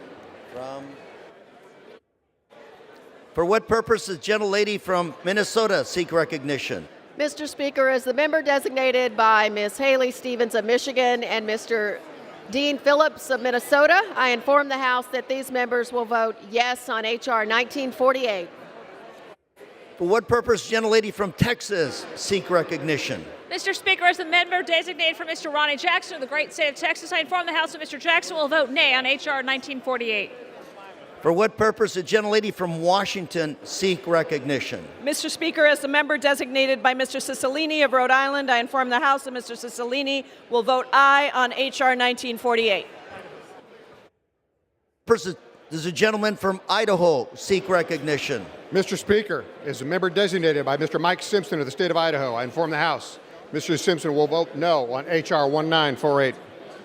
For what purpose does gentlelady from Texas seek recognition? Mr. Speaker, as a member designated by Ms. Spear of California, Ms. Lawrence of Michigan, and Ms. Escobar of Texas, I inform the House that these members will vote yes on H.R. 1948. Thank you, Mr. Speaker. For what purpose does the gentleman from Texas seek recognition? Mr. Speaker, as a member designated by Mr. Ferguson of Georgia, I inform the House that Mr. Ferguson will vote nay on H.R. 1948. For what purpose does the gentleman from New Hampshire seek recognition? Mr. Speaker, as the member designated by Mr. Larson of Connecticut, Mr. O'Halloran of Arizona, Ms. Dingell of Michigan, Ms. Axney of Iowa, Mr. Krishnamurthy of Illinois, and Mr. Khanna of California, I inform the House that these members will vote yes on H.R. 1948. For what purpose does the gentleman from Utah seek recognition? Mr. Disney, as member designated by Ms. Letlow from Louisiana, I inform the House that Ms. Letlow will vote nay on H.R. 1948. For what purpose does the gentleman from Nevada seek recognition? Thank you, Mr. Speaker. As the member designated by Mr. Meeks, Mr. Carter, and Ms. Kelly, I inform the House that these members will vote yes on H.R. 1948. For what purpose does the gentleman from Tennessee seek recognition? Mr. Speaker, as the member designated by Mr. LaHood of Illinois, I inform the House that Mr. LaHood will vote nay on H.R. 1948. Thank you. For what purpose does the gentleman from Massachusetts seek recognition? Good afternoon, Mr. Speaker. As the member designated by the Honorable Miss Laurie Trahan of Massachusetts and pursuant to House Resolution 8, I'd like to inform the House that Ms. Trahan will vote yes on H.R. 1948, the VA Employee Fairness Act. Thank you. For what purpose does the gentleman from Orange, Tennessee seek recognition? Thank you, Mr. Speaker. As the member designated by Mr. Desjardins of Tennessee, Mr. Palazzo of Mississippi, and Mr. Long of Missouri, I inform the House that these three members will all vote nay on H.R. 1948. Thank you. For what purpose does the gentleman from Illinois seek recognition? Mr. Speaker, as the member designated by Ms. Bustos from Illinois, Ms. Delbeni of Washington, Mr. Quigley of Illinois, and Ms. Sewell of Alabama, I inform the House that these members will vote yea on H.R. 1948. For what purpose does the gentleman from Wisconsin seek recognition? Mr. Speaker, as a member designated by Mr. Tom Tiffany of Wisconsin, I inform the House that Mr. Tiffany will vote no. Does the gentleman from New Jersey seek recognition? Mr. Speaker, as the member designated by Ms. Ann Kirkpatrick, Albio Series, Peter Welch, Dina Titus, Eddie Bernice Johnson, Bill Pascrell, Andy Kim, Donald Norcross, and Peter DeFazio, I inform the House that these members will vote yes on H.R. 1948. For what purpose does the gentleman from Texas seek recognition? Mr. Speaker, as a member designated by Mr. Paul Gilzar of Arizona, Ms. Vicky Hartzell of Missouri, Mr. Tom Rice, South Carolina, inform the House they will all vote no on H.R. 1948. What purpose does the gentleman from Maryland seek recognition? Mr. Speaker, as a member designated by Mr. Seth Moulton of Massachusetts, I inform the House Mr. Moulton will vote yes on H.R. 1948. For what purpose does the gentleman from Pennsylvania seek recognition? Mr. Speaker, as a member designated by Mr. Gibbs of Ohio, I inform the House that Mr. Gibbs will vote nay on H.R. 1948. For what purpose does the gentleman from Colorado seek recognition? Mr. Speaker, as the member designated by Ms. Beatty and Ms. Presley, I inform the House and the distinguished speaker from Anaheim that these two members will vote yes on H.R. 1948. For what purpose does the gentleman from New York seek recognition? Mr. Speaker, as member designated by Mr. Jacobs of New York, I inform the House Mr. Jacobs will vote nay on H.R. 1948.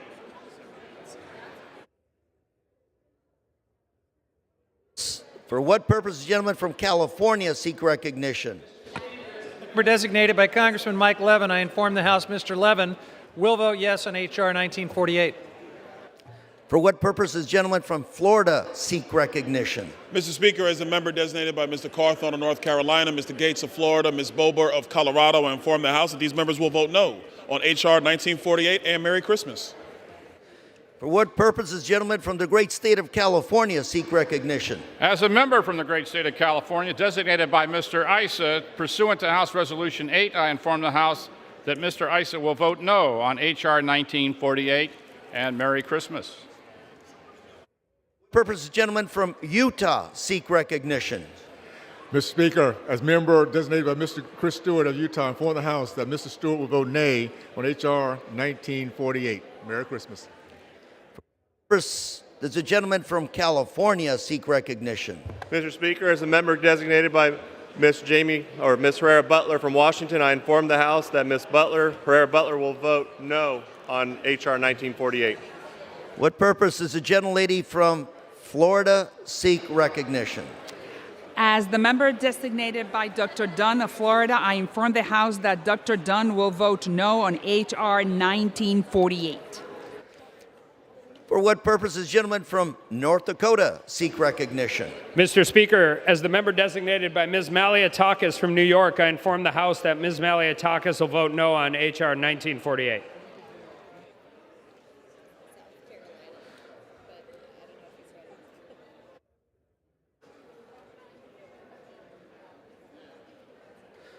For what purpose does the gentleman from South Carolina seek recognition? Mr. Speaker, as a member designated by Mr. Wilson of South Carolina, I inform the House that Mr. Wilson vote nay on H.R. 1948. What purpose does the gentleman from Alabama seek recognition? Mr. Speaker, as a member designated by Mr. Brooks of Alabama, I inform the House that Mr. Brooks will vote no on 1948. My turn.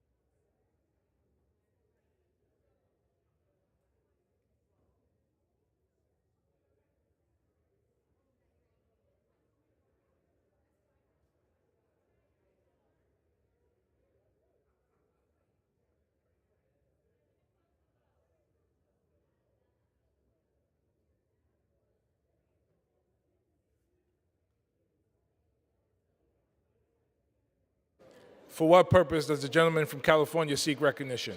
Mr. Speaker, as member designated by Congress members Maureen Newman, Adriano Espaillat, Marilyn Strickland, Henry Cuellar, Tom Suozzi, and Jennifer Wexton, I inform the House that these members will vote yes on H.R. 1948.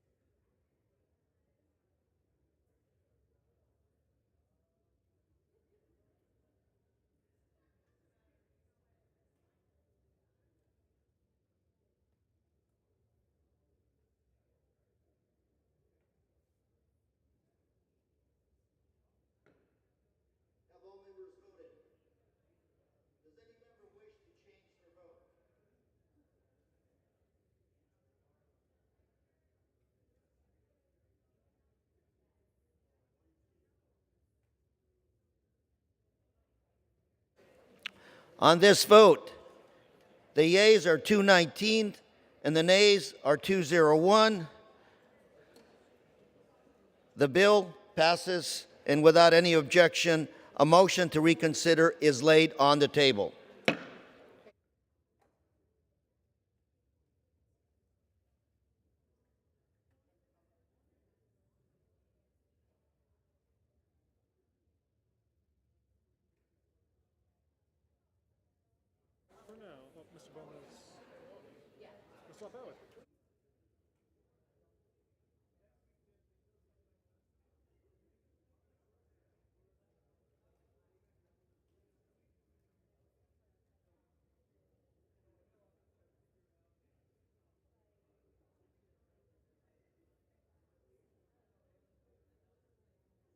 The chair will now entertain requests for 1-minute speeches. The House will be in order. The House will be in order.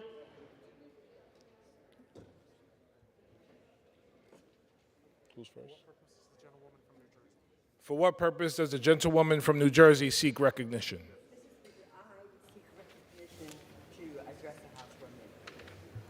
Without objection, the gentlelady is recognized for 1 minute. Thank you, Mr. Speaker. I rise today because the Republican Party has once again chosen to stand against civil rights. Yesterday, Senator Cory Booker brought the Crown Act to the Senate floor. This bill would ban hair discrimination, including the practice of discriminating against people, Black people, because of the way their hair naturally grows out of their head. Republicans stopped the bill in its tracks. The Crown Act should never, ever have been a controversial bill. It simply protects our right to exist as our authentic selves. Apparently, that was just too much for today's Republican Party. Mr. Speaker, I stand here disappointed, but not defeated. I will never stop fighting for all Americans' right to exist as their authentic selves. I pray that my Republican colleagues set petty party politics aside and choose to stand for justice when the next opportunity arises. Thank you. I yield back. For what purpose does the gentleman from Pennsylvania seek recognition?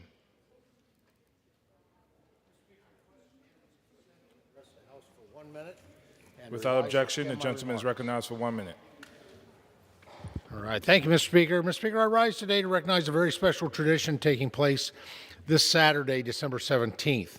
Every year, thousands of volunteers set out across the country and the world in a coordinated wreath-laying ceremony. The ceremony is known as National Wreath Across America Day. In 1992, Morrell Worcester from Harrington, Maine, noticed that he had an abundance of holiday wreaths and decided to take the opportunity to honor our country's veterans. After contacting his senator, arrangements were made for wreaths to be placed at Arlington in an older section of the cemetery. This tradition would quietly continue until 2005, when a photo of the tombstones decorated with wreaths and covered with snow went viral. From there, this quiet annual tribute to remember those who have made the ultimate sacrifice turned into a mission to remember, honor, and teach. Since the viral photo, Wreaths Across America continues to grow. This Saturday, volunteers will lay wreaths at more than 2,500 locations in the United States, abroad and at sea. This simple gesture is a way for all of us to express our appreciation during the holiday season. If you're interested in volunteering, please visit Wreaths Across America. Gentleman's time has expired. .org. Thank you, Mr. Speaker, and I yield back the balance of my time. For what purpose does the gentleman from New Jersey seek recognition? Without objection, the gentleman is recognized for 1 minute. Thank you. Mr. Speaker, the House voted this week on the bipartisan Sammy's Law, which I'm proud to have co-led to enhance safety for rideshare passengers. Sammy's Law has been named to honor Samantha Josephson, a senior at the University of South Carolina, originally from Jersey, who was kidnapped and brutally murdered by a man pretending to be her Uber driver. Under Sammy's law, all rideshare services will be required to adopt digital systems that allow passengers to verify the vehicle before they get into the car, make it illegal to sell ride-sharing signs without authorization, and create a U.S. Department of Transportation Council to ensure safety measures stay current. The bill also mandates state-issue front license plates for rideshare vehicles and illuminated windshield signs visible day and night. It will also examine the prevalence of assault and abuse perpetrated by rideshare drivers and passengers. We must ensure residents in New Jersey's 5th District nationwide are safe when using rideshare. I urge my colleagues on both sides of the aisle to support common sense measures like these that befell Samantha Josephson and make sure they never happen again. Thank you, and I yield back. For what purpose does the gentleman from Oklahoma seek recognition? Mr. Speaker, I ask unanimous consent to address the House for 1 minute to revise and extend my remarks. Without objection, the gentleman is recognized for 1 minute. Mr. Speaker, I rise today to honor Brian O'Hara in appreciation for his outstanding public service to the people of Oklahoma's 1st Congressional District and wish him well as he enters retirement. Brian has spent nearly 10 years serving constituents in our district as an office congressional staffer, first with my predecessor, Jim Breitenstein, and then in our office. He has a lifetime of knowledge and experience that our office will dearly miss as he leaves his post. Prior to his congressional staff career, Brian served as a councilman for the city of Jenks, had a robust business career as well. In his private life, Brian contributes much of his time, money, and efforts to benefit several good causes. However, no cause has meant more to Brian than fighting against cancer. And I don't know anyone who has been a better ambassador for this profound effort. Brian, thank you for serving our constituents in the great state of Oklahoma like every day is Christmas. Merry Christmas to you and your wife, Karen, and happy retirement. I yield back. For what purpose does the gentlewoman from Ohio seek recognition? Consent to address the House for 1 minute and to revise and extend my Without remarks. objection, the gentlewoman is recognized for 1 minute. Yes, Mr. Speaker, I rise to share a good news story from Ohio's 9th Congressional District. During this holiday season, I humbly ask all Americans to do what they can to buy goods made right here in the USA. What America makes and grows America. Recently, I had the pleasure of patronizing two long-standing Toledo businesses, Fulkerson's Jewelry and Clock Shop and Keystone Press. Both are small legacy businesses in the heart of our community. Together, they've existed for well over 160 years. Both establishments and their able-friendly staff embody American ingenuity, craftsmanship, hard work, and perseverance. At Fulkerson's, a friendly young repairman replaced the battery in my watch in the blink of an eye. He even does laser welding. At Keystone, I dropped off materials to print for our office holiday mailings. This printing shop has been in business for over 100 years. Small family businesses embody all the charm, diversity, and creativity of America. So may I urge all Americans this holiday season to buy local, buy American, and support your hometown businesses that build and grow America. Thank you, and I yield back. For what purpose does the gentleman from Tennessee seek recognition? Mr. Speaker, I ask the House permission to speak to it for 1 minute. Thank you. Without objection, the gentleman is recognized for 1 minute. Mr. Speaker, I rise to honor Oak Ridge National Laboratory Director, Dr. Thomas Zachariah, who will retire at the end of this year, concluding an exemplary career. Throughout his 35 years at ORNL, Dr. Zachariah has delivered groundbreaking scientific and technical accomplishments for energy, national security, and economic benefit to the nation. Through the 1980s and 1990s, his extraordinary vision served as the guide for establishing a world-leading computing institute at Oak Ridge. His visionary leadership has resulted in the deployment of 4 #1 computers in the world since 2009, with the Frontier supercomputer breaking the Escalade barrier in May 2022. As laboratory director, Dr. Zachariah has expanded ORNL's scientific impact in national security, isotopes, biology, and environmental system science and energy technologies. Dr. Zachariah's extraordinary journey from postdoctoral researcher in 1987 to lab director 2017 to 2022 is well recognized. I thank him for his service and wish him well in his future endeavors. Thank you. I yield back. For what purpose does the gentleman from New York seek recognition?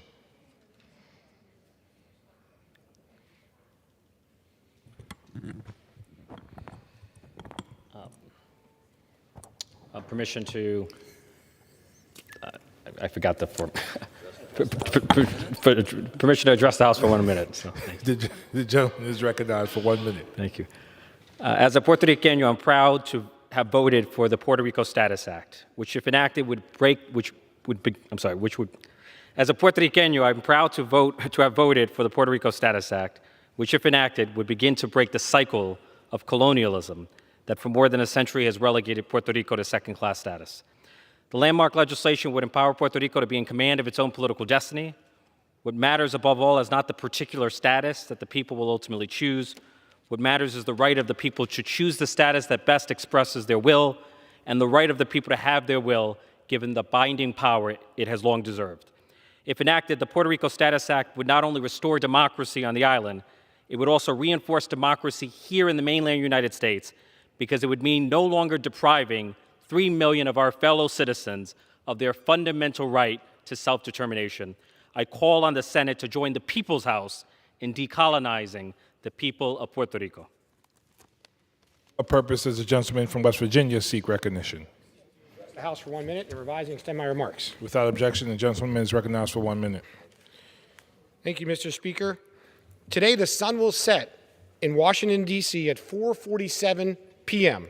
Washington is known as a partisan place and labeled the capital of gridlock. However, there is one issue most members of Congress agree on: making daylight savings time permanent. Earlier this year, Senator Marco Rubio introduced this legislation to help boost economic activity and improve physical and mental health. The bill passed the U.S. Senate unanimously. My colleague, Vern Buchanan of Florida, introduced companion legislation in this chamber, and it also has strong bipartisan support. Unfortunately, however, it's never been reported out of committee. Today, I initiated a discharge petition to bring this legislation up for immediate consideration. In the last 5 years, 19 states have enacted similar legislation. The time to make daylight savings time permanent is now.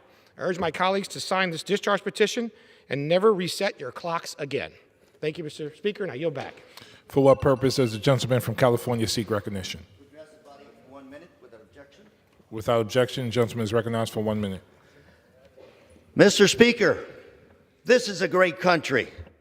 I rise to honor the life and legacy of Judge James Ortega Perez, part of the greatest generation. Judge Ortega Perez grew up in my district in a segregated community, a farm worker.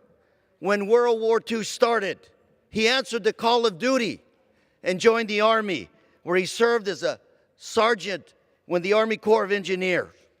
After fighting for this great country, he came back and finished his high school graduation at Santa Ana High School. But he wasn't done. Then he enrolled at University of Southern California, where he got a bachelor's degree, and then went on to USC Law School. He then became the first Latino attorney in Orange County, California. And then he was appointed as the first Latino judge in Orange County, California.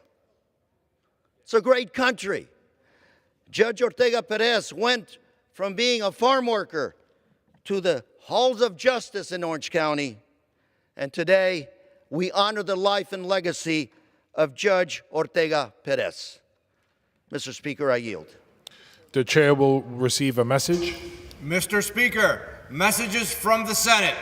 Mr. Speaker, Madam Secretary. I have been directed by the Senate to inform the House that the Senate has passed S-3429, an act to establish an Alaska Salmon Research Task Force in which concurrence of the House is requested.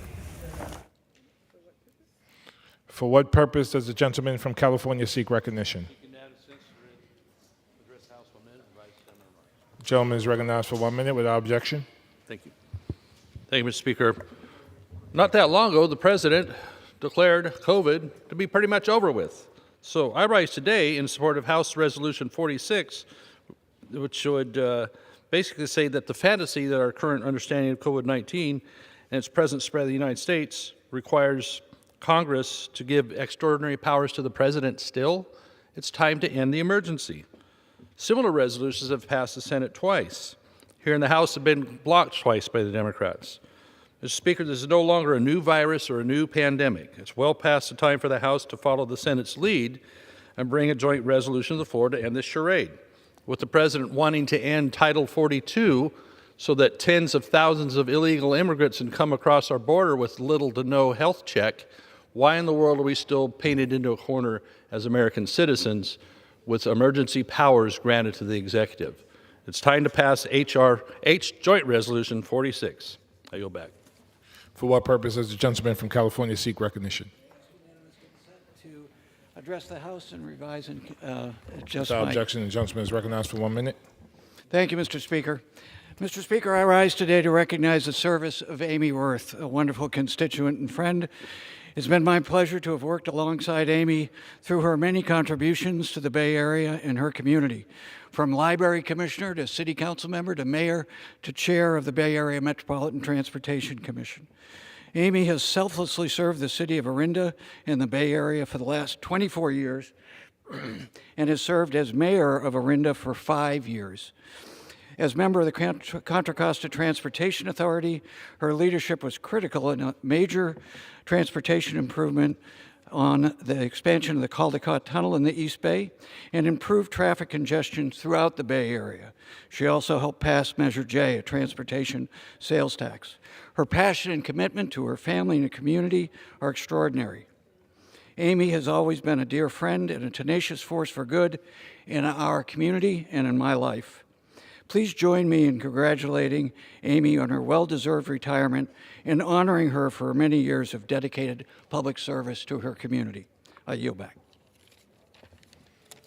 For what purpose does the gentlewoman from Iowa seek recognition?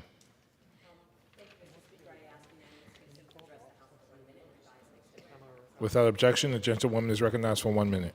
I'm just a little more petite than Representative Lamalfa. Thank you, Mr. Speaker. I rise today to congratulate University of Iowa's Jack Campbell for being named to the All-American football team and being recognized as this year's Butkus Award winner, the first in the university's history. This is not Jack's first accolade. He was also named the Butkus Fitzgerald Big Ten Linebacker of the Year Award recipient, as well as the Nagurski Wooden Big Ten Defensive Player of the Year, and he received the William V. Campbell Trophy throughout his 4 years with the Hawkeye. This season, Jack had 118 tackles, 2 interceptions, 1 recovered fumble, and 1 forced fumble. Jack was pivotal in leading the defensive lineup to be named one of the best in the country, making him very deserving of these awards. Jack is another example of the University of Iowa students excelling inside and outside of the classroom. Congratulations to Jack on an outstanding 4 years, and I wish you the very best in your future endeavors. Go Hawkeyes. Thank you, Mr. Chair. I lead back. For what purpose does the gentleman from Wisconsin seek recognition? I'd like to request 1 minute and then to revise and extend my remarks.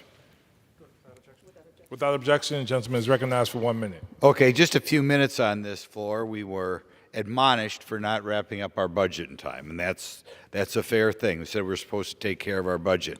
Another thing we're not taking care of, and the American public ought to keep being appalled until we do, is the new news on the border. And I talked to a prior expert down there and got even more terrifying information. Now, first of all, we had in November 73,000 what they call as gotaways, people not even touched by the Border Patrol, breaking the previous all-time high by 24% in 1 month. Isn't that something we ought to come back next week to take care of? Not only that, I had suspected this, but apparently the Border Patrol is concerned about where the unaccompanied minors are winding up. These are minors who come here without their parents. All they have is an address. We don't confirm, or they believe we don't confirm, that parents or aunts or uncles or somebody is at that address. Or if they show up at a house and maybe there are 10 single males in the house, a young woman, we don't even know. It's time this place began to do some committee hearings on where the unaccompanied children, who should be spun back around to their home country, the gentleman's wind time up. has expired. Thank you. For what purpose does the gentleman from New York seek recognition?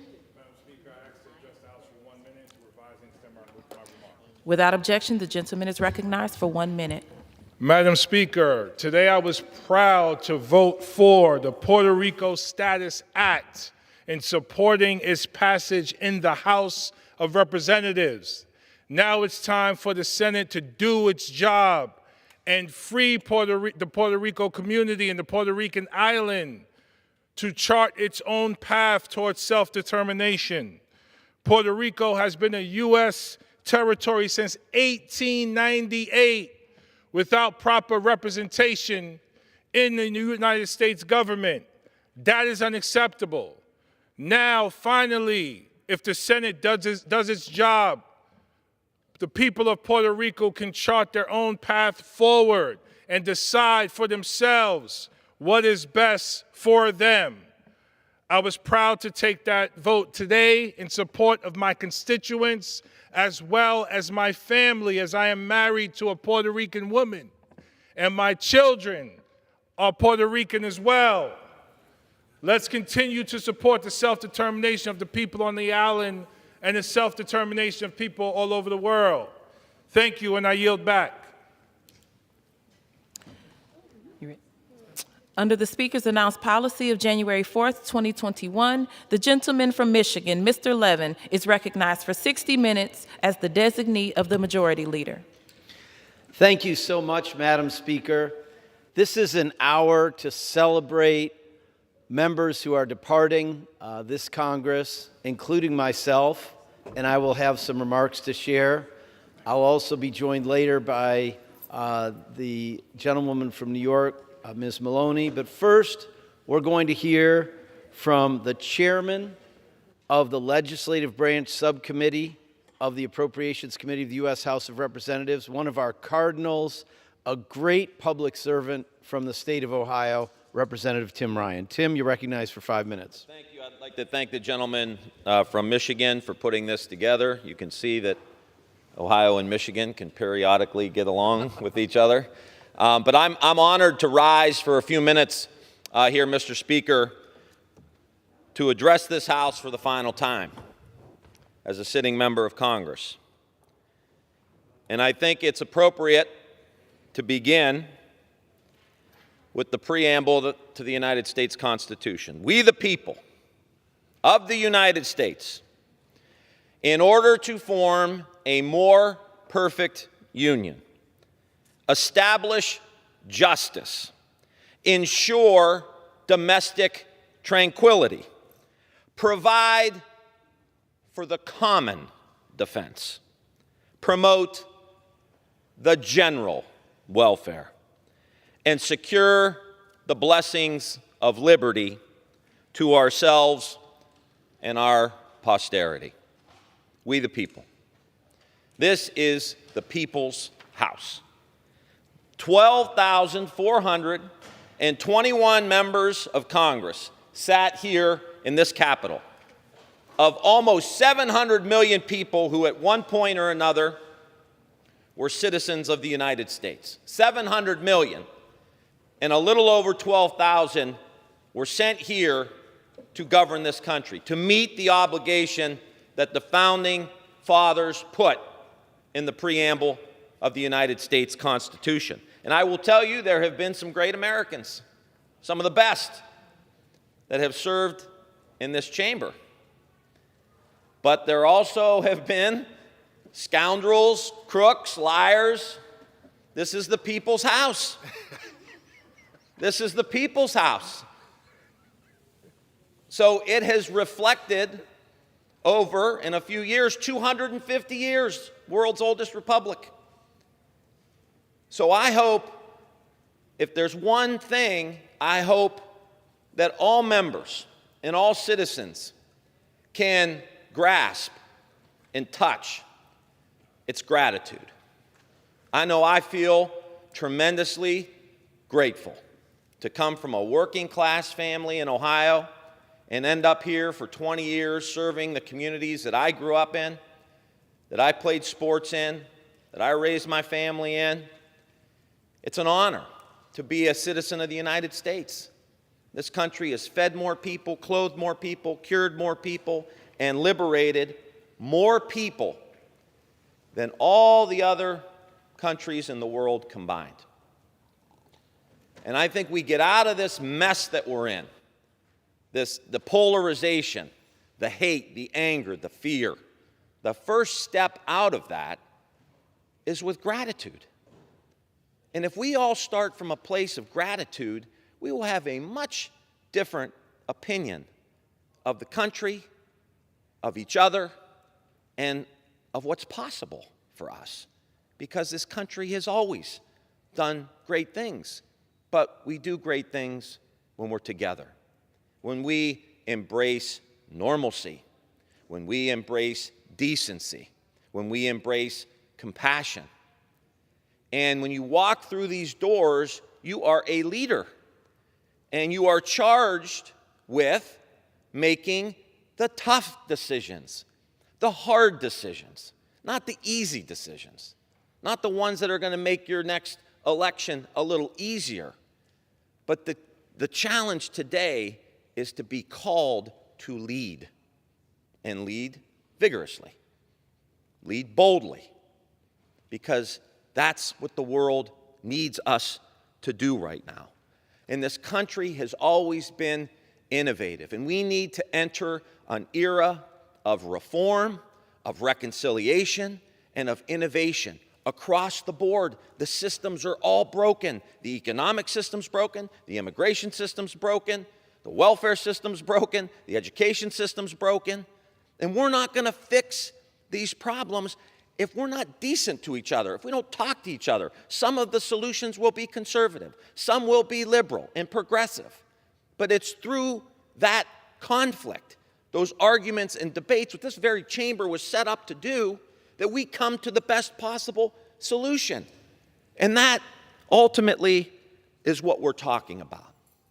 We, the people, have got to come together as we approach the 250th anniversary of this country. Let us renew our commitment to each other so that we can meet President Lincoln's charge that this nation, under God, shall have a new birth of freedom, and that government of the people, by the people, and for the people shall not perish from this earth. Yield back. Thank you so much, Mr. Ryan, and thanks for your wonderful public service here for the people of Ohio, but really for all the people of this country. So what does it mean to run for Congress, to serve in Congress? Why do it? Personally, I didn't run for Congress until I was 58 years old, after a career as a union organizer, a human rights activist, running Michigan's workforce system and creating innovative new programs under then Governor Jennifer Granholm, our energy secretary today, and then starting my own statewide clean energy finance market as a green energy entrepreneur. But a Trump presidency put these priorities, each and every one of them, and indeed our very democracy, in grave danger. And I was inspired to run to replace my father after his retirement. Coming into Congress with a historic freshman class of House Democrats in the 116th Congress, we started in the middle of a record-breaking government shutdown. Our very first action as an office was gathering impacted workers together alongside my Michigan colleagues at the Detroit airport. We had workers reflecting the full range of federal duties, from transportation professionals to environmental stewards who work for the EPA. And gathering this coalition would serve as a model for the work we would do over the next 4 years. When our staff met at UAW Region 1 a few months later for our first retreat, we would define our priorities, and it was really 3 overarching priorities for our office. First, raising the standard of living for working people. Second, protecting our one precious earth. And third, fighting for human rights at home and abroad.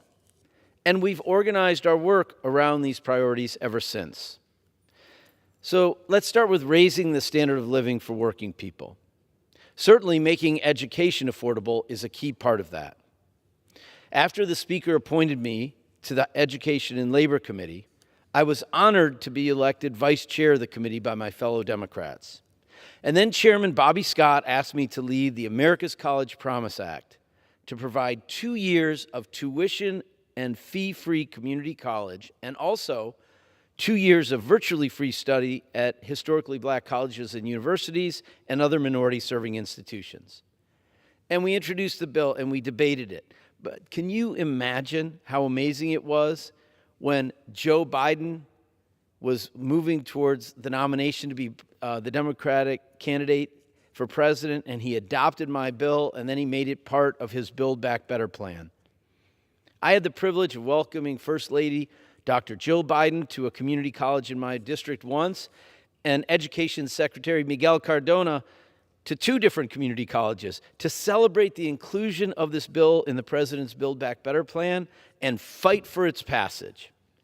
We didn't get it across the finish line due to the intransigence of one person, Joe Manchin. But we're not about to give up until we make free community college and accessibility of HBCUs for everyone a reality. Probably the biggest area of my advocacy for workers and their families came in labor and employment policy.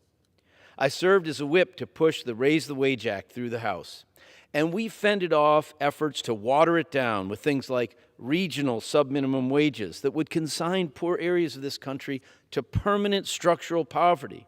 And we had to fight hard to keep the one fair wage aspect in the bill, to make sure we end sub-minimum wages for tipped workers, who are mostly women and disproportionately of color. I helped write the PRO Act and was so honored to play a special role in shepherding it through the Education and Labor Committee and the floor of the House. I led a small band of labor stalwarts in opposition to Trump's new NAFTA agreement, which is called the USMCA.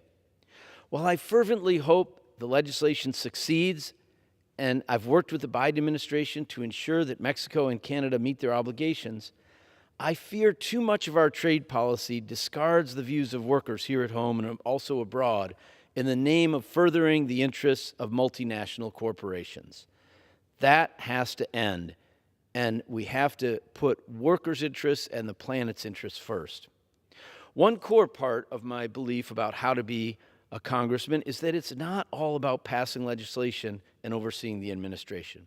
And when it comes to labor issues, I believe you got to get out there and support workers' organizing and bargaining campaigns directly. And we did this many, many times. Let me give you just a few examples. We organized a major solidarity action when the UAW struck General Motors, and I walked the picket line regularly and welcomed many colleagues, including Senator Elizabeth Warren. When the RWDSU helped Amazon workers in Bessemer, Alabama, organize to join the union, I organized a delegation of congresspeople to go down there with me. And I went a second time by myself to join current AFL-CIO President Liz Shuler to encourage the workers to keep fighting after they lost their first election, which was marred by many unfair labor practices by the corporation. I organized almost all of my fellow Harvard alums in the House to support Harvard grad employees when they were campaigning to win a first contract, and that was ultimately successful under pressure from us and many others. More recently, when Senate cafeteria workers who are members of Unite Here Local 23 were fighting for a long overdue just contract, I got arrested with many of them to push the issue. Happily, Mr. Speaker, they won a good contract soon thereafter. Just recently, I participated in campaigns to support railroaders who desperately need paid sick days and the demand for full funding for the National Labor Relations Board so it can fulfill its function to support private sector workers' right to organize and bargain collectively. I can tell you, I'm going to continue not only my own efforts to support workers, but I'm going to continue organizing members of Congress to be involved. There's so much more we can and must do to lift up working families and help them live dignified lives. We did preserve the pensions of millions of American workers. I'm so proud we got that done. And I was proud to fight with my brothers and sisters in the Progressive Caucus to include affordable care, affordable child care, universal preschool for 3- and 4-year-olds, paid sick leave for all, and the child tax credit in the House version of Build Back Better. Congress needs to keep fighting to get these things done. Our team was super active on our second priority as well, protecting our one precious earth. Let's start with clean air, water, and land. I joined the bipartisan PFAS task force right away, and I passed legislation twice to prevent the harmful incineration of PFAS chemicals, especially on military bases. We have so much more work to do on PFAS, that's for sure. It's truly the DDT of our times, and we've got to deal with it. Around Christmas of 2019, green ooze began to leak out onto I-696, the interstate highway through my district in the town of Madison Heights.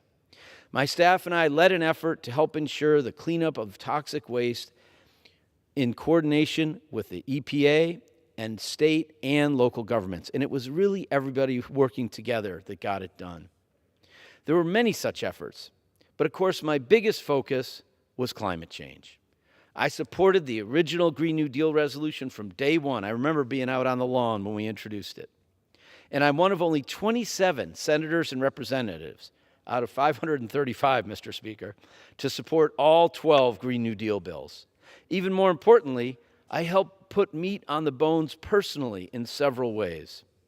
Senator Elizabeth Warren and I authored the Build Green Act to invest $500 billion over 10 years to jumpstart the transition to all-electric public vehicles, mass transit, rail, and help modernize the nation's crumbling infrastructure. Senator Sherrod Brown and I introduced the American Energy Workers Opportunity Act to support fossil fuel and coal workers and their families impacted by the transition we need to make as soon as possible to clean energy. Simply stated, workers who over generations built up wonderful pay and benefit packages if they work on a pipeline or a refinery or a coal mine, it's not their fault that we have to change, and they shouldn't suffer, and that bill would take care of that issue. I introduced the EV Freedom Act with Representative Alexandria Ocasio-Cortez to build a nationwide network of high-speed EV chargers to transform our transportation sector and end our reliance on fossil fuels. And I'm still going right up until my last days in Congress. Today, this very day, I partnered with the chair of the Speaker's Select Committee on the Climate Crisis, Kathy Castor of Tampa, to introduce the Cleaner Buildings Act, my bill, alongside her bill, the Lower Energy Bills Act. These pieces of legislation will ensure we can meet President Biden's goal to reduce energy economy-wide, reduce emissions, and transform our nation's buildings to be energy efficient and climate resilient. You know, Mr. Speaker, people count the amount of emissions, greenhouse gas emissions, in different ways. But if you add up the energy we use to heat and cool and light our buildings, it's 42% of all the energy, of all the emissions in this country, all the electricity and natural gas and so forth. So we really have to deal with that. These measures are collaborations between my amazing staff and many advocacy groups fighting for environmental justice and to save life on Earth as we know it in a way that actually advances racial and economic justice. In terms of my priorities, the third is peace and human rights for all people everywhere, and we've been equally active in that area as well. First, though, let me say that while I have worked super hard on peace, this is probably Congress's and the Democratic Party's greatest weakness. Our business is largely unfinished on these. For example, authorizations for use of military force, or AUMF. The Constitution says this body, the Congress, the Article 1 body, is responsible for deciding when to send our young people into harm's way. And then the President is the Commander-in-Chief. We have fallen down in this duty, and we're still falling down. We're relying on decades-old authorizations for use of military force. We ought to have the guts to end every one of them and work with the administration when we need a new one to put it into place. And every time we do it, it should have a sunset so that we force ourselves to make the hard decisions about war and peace. Secondly, nuclear nonproliferation. I don't need to talk long about this. Almost nothing's happening. We're down to having one agreement with Russia left. We're really nowhere with China. We have an increasing number of nuclear states.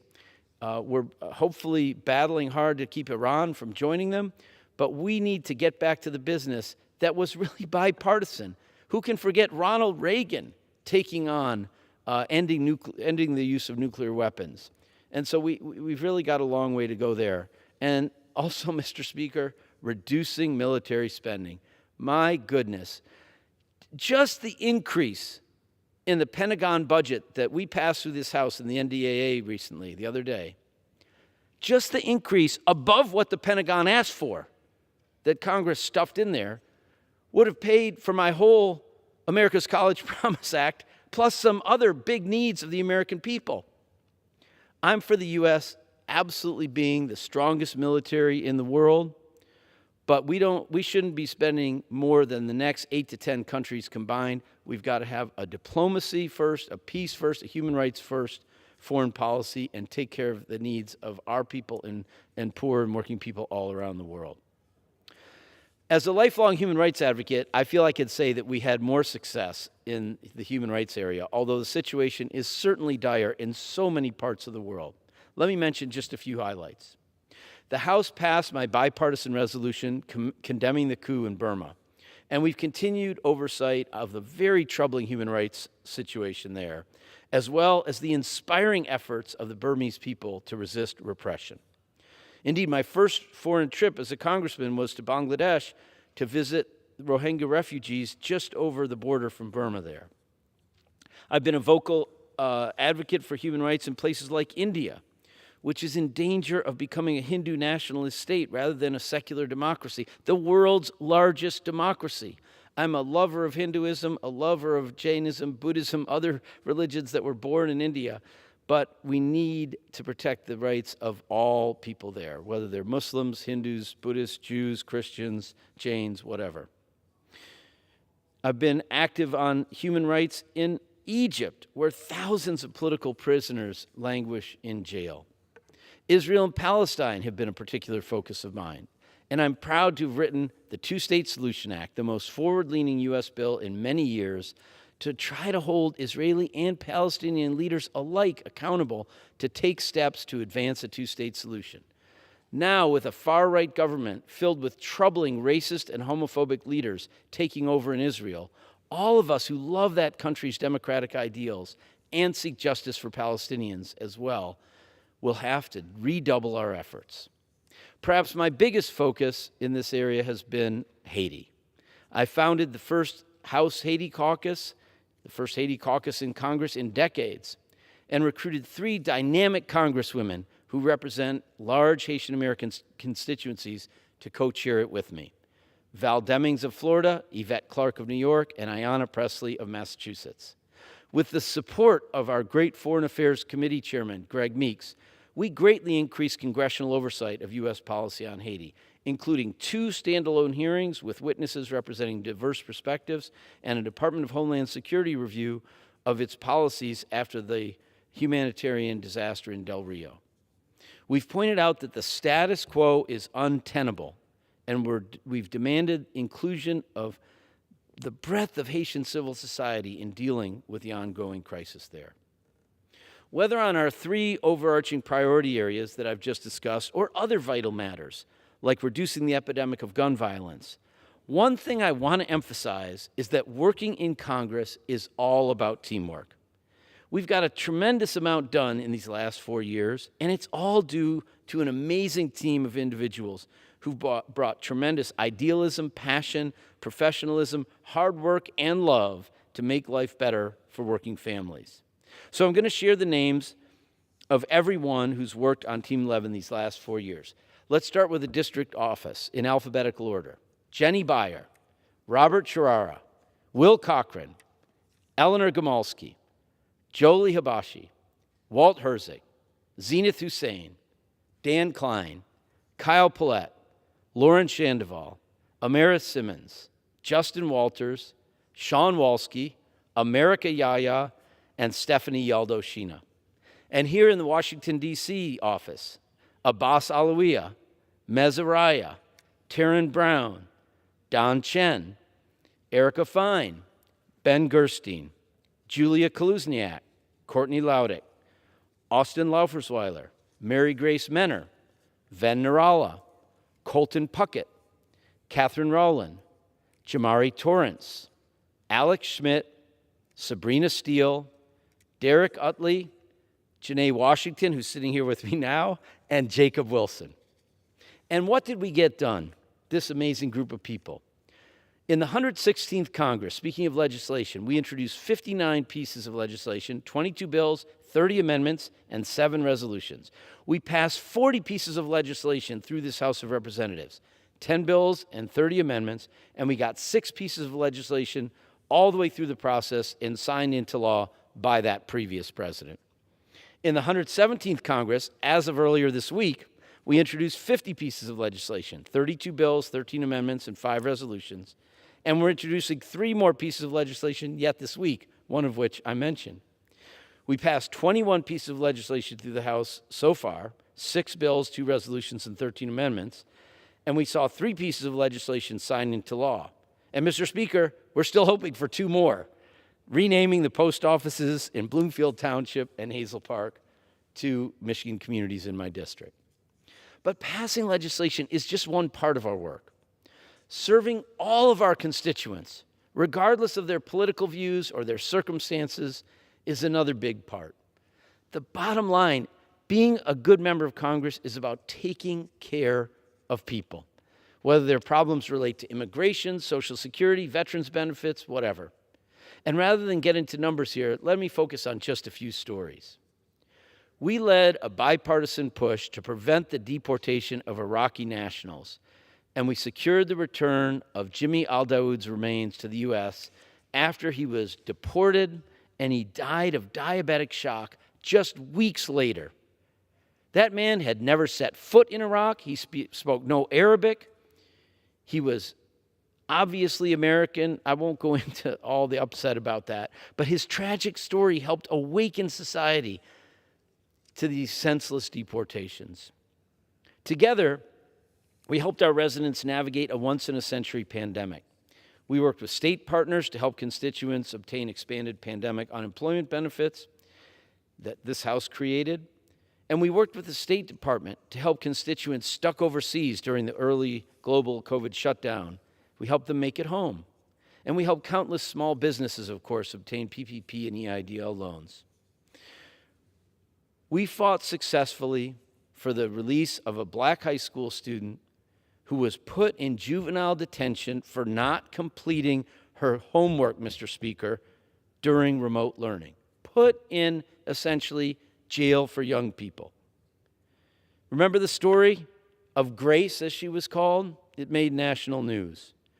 And the fact that it happened speaks to structural racism in the educational and criminal justice systems, and the need to fight it both case by case, like we did with Grace, and systemically to end it as a feature of our country. We helped a Royal Oak couple overcome incredible odds to be able to complete their fertility treatment overseas during the height of the pandemic. Just last month, my wife Mary and I visited with this wonderful couple and the son who was born as a result of these efforts, who is today a healthy toddler. And what to say about the case of Danny Fenster, a journalist who attended the same high school as me, who was held as a political prisoner for 5.5 months in the horrible, insane prison in Burma. His incredibly tenacious family and I were in constant contact, and I spoke to ambassadors across the globe working to bring him home.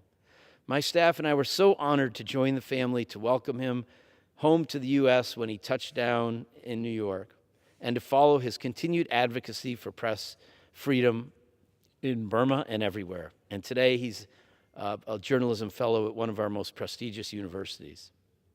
One of the things I think is most important for an effective congressional operation is breaking down barriers and creating great collaboration between the DC and district offices. It's not that easy. And let me share a few stories that illustrate why I think this is so important. In a virtual outreach event with sexual assault survivors and advocates, we met Carmen Wargel of Royal Oak and heard about significant problems for survivors seeking to prosecute those who abuse them. Because of that activity in the district, we authored an amendment that passed the House in the Violence Against Women Act to promote better outcomes and care through vertical integration in prosecution of sexual assault. Okay, let me put this straight. I had never heard of vertical integration in prosecution. I'm a lawyer. I know what vertical integration is in business. I'd never heard of it. When we put together what had happened to this person, I think she had 5 different prosecutors on her case, one after the other. It was because of our discussions with constituents in the district that we wrote legislation that passed the House. Another big deal for us was introducing a resolution recognizing Abortion Provider Appreciation Day. It was the first time this had ever been done in congressional history. But we didn't just do this in D.C. It was inspired by abortion care providers at home in the district, and we marked it with an event at the Northland Family Planning Clinic with Renee and Laura Chelian in Sterling Heights, Michigan. Certainly, our community project funding projects are another great example of D.C. district collaboration. We worked with community leaders to put forward projects for federal funding in line with our shared priorities. Nearly $28 million when you combine fiscal years 2022 and 2023. In March of this year, 2022, all 10 of our projects for the fiscal year were signed into law by President Joe Biden. To give just a few examples of this, we're providing 3.5 million gallons of additional storage at the Chapaton Retention Basin to reduce combined sewage overflows, alleviate residential basement flooding during heavy rain events, and improve the water quality of Lake St. Clair, which serves as a source of drinking water for much of southeast Michigan. We're creating a community space to serve as a heating and cooling center for residents of Hazel Park and neighboring Ferndale, as a gallery for local artists, and a location for job fairs and educational seminars.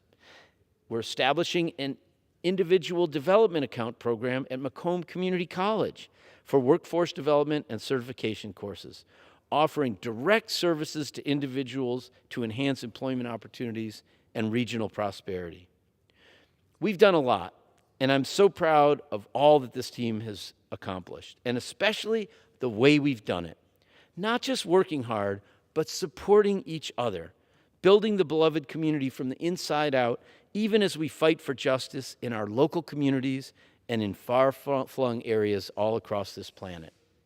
So I suppose there's no better place to conclude than one of our signal achievements, passing a resolution to allow the staff of this very House of Representatives to organize unions and bargain collectively. Amazingly, Congress passed legislation in 1995 to apply federal employment regulations, including collective bargaining, to Capitol Hill. But when they implemented the legislation in 1996, the next year, they included the Capitol Police and the Library of Congress and the architect of the Capitol and so forth, but they left out the people who work with us most directly, our own staff in the district offices, in our DC offices, and on our committees. That was 26 years ago, and that wrong was never corrected until this year, when House employees came to introduce a resolution to extend these basic rights of democracy to themselves, to our staff. And together, we passed it through this House of Representatives. I was so moved when my own staff were the very first to organize a union with the Congressional Workers Union, and now they're the very first to bargain a contract. Mr. Speaker, already 14 offices have voted to unionize with CWU, so the precedent is set, and I believe more offices will organize and more contracts will be bargained in the 118th Congress. That's why I came to Congress, to expand human rights, to expand the voice and power of workers and justice for their families, whether they're in the halls of Congress or on farms or in factories or offices across this land and beyond our shores. I don't believe in the great person theory of history, Mr. Speaker. This has never been about me as a person or a leader. It's about building a team that wants to fight for justice. It's about partnering with activists doing the same. It's about learning from each other, falling down, and getting up to fight on another day. I'm so grateful to the people of Michigan's 9th District for giving me the opportunity to serve you in this way. I've learned so much from you in our union halls, our veterans lodges, our school buildings, and our workplaces. As I leave Congress, I believe just as strongly as I did when I started helping workers organize unions with SEIU in 1983, that it is for the working people to set the direction of this country. That is our hope to tackle climate change. That is our hope, to create a world of racial and economic justice. Onward we go. Thank you. And now I would like to yield the floor to really one of my amazing colleagues, Representative Carolyn Maloney from New York, the chairwoman of the House Committee on Oversight and Reform, and a fearless champion for New Yorkers and Americans from all over this country. Representative Maloney, the floor is yours.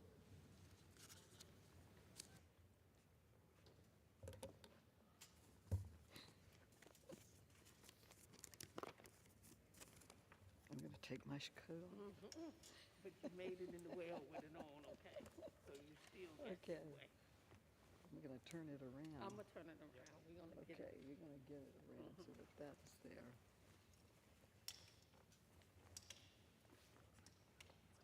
Think you got it. There you go.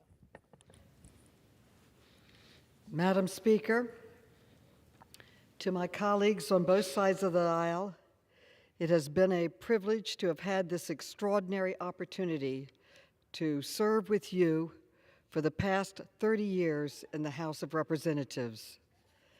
And a special thank you to our tremendous Democratic House leadership. Thank you, Majority Leader Steny Hoyer, for being a great strategist, mentor, and friend. And Majority Whip Jim Clyburn, for what you've taught me and all that you've done for this great nation. Thank you to Speaker Nancy Pelosi, a trailblazer who was the first female Speaker of the House in history and is rightfully being called the most effective Speaker in modern times.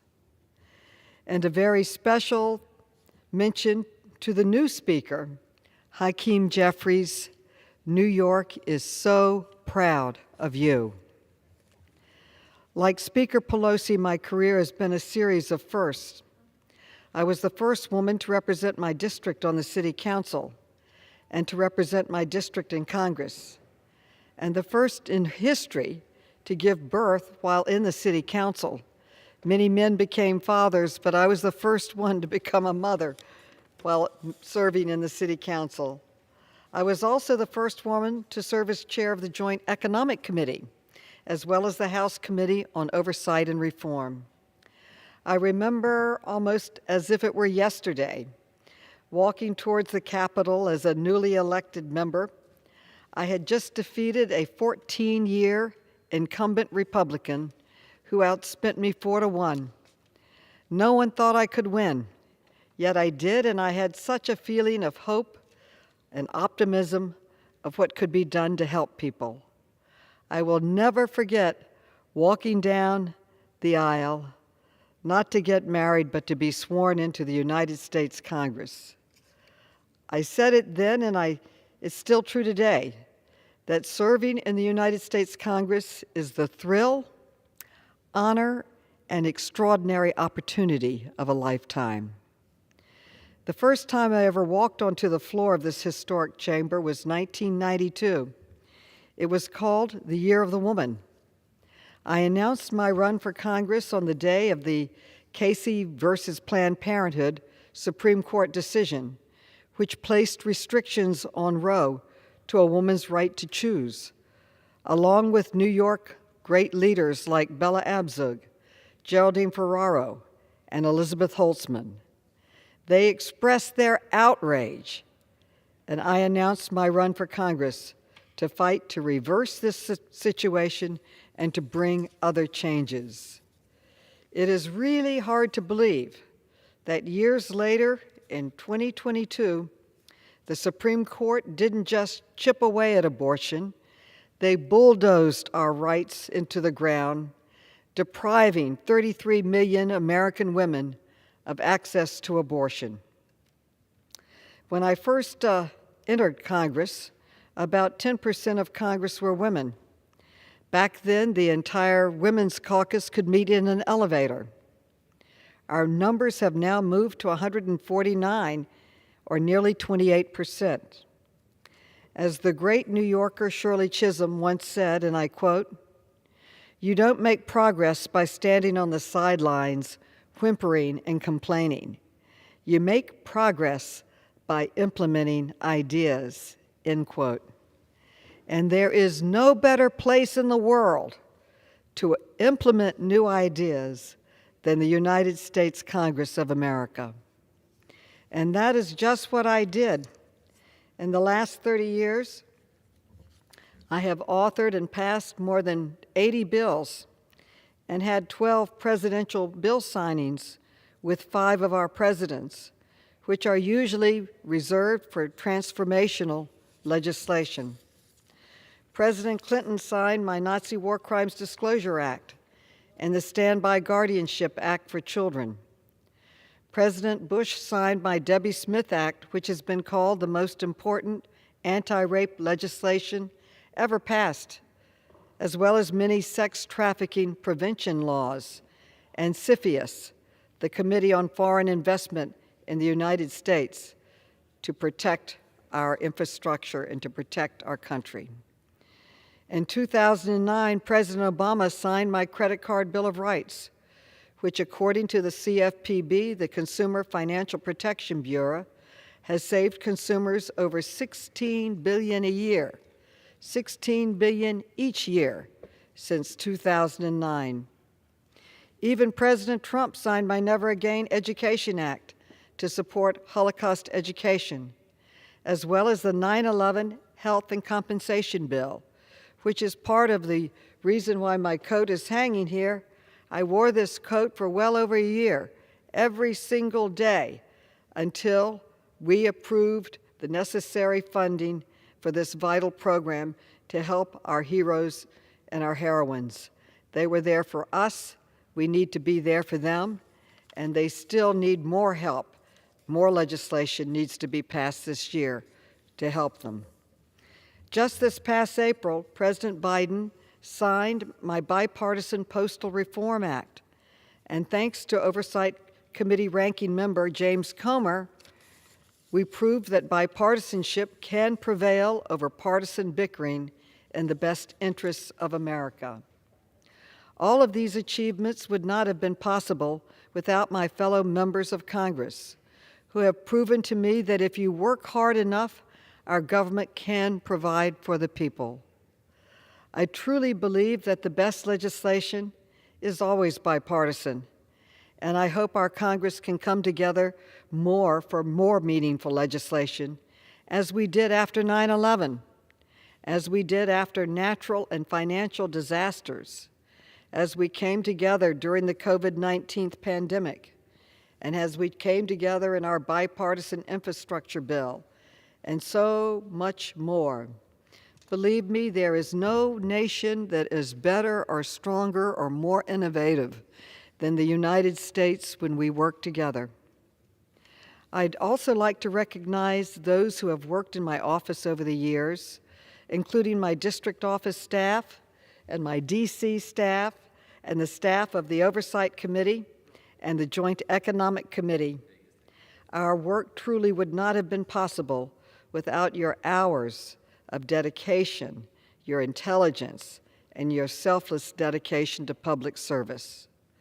To each and every one of my friends and constituents, thank you for your continued support and inspiration. It has been the honor of my life to represent the people of New York's 12th Congressional District. I also want to thank my wonderful family, my 2 amazing daughters, Christina and Virginia, my son-in-law Peter and baby Leland. You are the joy and meaning of my life. And thank you to the love of my life, Cliff Maloney, who is with me in spirit and whose support always meant the world to me. As I speak today, I am thinking of the important work that lies ahead.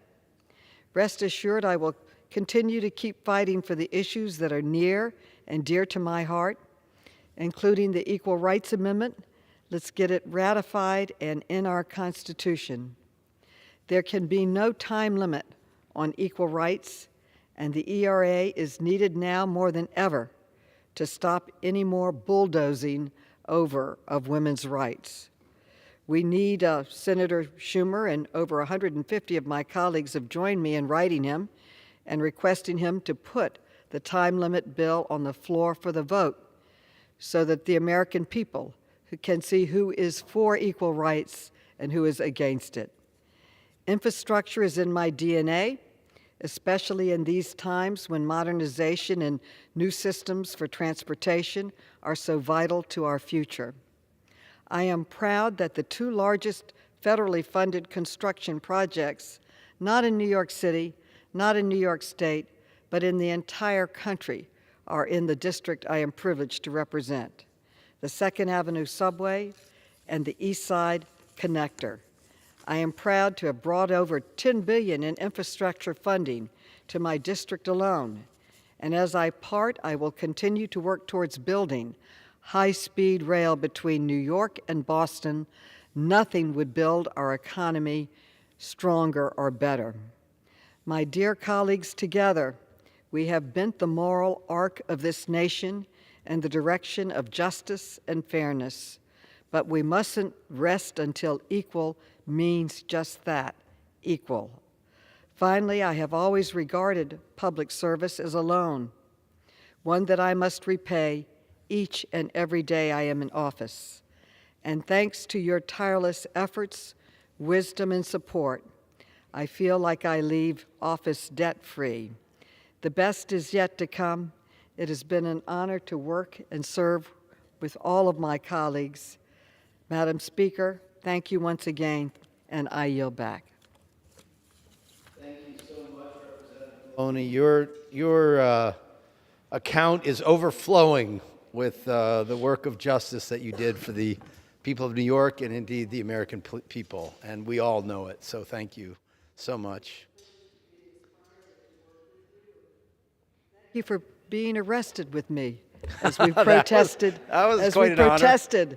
For the rights of women to make decisions about their own bodies. I would say there is no democracy if you cannot make your own health care decisions. That sounds right to me. It was an honor to work with you. I will miss you, all of my colleagues. Thank you, and I yield back. Thank you. It was a big honor to be arrested with you. And Mr. Speaker, in closing, I want to thank my wife, Mary Freeman, my kids, Kobe, Saul, Ben, and Molly. And it's been a real honor to serve in this body, and I promise to keep the fire under y'all's feet to do the work of justice. I yield back. Thank you. Under the Speaker's announced policy of January 4th, 2021, the gentleman from Arizona, Mr. Schweikart, is recognized for 60 minutes as the designee of the Minority Leader. Thank you, Mr. Speaker Pro Tem. The joys of having a really simple last name for a guy in office. We're going to continue sort of a theme that we've been working on, and it's fairly simple, and yet the solutions are really complex. First is trying to get a reality on what's going on with the math. And if I'm a broken record, I absolutely am, but we're going to walk through this again. And I really appreciate from doing this a week ago, we did actually a whole bunch of sort of technology disruptions that would crash the price of healthcare, that would clean the environment, that would make bureaucracy much smaller, make us much more productive and wealthy as a society, help the poor, help the working middle class. And it's fascinating. Sometimes you go and we all make the mistake of reading the responses, trying to understand, saying, are we getting the message through? And the number of our brothers and sisters out there that are kind enough to comment, kind enough to help us, but also kind enough to say, hey, I didn't understand this. I don't understand what this number really means. So we're going to delve into a couple of those because the crisis is here. And it's not Democrat or Republican. I'm going to argue it's much more difficult. It's demographics. Yeah, there's a whole bunch of mess that I believe our Republican majority next year is going to have to clean up. And God willing, we will have the fortitude to do it. But the fact of the matter is, over the next 30 years, there's some really ugly numbers, and it has to do with the fact we got old as a society. Our baby boomers are retiring, and almost no one's comfortable telling the truth. So we're going to rapidly go through a number of these. And look, this is a board I show over and over just to try to help people get their head around it. See this red here? We're not going to even talk about 1965. We're going to go back and just stick with 2022. So functionally, the last year's budget cycle. Remember, we're running on continuing resolutions, so there's all sorts of other budgetary malfeasance going on around here. But here's where we're at. You see this red here? That's for last year's budget cycle. 71% of all the spending, and it's on autopilot. Because this is, hey, I turned 65. I get a health benefit. I work so many quarters, and I turn 65 or 70, wherever you choose, you get Medicare or Social Security, or you served in the military. Got to understand, the vast majority of your government is on autopilot. This blue here, that's defense. 13% of the 22 budget was defense. The other 16% was what we call non-defense discretionary. That's the EPA, that's the FBI, that's the Park Service, that's everything you actually think of as government is functionally only 16% of the spending. So there's a number of us who keep looking at different ideas and different numbers. And we keep trying to say, okay, what would happen if we actually took all the outlays and rolled them back to 2019, before the pandemic? But some of the math, and forgive me, but we were like working on this as we're walking over here to the floor. You got a math problem. First off, the discretionary is shrunk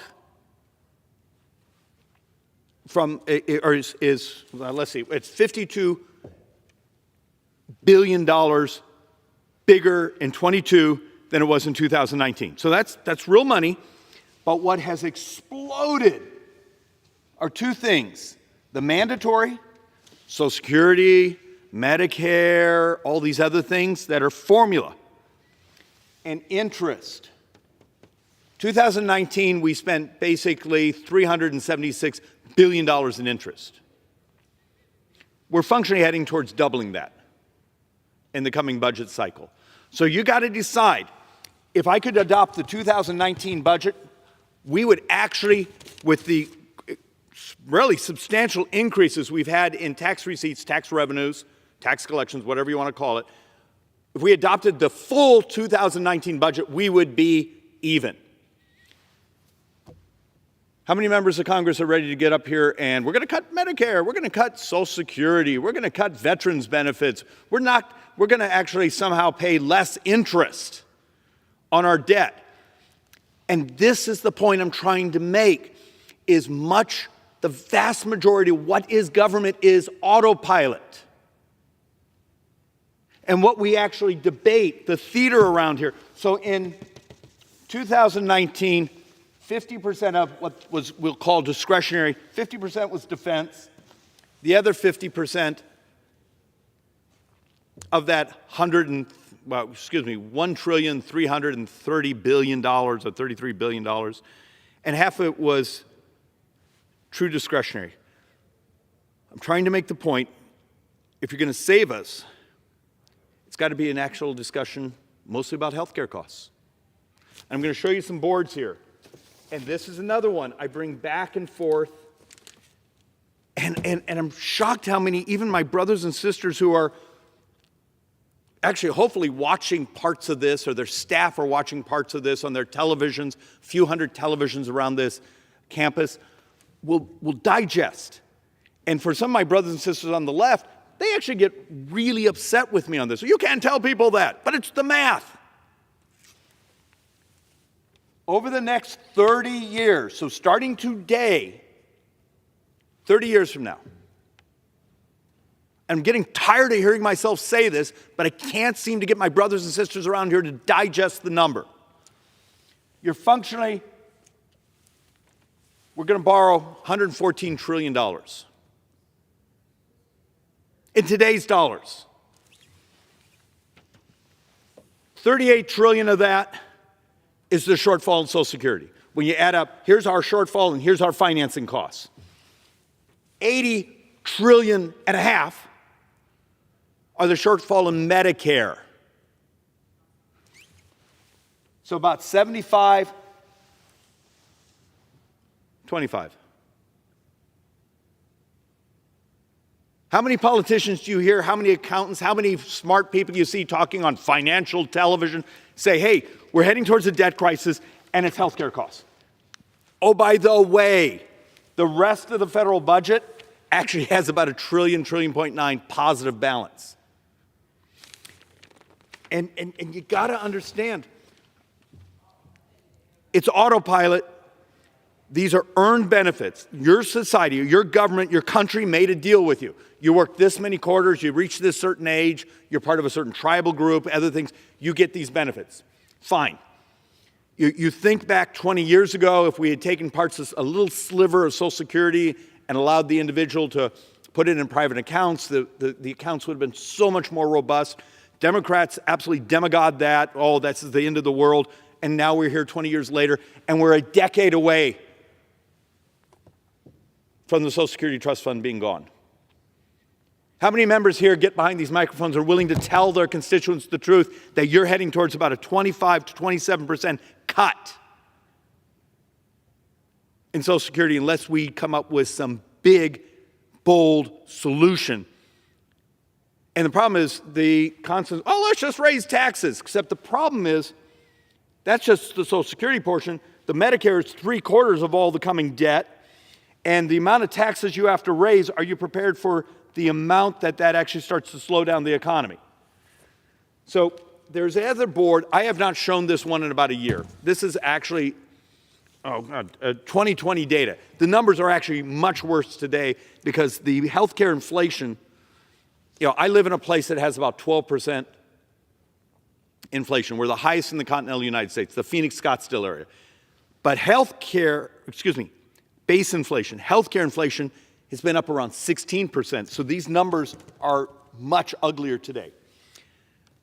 And this is really uncomfortable, and this makes people upset, but it is the math.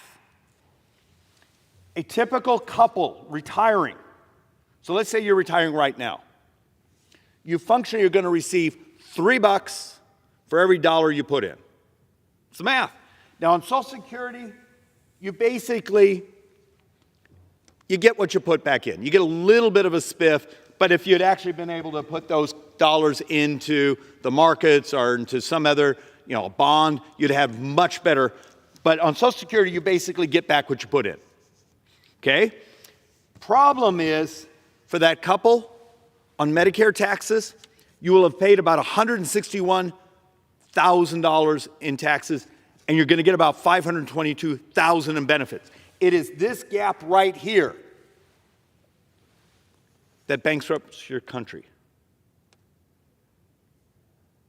It's healthcare costs.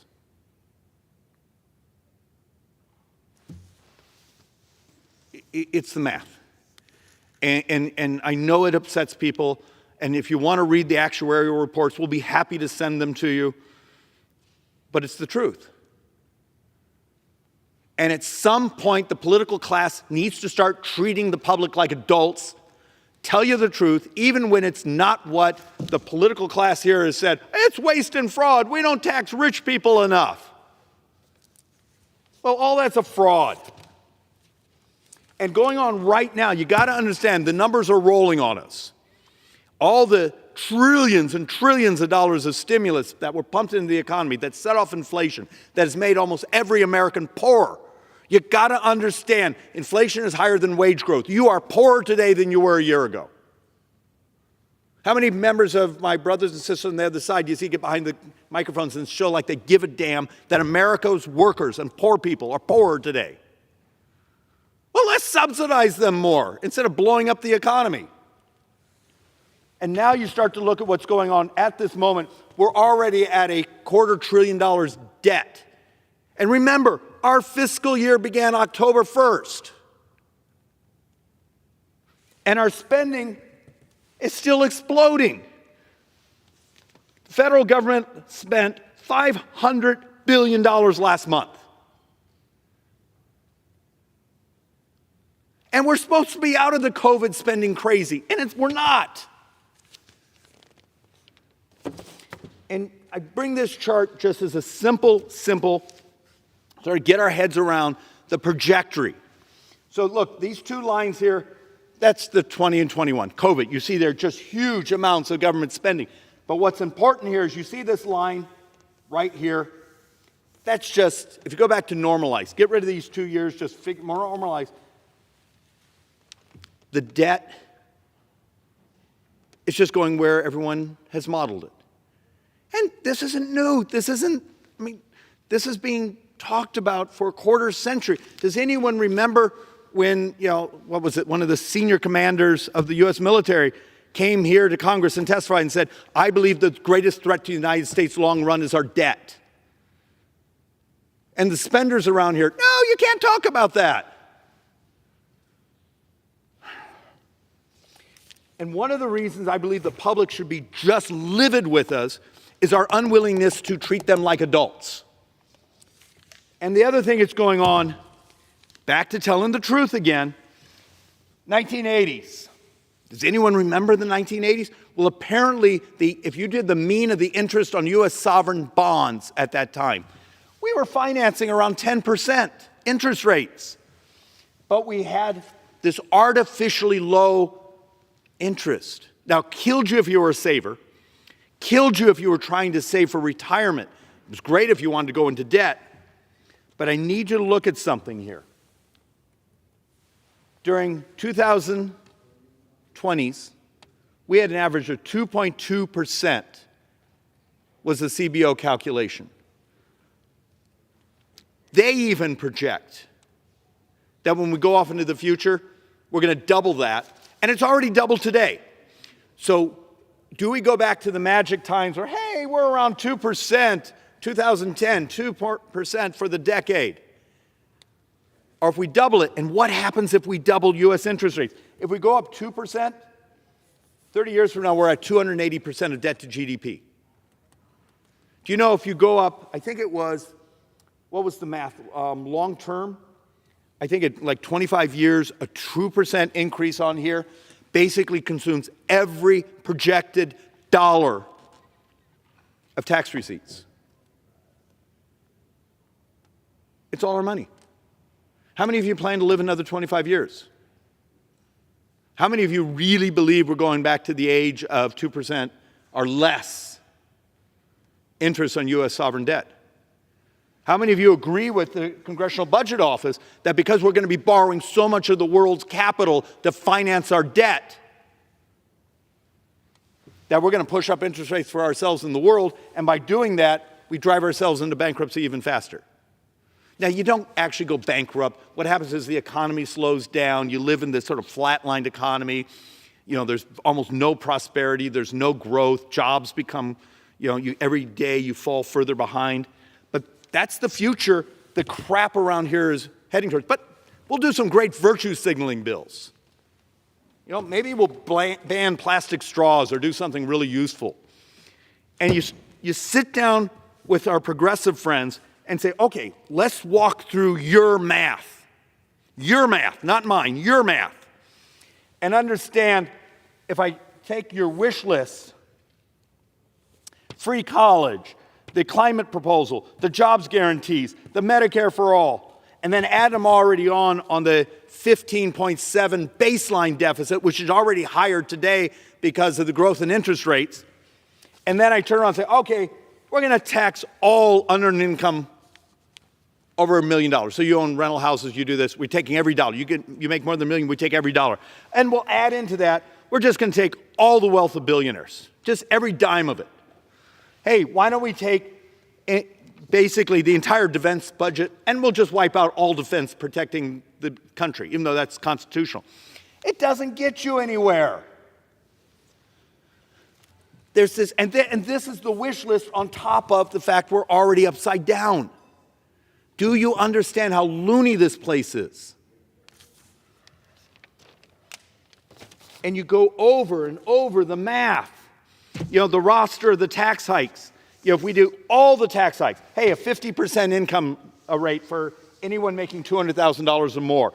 You start to say, we're going to eliminate all deductions. We're going to take payroll cap, so your FICA tax, and we're unlimiting it. So it just goes through the ceiling. Hey, you make $1 million, you pay 15.3% on that. It's Social Security, Medicare, unemployment. You take all those corporate taxes, put them back up to 35%, all these things, and then live in a fantasy world that you didn't slow the economy down. Do you know you only get 2/3 the way to covering the structural deficit that's already built in? And that's assuming that the fantasy world of, hey, I just taxed the crap out of my country, took all the available investment capital out of the country and consumed it in taxes and government spending, but the economy will still maintain the same GDP growth and there'll never be another recession, another virus. The inability to have adult conversations around here of the proposals are lunacy. They're great politicking. You go home, stand up in front of town hall, tell them these things, you're lying to them, and everyone applauds, oh, I really want free stuff. And then you take the best estimate, and understand this number is probably double last year, the 2021, than it will be in the future years because this has huge amounts of the COVID fraud. Many of us believe the COVID unemployment may be the single biggest fraud maybe in world history. We've seen some underlying reports, it could be a couple $100 billion. But let's pretend that the fraud and waste of 2021 was something we could capture. We can get every damn dollar. That's $662 billion. That's amazing. Now, it's a one-time thing. You get it back. We were able to collect every dollar, stop all the waste and fraud. Great. Except we're heading towards $2 trillion deficits at the end of the decade. So we took care of about a quarter of it. Now, we need to work our heinies off to get every dollar of waste and fraud out of the system. We need to stop designing insane systems where we hand out money and we're going to figure out if you should have gotten it a year, 2 years, 3 years later. But we got to stop the fantasy that there are simple solutions. Last week I stood here and I showed the board saying, do you know if we got rid of every single dollar of foreign aid, the $38 billion of foreign aid, it paid for about 11 days of borrowing, not spending, borrowing.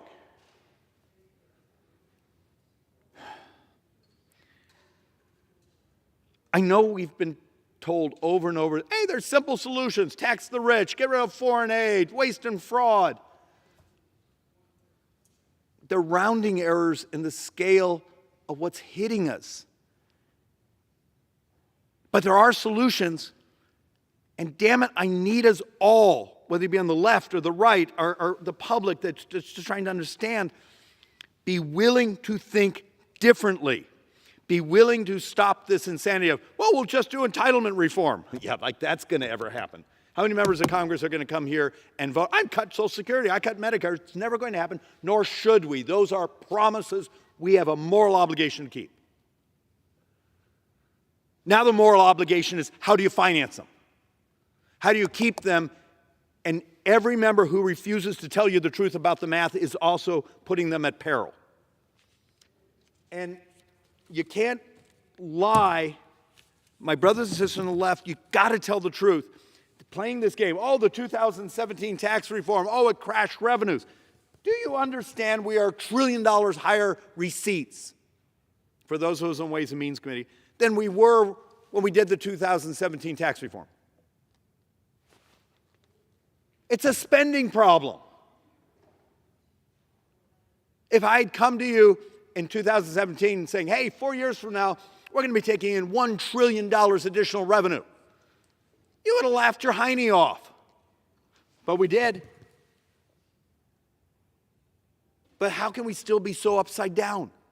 How can, in this year, when we're still not doing the crazy level of COVID spending, we're still $250 billion, and we're only, into our second, third month of this fiscal year? So I beg of us, you look at charts like this and you understand it really is a spending. It's a structural spending problem. And as I was just showing you, the really uncomfortable slide, over the next 30 years, It's Medicare and Social Security. It is what it is. And you look at the projections, and this slide is incredibly important for all my junior economists out there. We have times since the 1960s till today, we've had very high marginal tax rates. We've had low marginal tax rates. And guess what? We always seem to come in with high tax rates, low tax rates, good economy, poor economy. We always seem to ultimately come in right about 19% of the size of the economy in revenues, in receipts, in taxes. I need you to think about that. So if I want more revenue, I need an economy that grows the size of the nation, the wealth of this nation, the prosperity. The poor get less poor. The working middle class get rewarded for their work. Do policies that grow. And the benefit of that is that's how you get more tax receipts. Because you got to look here. Understand that our spending is heading towards 30% of the entire size of the economy. I know these are geeky numbers, but those are stunning numbers. And yet the number of times, and I showed you before all the projections, well, we'll just raise taxes. And then you look at our history, when we've done that, the growth, the size of the economy have flatlined, or they shrank. And so the total dollars in aren't what you prayed for. So look, I want to do a little bit of hope. And I also want to talk about a couple opportunities. And when we get back, I don't know when we come back to basically do this horrible omnibus and all these things, whether we'll get some floor time to go into more depth. But I do need to ask a question. Mr. Speaker Pro Tem, can you share with me my time? 36 minutes remaining. All right, I'm going to finish this up in 6 minutes, and then I'm going to yield back to you. I need us all to come back and think creatively. Okay, if I came to my brothers and sisters here who are elected, our staff, who are all freaky smart, a lot of them institutionalized, but they're smart. The public, who if they knew the underlying numbers, their creativity could break us through on the crap we're doing. If I came to you tomorrow and said, I need ideas that crash the price of healthcare, that for the 5% of our brothers and sisters who have chronic conditions, multiple chronic conditions, that are well over 50% of our healthcare spending, what do we do to make them less sick? Maybe even cure them.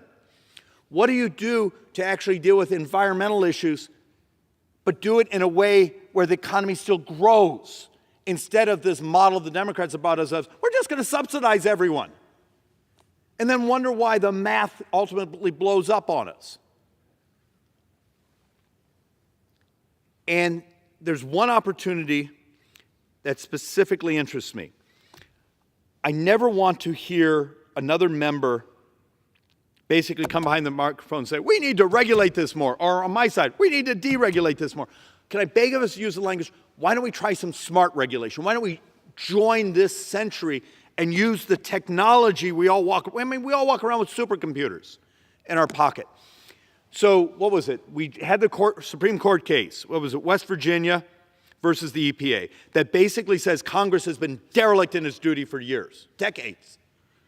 Hey, EPA, wink, wink, nod, nod, we want you to do this, but we're not willing to tell our voters what we're willing to do because we're getting lobbied over here. So we're just going to hand over all of our congressional authority, our constitutional authority, to a bureaucracy. Supreme Court said we got to stop doing that. And we do it with the EPA, we do it with securities regulations, we do it with everything. Guess what it means is we are going to have to start acting like adults here in this body and actually start reading our bills, working on the details, coming up with rational ways to make society safe, healthy, but prosperous. And I'm going to argue, and I have a little video out there, if someone wants to go look at it. It's Schweikert Environmental Crowdsourcing, YouTube. And it's just a simple concept of, there's things you can attach to this that actually would calculate air quality. PM10 or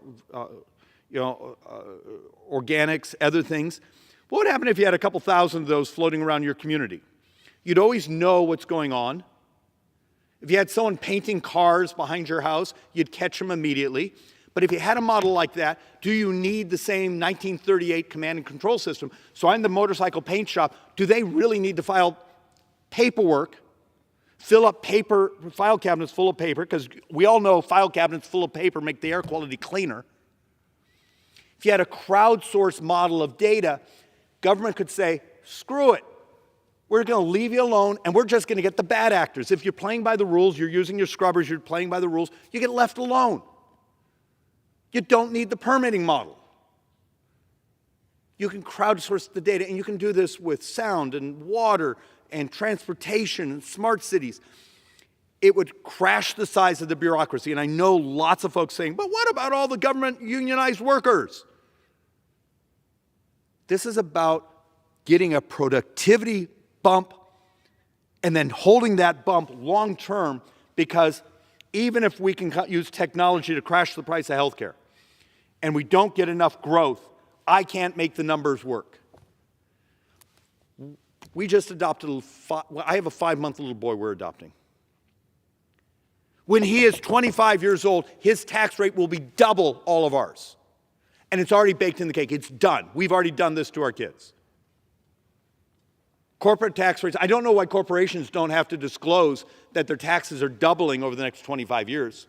We make them disclose things about, potential environmental impairments. Why don't they have to disclose the fact that we're going to be doubling their taxes? And it's baked into the cake, because to hold baseline services that we have promised with our population getting older, everyone's taxes is about to be doubled over the next 25 years. Unless, of course, you use technology to crash the price and dramatically increase the productivity. So there's other, I want to just do, this one is a little, borders on silly, but it's making a point. So the left is absolutely fixated on methane. Okay, methane is a huge greenhouse gas. Okay, we'll give them that. Now, a couple years ago, we had to recalculate its half-life. It's down to, 8-9 years. For those of us who actually geek out on this stuff. And, we need to start shutting down use of hydrocarbons. We need to start calculating the methane load for any barrel of oil or any BTU of gas. And then there's articles out there saying, there's actually a really cheap solution. And I'm going to be a little silly. I believe it's copper oxidized clay. It's kitty litter. Do you know you can take a well or some other methane production source and it absorbs like a sponge, and it's dirt cheap. You know why? Because it's dirt.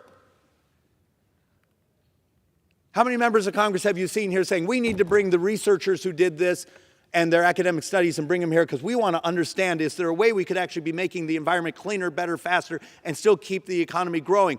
No. They're hell-bent on shutting down the use of hydrocarbons, even though there are solutions.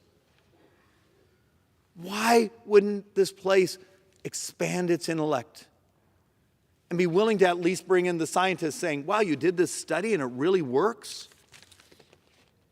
Last week, and I got a little crap for this, and I just want to make the point again. We calculate over $500 billion a year in spending for people who don't take their pharmaceuticals properly. Now, I agree. Being someone with hypertension, I'm working really hard to work out and eat better and see if I can bend it and never have to take a calcium inhibitor or even a statin or those things, which that's cholesterol. But we know for a fact that if a population were to take their prescriptions, and some of this is true for diabetes and everything else, it's 16% of all healthcare spending. Now, what if you could get half that? Because right now we estimate the number is probably about $520, $530 billion a year in healthcare costs because grandma didn't take her pill, or someone stroked out, or those sorts of things, where a pill that's pennies. So a pill bottle cap that beeps at you in the morning that costs 99 cents and reminds you to take it, has hundreds of billions of dollars of potential impact. Is that difficult? Well, apparently around here, that idea is difficult. The lack of science, the lack of math, the lack of basic creativity. And then there's my holy grail.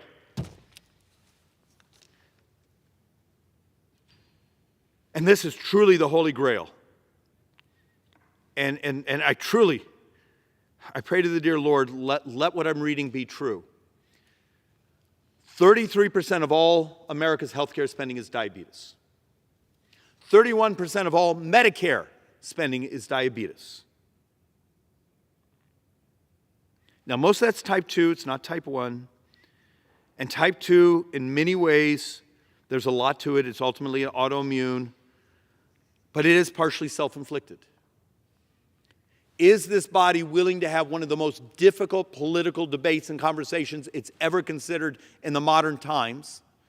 Are we willing to change the Farm Bill? Are we willing to change the incentives, what we incentivize our brothers and sisters to eat? Are we willing to incentivize our brothers and sisters to be healthy?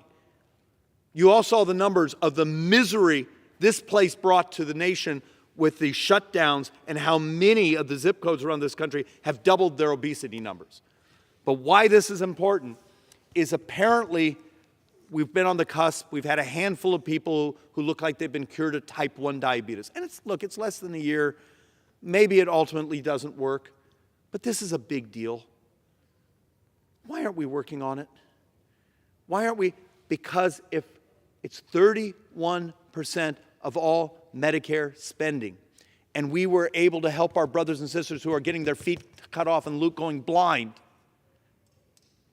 wouldn't that be the compassionate thing? Wouldn't that be the moral thing? Instead of this damn conversation we have here, well, let's build more clinics so people can manage their misery. I beg of you, if we're on the edge of a cure for, you saw last week, it finally got approved, hemophilia. We got a single shot cure. Really expensive, work out the financing. Cystic fibrosis, we may be on the cusp. Sickle cell anemia. Why doesn't this place seem to give a damn about people's misery and suffering? Oh, by the way, they're part of the 5%, that's the 50% that's also really good economics. I ask anyone that's watching this, think differently. Curing our brothers and sisters, fixating on economic growth, crashing the price of technology by legalizing technology is the only path I can come up with that saves us from the debt crushing. And the fact of the matter is, if you actually look at the models, it means the next couple decades could be really prosperous. I just need this place to act very, very differently. And with that, Mr. Speaker Pro Tem, I yield back. The gentleman yields back. The chair lays before the House an enrolled bill. Senate 314, an act to repeal the Klamath Tribe Judgment Fund Act. Under the Speaker's announced policy of January 4th, 2021, the gentleman from Texas, Mr. Gohmert, is recognized for the remainder of the hour as the designee of the minority leader. And how much time is that, Mr. Speaker? The gentleman has 25 minutes remaining. Thank you. There was a quote from John Adams as a follow-up to what my friend from Arizona, Mr. Schweikert, was saying. He had great exchanges with his friend, then his enemy, and then his friend again for the rest of their lives, Thomas Jefferson. And John Adams said there are two ways to conquer and enslave a country. One is by the sword, the other is by debt. And I appreciate my friend yielding.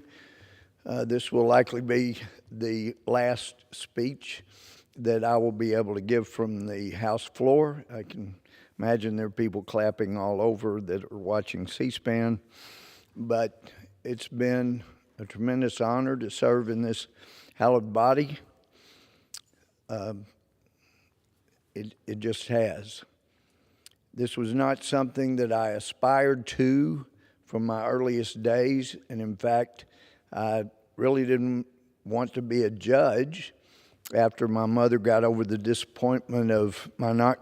my choosing not to apply to med school. And then she got used to the idea of having an attorney. She ended up, through the 80s, she knew she had a brain tumor that was going to ultimately take her life. They had done what they could at Mayo Clinic and surgery. They could do no more. But she was brilliant. She put herself through Baylor in about 2.5 years while she was working full-time, most of that in the registrar's office. But my brilliant mom taught school as 8th grade English teacher for so many years and taught Sunday school for most of her years. But she would say, Louis, you know, you'd make a great judge. And go, Mother, I don't want to be a judge. There's some lawyers I'd hate to sit there and listen to all day. And besides, I make more money than a judge does. I don't got no interest.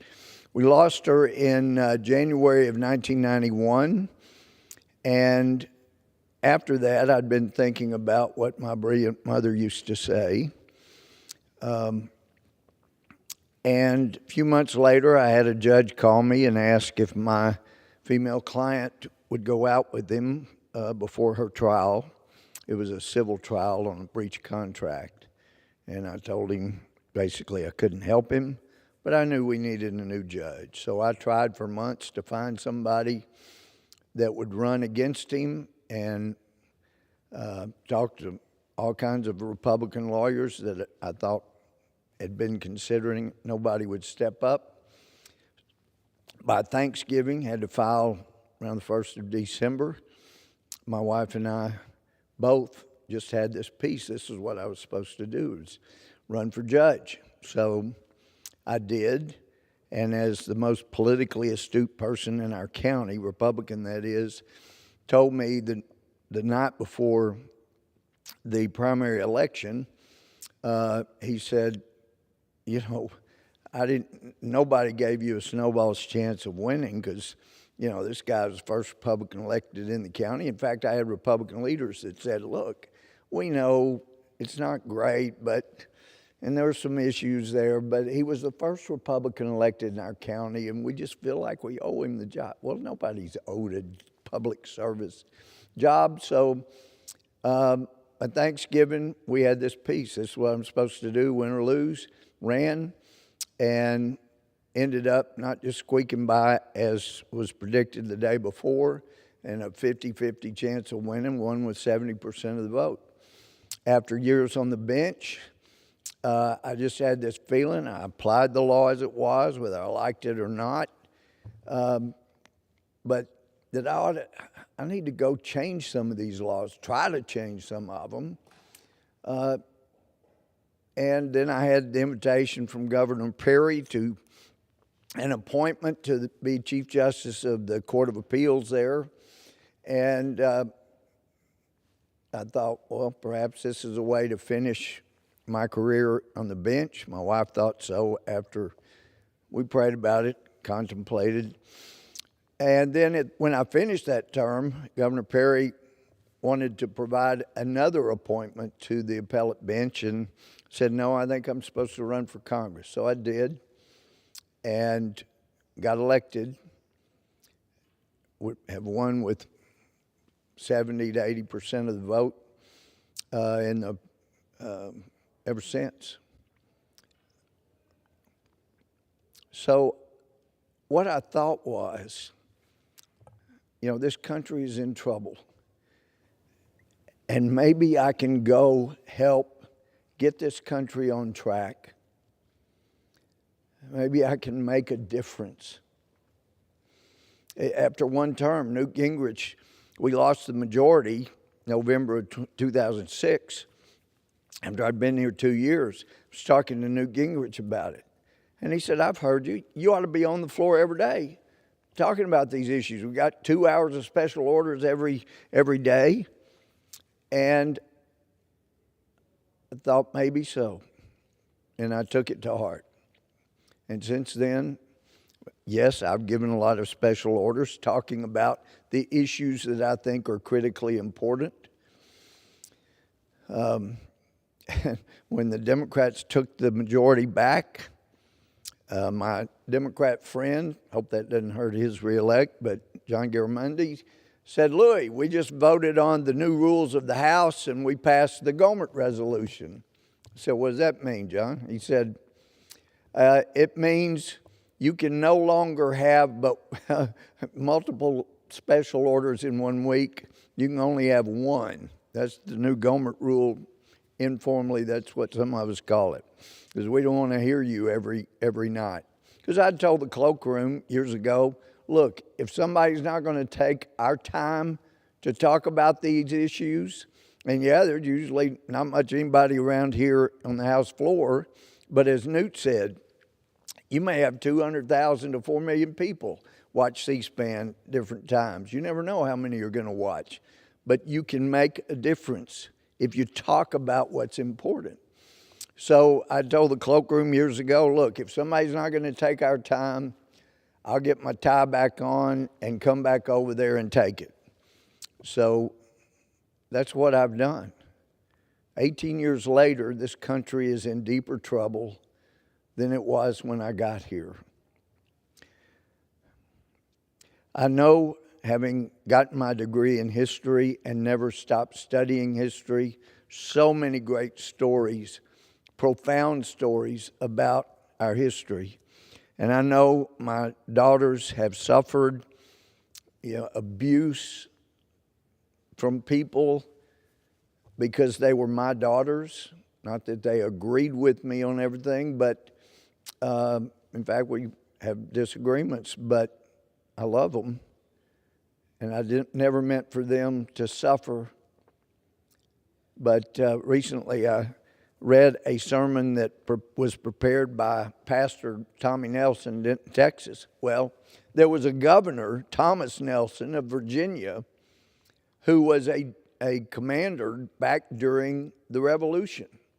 1781, Yorktown is surrounded. General Lafayette comes over and says,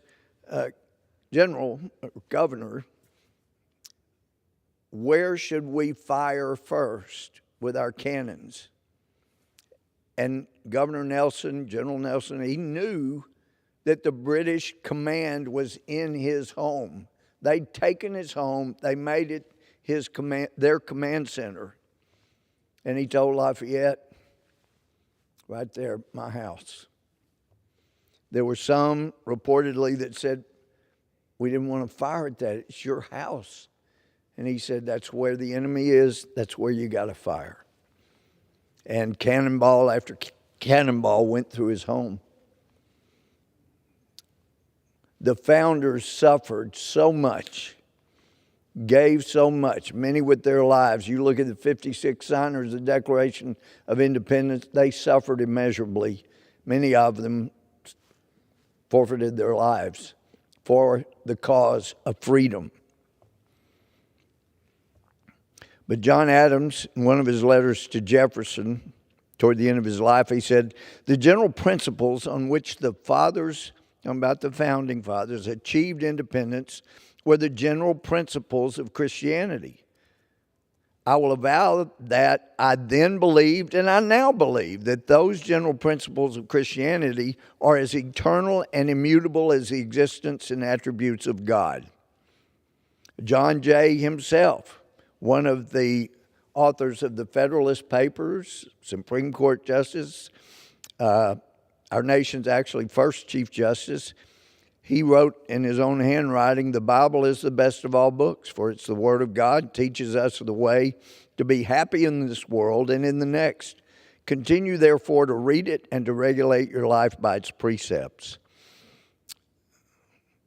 Back to John Adams, he said, the jaws of power are always open to devour, and her arm is always stretched out, if possible, to destroy the freedom of thinking, speaking, and writing. Boy, he was so astute and wise. He said, democracy will soon degenerate into anarchy, such anarchy that every man will do what is right in his own eyes, and no man's life or property or reputation or liberty will be secure. was so true. He saw what happens even in the few democracies or republics that have ever existed. I think ours is not just a republic, but a form of democratic republic where we elect our representatives instead of like ancient Greece, Athens, where they actually had everybody participate in the big decisions. So I do have a heavy heart. I see what's going on. We had a hearing today on regarding mass shootings, witnesses, Sandy Hook, from Uvalde. And they're saying we got to get rid of the guns, like getting rid of spoons would get rid of obesity. The problem is not with our Second Amendment right. It is exactly what John Adams pointed out. He said, we have no government armed with power capable of contending with human passions, unbridled by morality and religion. Avarice, ambition, revenge, or gallantry would break the strongest cords of our Constitution as a whale goes through a net. And then he said, our Constitution was designed for a moral and religious people. It is wholly inadequate for the governing of any others. Our problem is very clear to me. It's not with weapons. It's with the lack of morality. It's exactly what President Adams said over 200 years ago. He saw it. If you're not teaching children that there is absolute right and wrong, there may be gray areas, there are, as every lawyer would tell you, but there are some absolutes that are right or wrong. And as God, those of us who believe the Bible, God made clear that the children of Israel were to teach their children, keep the verses of Scripture around all the time, put them on your doorpost. And I knew that. I'd seen the Scripture, but first time I was at King David Hotel in Jerusalem, I said, what are these little tubes on the door? Well, they were verses of Scripture. They took it literally. You need to have those verses everywhere. Teach your children. And we have not done that.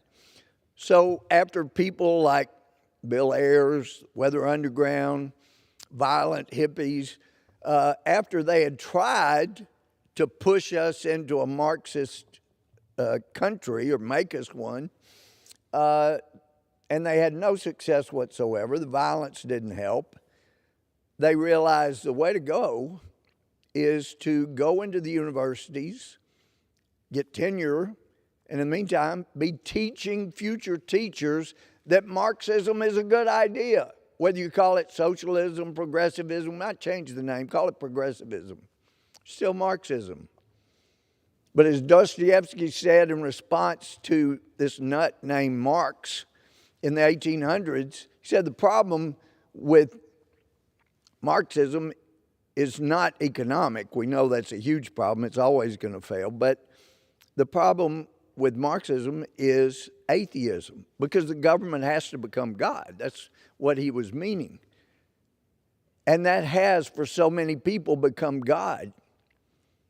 And as I came here thinking, you know, gosh, if we could just get enough members of Congress to stand up for what's right and preserve our freedoms, I ultimately have realized Congress, as upset as people are at Congress, and we rate very poorly in the polls, Congress is a reflection of this country. You don't like what's going on in Congress?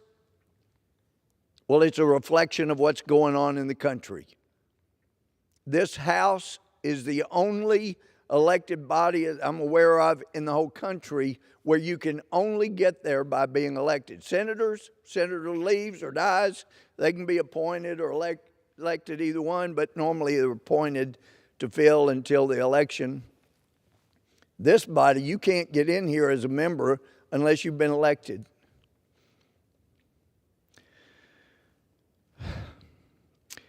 Adam said, cities may be rebuilt and a people reduced to poverty may acquire fresh property, but a constitution of government once changed from freedom can never be restored.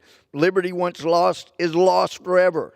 When the people once surrendered their share in the legislature and their right of defending the limitations on government and of resisting every encroachment upon them, they can never regain it.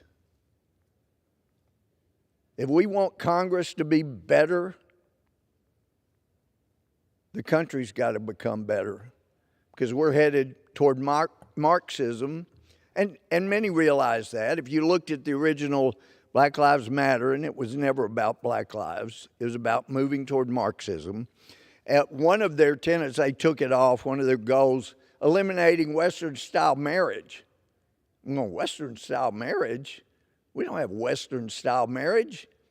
Moses said God told him, a man shall leave his father and mother, a woman leave her home, and the two will become one. That's marriage. And it was for procreation of the nation of Israel and for the people. And civilizations that lasted have based their growth on that societal building block, the family. And then you had Jesus.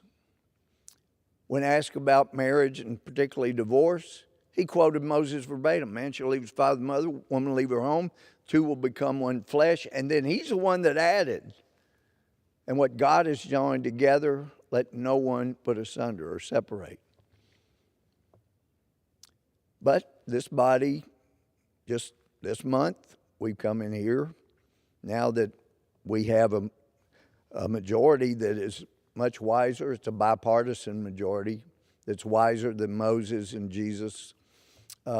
We said, no, we'll tell you what marriage is. And so churches that supported that, they're going to find out. You either become woke or the United States government is going to come destroy your entity. Church, school, that's where it's heading. Perhaps the Supreme Court will protect us. Maybe it won't. But I still hear Justice Scalia. We were having lunch, and he said, you guys have the ultimate power. You can stop anything. You've got the power of the purse. You don't like something, you can kill it. Just cut off all the funding. So don't come running over across the street to us just because you don't have the nerve to do what you think should be done. Come run to us. You didn't do what you got the power to do. And we haven't done that. Easier to hope maybe the Supreme Court will take care of it. Adams also said, remember, democracy never lasts long. It soon wastes, exhausts, and murders itself. There was never a democracy or democratic republic here yet that did not commit suicide. But he says, be not intimidated, nor suffer yourselves to be wheedled out of your liberties by any pretext of politeness, delicacy, or decency. These, as they are often used, are but three different names for hypocrisy, chicanery, and cowardice. And it is, and I mentioned this when I was reading Tommy Nelson's sermon, but Alexis de Tocqueville in the 1830s and 40s, he said, upon my arrival in the United States, the religious aspect of the country was the first thing that struck my attention. And the longer I stayed there, the more I perceived the great political consequences resulting from this new state of things to which I was unaccustomed. He said, in France, I had almost always seen the spirit of religion and the spirit of freedom marching in opposite directions. But in America, I found they were intimately united and that they reigned in common over the country. He talked about our founders. Forget 1619, whatever. He says, he's talking about founders. They brought with them a form of Christianity. Yes, some people push slavery, but Thomas Jefferson, in that original Declaration of Independence, he had one of the grievances was against King George for ever allowing slavery to get started, because he saw the damage it was doing to America and to the people that were involved. But Alexis de Tocqueville said, they brought with them, our founders, a form of Christianity which I cannot better describe than by styling it as a democratic and republican religion. From the earliest settlement of the immigrants, politics and religions contracted an alliance which has never been dissolved until recent history. He didn't live to see what's going on now. And look, you know, some of us get beat up. We do believe a woman has every right and should make all the decisions concerning her body. She does, she should. That's the way it should be. And she has every right to make decisions for that unborn child in her that she's carrying. But if a decision is made to kill that other body, that's normally when government gets involved, because we're supposed to protect the most vulnerable among us.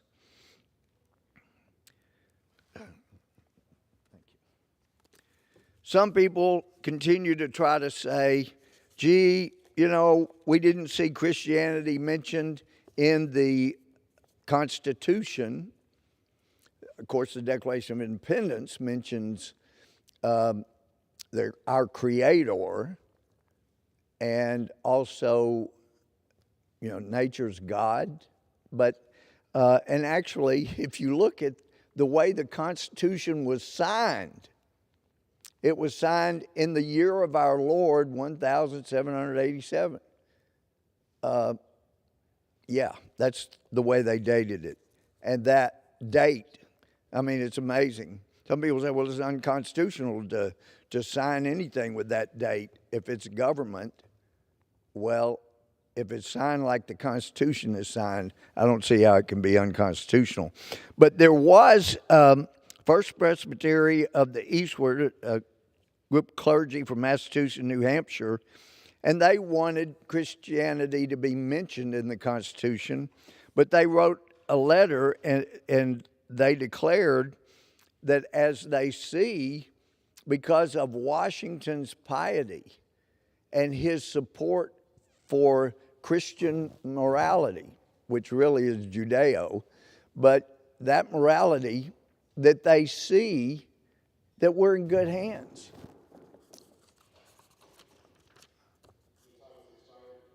Oh, okay. It hadn't been 25 minutes, but I guess it was inaccurate what I was given. So, thank you. You don't always get the truth here, but you did today. Thank you. Under the Speaker's announced policy of January 4th, 2021, the Chair recognizes the gentleman from California, Mr. Sherman, for 30 minutes.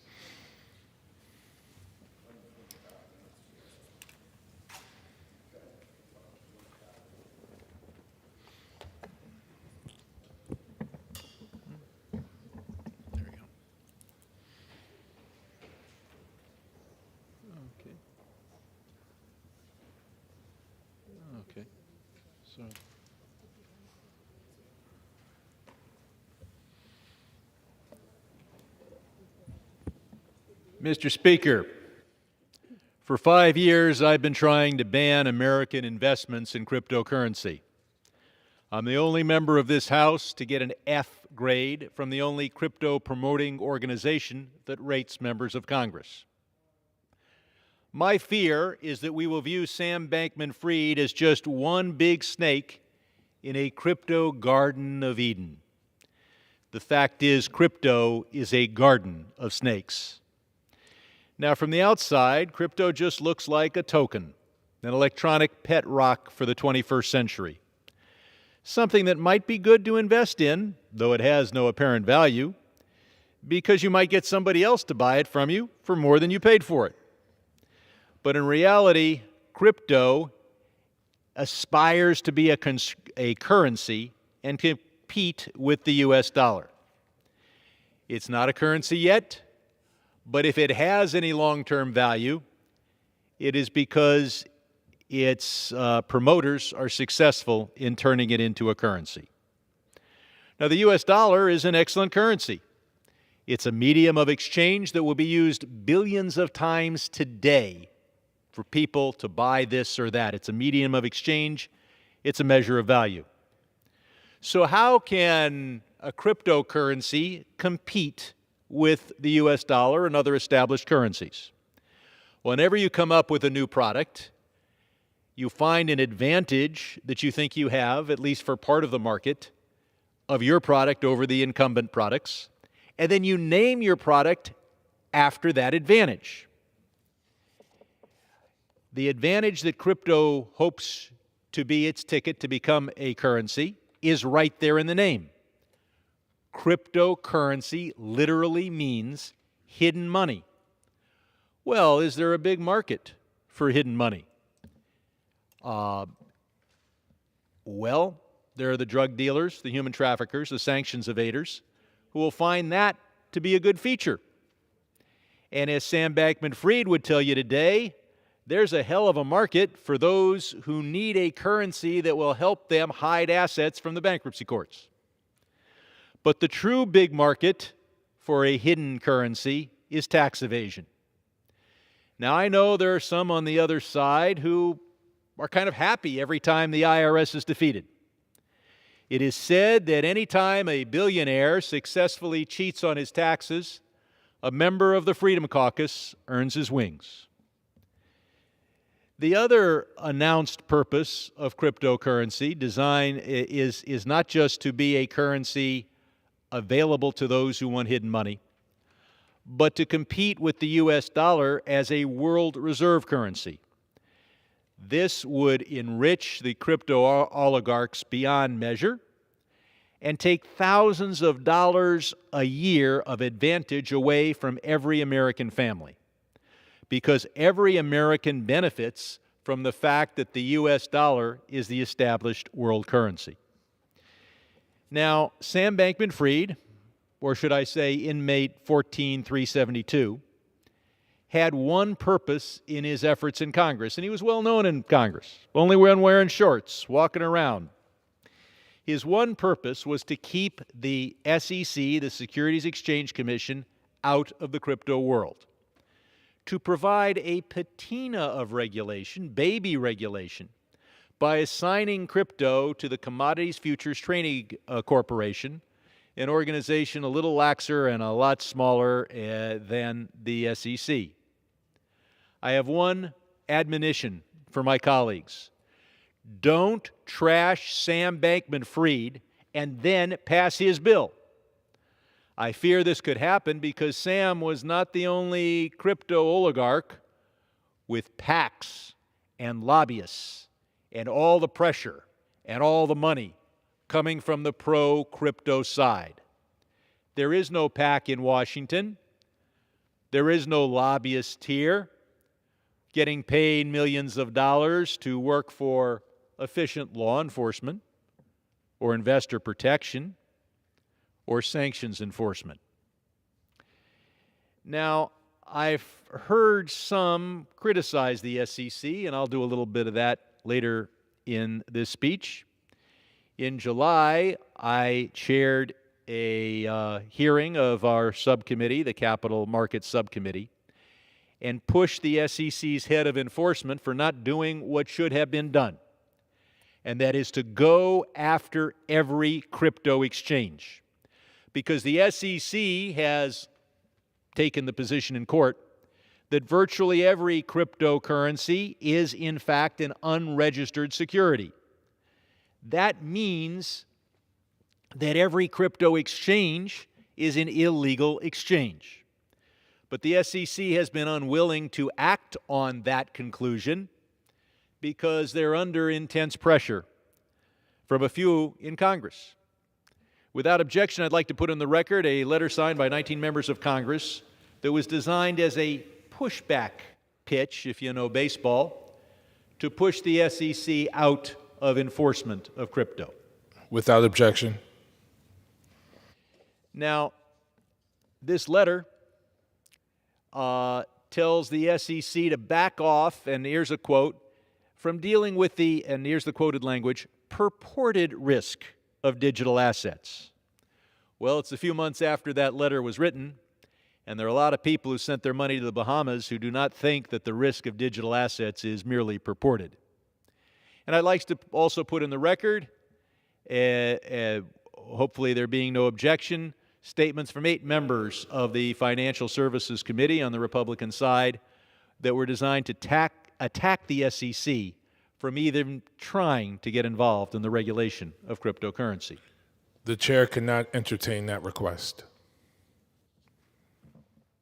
Thank you. Now, the crypto industry knows that their arguments are bad. And the advice given to anyone who has a bad public policy is when you come to Washington, you better bring a lot of money. And it is being said that Sam Bankman-Fried showered money on Democrats. But what actually happened is exemplified by his statements just of last month. He said he gave equal amounts to Democrats and Republicans. He gave the money to Democrats above the table, and he gave the money to Republicans to dark money organizations, super secret super PACs. And he explained his reasoning, and it actually makes sense. He says the press is liberal. I know my colleagues on the Republican side agree with that. And that the press would vilify him if he was giving money to Republicans. So he gave the money to Democrats above the table, to Republicans under the table, and according to him, kept it about equal. But of course, Sam Bankman-Fried wasn't the only one involved in FTX. We have also his co-CEO of one of the FTX organizations, Ryan Salome, who gave many tens of millions of dollars exclusively to Republicans. Now, I want to discuss the role that crypto plays in light of our capital markets. Our capital markets are designed to get savings, people with savings, to be willing to take risks, to use what economists have called for over a century animal spirits, and to take the risk and invest as equity capital, sometimes debt capital, in businesses that make America great, that provide jobs, that create products, or invest in municipal bonds and build a school, build a hospital, build a road. And especially that risk capital, that equity capital, we encourage by spending hundreds of billions of dollars a year through our tax system to provide a capital gains allowance, a much lower tax for those who make money by taking risks and investing their capital. But what role does crypto play in this? It takes those animal spirits, that limited supply of capital that people are willing to put at risk, and diverts them into betting on crypto tokens where the investment does nothing to provide jobs or to build plants. I think, though, I may have overstated, because the crypto world does create some jobs. Jobs in crypto mining, which is to say jobs in coal mining. You see, the way you get crypto is you get a whole bank of computers to do literally trillions of calculations, and if you do those calculations, and with a little luck, you get a Bitcoin. And so the big cost is not the computers, believe it or not, it's the electricity. And so we have coal miners mining coal to fuel coal plants that were previously mothballed and have been taken out of mothballs to create the electricity to allow people to mine Bitcoin. Now, it's not always done with coal. Iran is subject to our sanctions, as well they should be. In fact, I got involved in looking at crypto by seeing what role crypto might play in undermining our sanctions of Iran, which is working right now to develop a nuclear weapon. Well, Iran, due to these sanctions, can't export all its oil. So what do they do with the oil?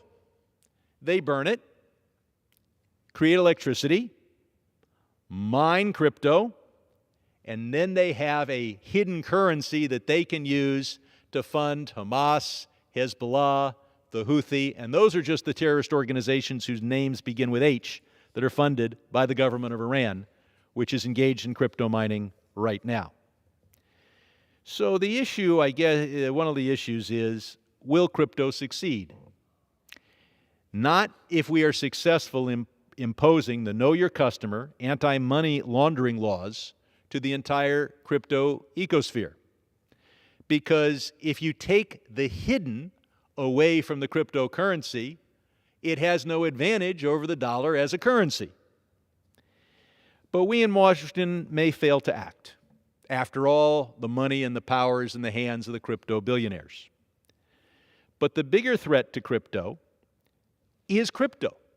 And I'll explain that by talking a little bit about the theory of currency. How is it that any currency acquires value? Well, many millennia ago, our species in various places all decided that gold was valuable. Hire an anthropologist, maybe they can explain why, but gold has had value as far back as history goes. The U.S. government then created a paper dollar tied to gold, redeemable in gold, a fixed amount of gold. And then, centuries later, because people were used to the dollar itself being valuable, they had forgotten how tied to gold it was, the currency was valuable in and of itself. And it was, the tie to gold was eliminated. And now, of course, you don't even deal with paper dollars all that often. It's an electronic representation of a paper dollar that used to be a representation of solid gold. So some smart guys who knew a lot about computer programming, etc., decided, well, why can't we do that? If the U.S. government is able to print money, why can't we print money? And since money isn't actually printed on paper but is electronic, why can't we create electronic money? And so they did. And they argued one thing, that the amount of Bitcoin, or whatever cryptocurrency it was finite. Only a certain amount could be mined. Now, they assured us there's no back door that would allow the creators to create an unlimited amount of Bitcoin. And after all, if you can't trust the people in the crypto industry, who can you trust? But even if there's a finite amount of this or that cryptocurrency, there is an infinite number of cryptocurrencies. Compare that to fiat currencies, to governmental currencies. There are a couple hundred countries in the world. That's it. Those are the ones that can create governmental currencies. But every day, somebody creates a new cryptocurrency. And we have a plethora of coins, so while there's a finite number of each coin, there's an infinite number of coins. Furthermore, there's no particular reason to think that one cryptocurrency is more valuable than the other. Is Bitcoin more valuable than Ethereum? Why? Why not? What about Dogecoin? What about Hamster Coin? And I asked this question in a hearing almost a year ago. One of my nice staffers, I was about to say pesky staffers, tapped me on the shoulder and said, "Boss, there already is a Hamster Coin." So I said, well, gee, what about a Cobra? There's already a Cobra Coin. So I went into the next hearing and said there might be a Mongoose Coin. And think of what a mongoose could do to a cobra. You know, mongooses are able to kill and eat cobras. And of course, a mongoose could really devour a hamster. And so I put that forward as a joke and identified it as a joke, and 4 hours later, somebody created Mongoose Coin. And a few hours after that, it allegedly had a value of hundreds of millions of dollars. This self-mocking competition for some coins by other coins, demonstrating there's an infinite number of coins, and any one of those coins could be more valuable than the other coin, ultimately will mean that crypto does not emerge as a currency. Compare that to governmental currencies. I mean, certain cryptocurrencies, including Mongoose Coin today, could be worth absolutely zero. Whereas Ethereum could be more valuable than Bitcoin, or not, could be zero. Whereas the Uruguayan peso will always have a value because it'll always be in Uruguay. And the capitalized value of all outstanding Uruguayan pesos will always be considerably less than the US dollar because the United States will always be more important than Uruguay. So you know what the different currencies are tied to.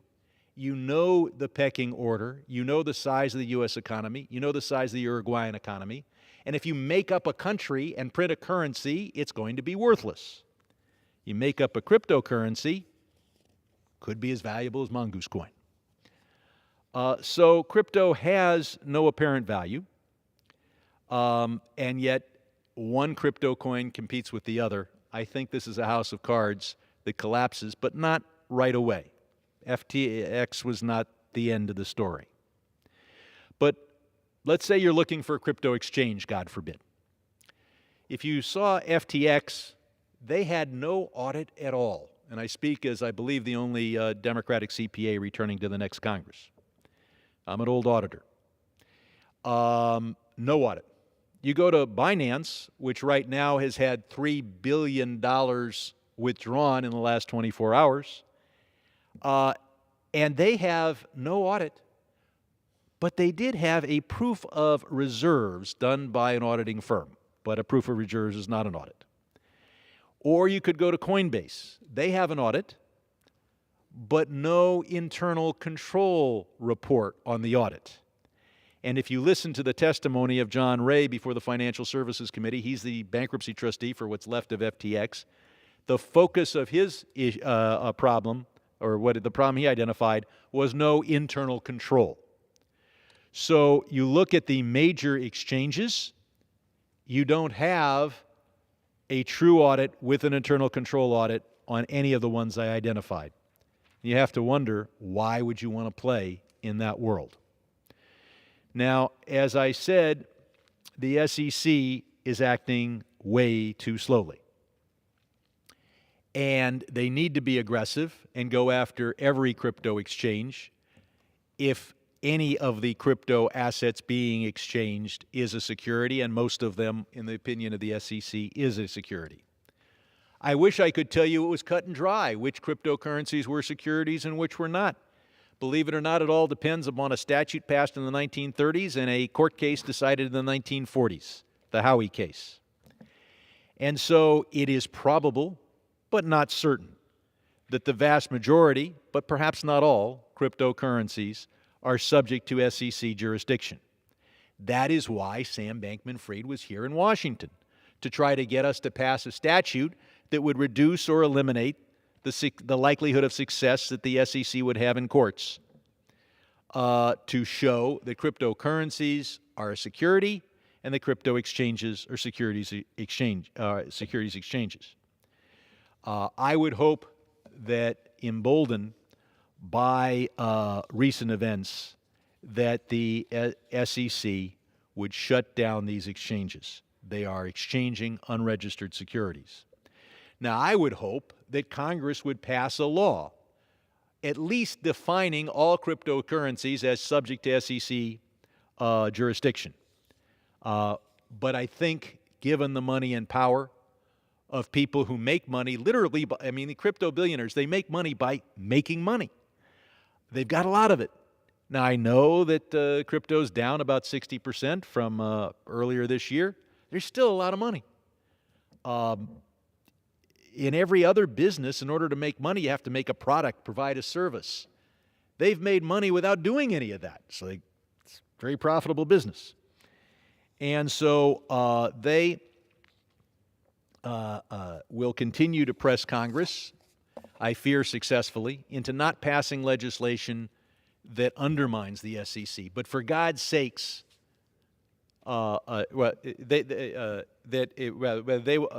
we will not, I don't think we'll be able to pass this legislation making it clear that the SEC has jurisdiction. They're going to have to win that one in the courts. I think they will. But for God's sakes, let's make sure that we don't pass legislation that undermines the likelihood of the SEC winning in courts. Now, I'd like to address a cousin of cryptocurrency, stablecoin. Talk about an oxymoron. Some stablecoins have absolutely collapsed.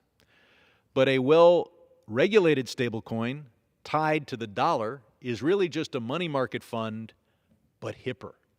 Because your grandfather invested in money market funds, coin sounds like cryptocurrency, and your grandfather doesn't understand that. I'm not sure anybody understands it. So stablecoin, if well regulated, is simply a money market fund. But invariably, it's a money market fund tied to crypto investing. If you have an account with a stockbroker, you no doubt have a money market fund where your cash is stored until you decide which stocks to buy or which bonds to buy. So the money in that money market fund is awaiting deployment in investments that build the American economy. Stablecoin is just another name for a money market fund, but it will be tied to an account with a crypto broker awaiting deployment in Dogecoin or Mongoose Coin or Bitcoin or Ethereum or any one of the cryptocurrencies. So you can put me down as a skeptic of cryptocurrency. I think I've covered the reasons why it will not succeed, why investment in it is subject to a very substantial risk of threat of theft, and why, if God forbid, and in the unlikely event that it does succeed, it will undermine the power of the U.S. government to enforce our fiscal and white-collar laws. So I look forward to working with my colleagues to at least make sure that we do not undercut the possibility of effective regulation of cryptocurrency, that perhaps we provide for the regulation and tough regulation of cryptocurrency with the Know Your Money and the anti-money laundering statutes, and that at least we do no harm. I yield back.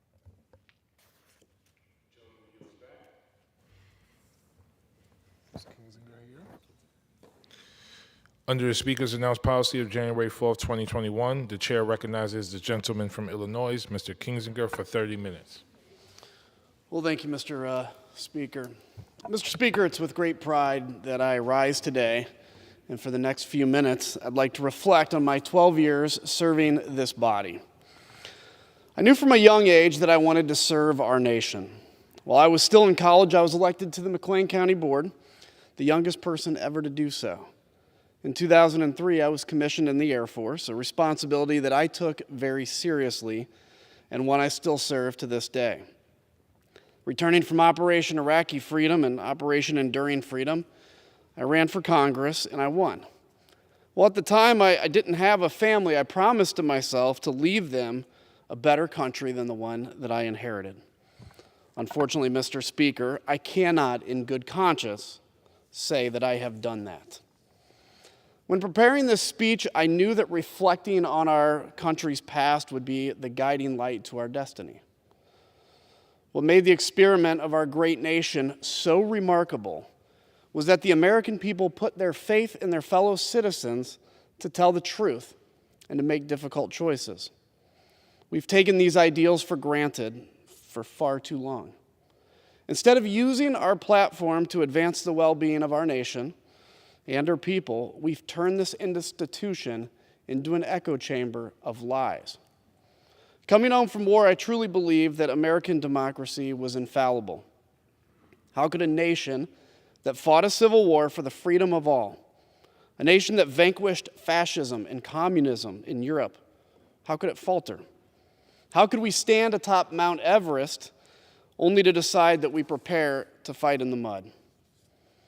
I have sworn an oath both in uniform and in this office to protect this nation and its Constitution. While overseas, I witnessed the dangers that radicalization of beliefs can have on people in Iraq and Afghanistan. Sadly, since coming to Congress, I've watched how Republicans and Democrats have weaponized fear in much the same way. We must not abandon our values or our beliefs in the U.S. Constitution. We all swore an oath in this very chamber to support and defend the Constitution of the United States, not a political party and not a single man. Let us renew this belief while casting out those who take the unprecedented call to abolish this sacred document. Just as Lady Justice looks upon the Constitution in the old Supreme Court, one floor below us, we must remove the blindfold of politics and govern for all Americans when we're executing our duties. Where Republicans once believed that limited government meant lower taxes and more autonomy, today limited government means inciting violence against government officials. Following the tragic Oklahoma City bombing, former President George H.W. Bush publicly refuted those who used fear to gain support. In stark contrast, our leaders today belittle and in some cases justify attacks on the U.S. Capitol as, quote, legitimate political discourse. The once great party of Lincoln, Roosevelt, and Reagan has turned its back on the ideals of liberty and self-governance.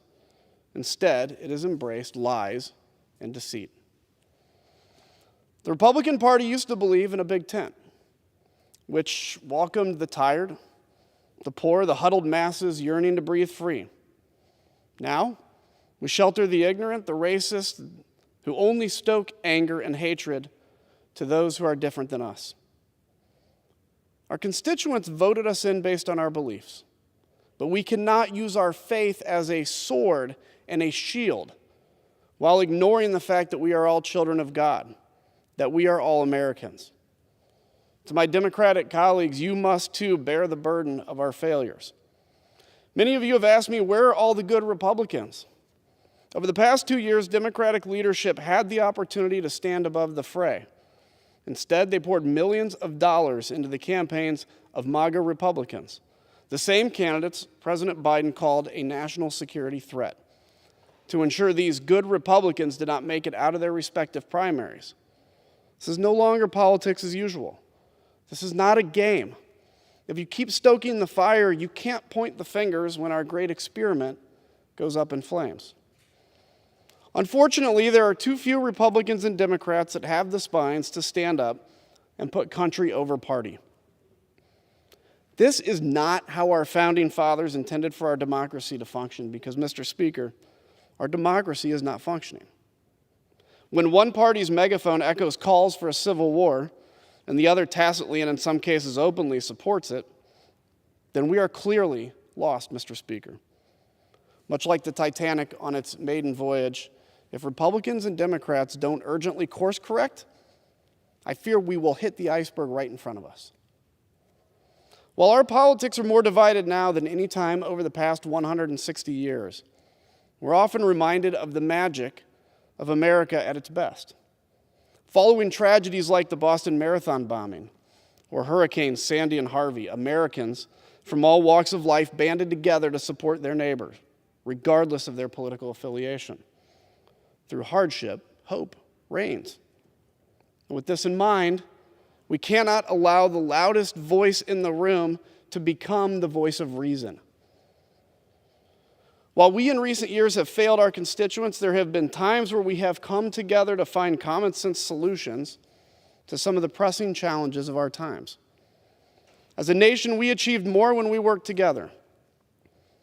Americans deserve a democracy that values truthful leaders and real dialogue between our parties. It is my belief that we have to put aside our differences and remember that the nation itself will only survive if the people have faith in one another.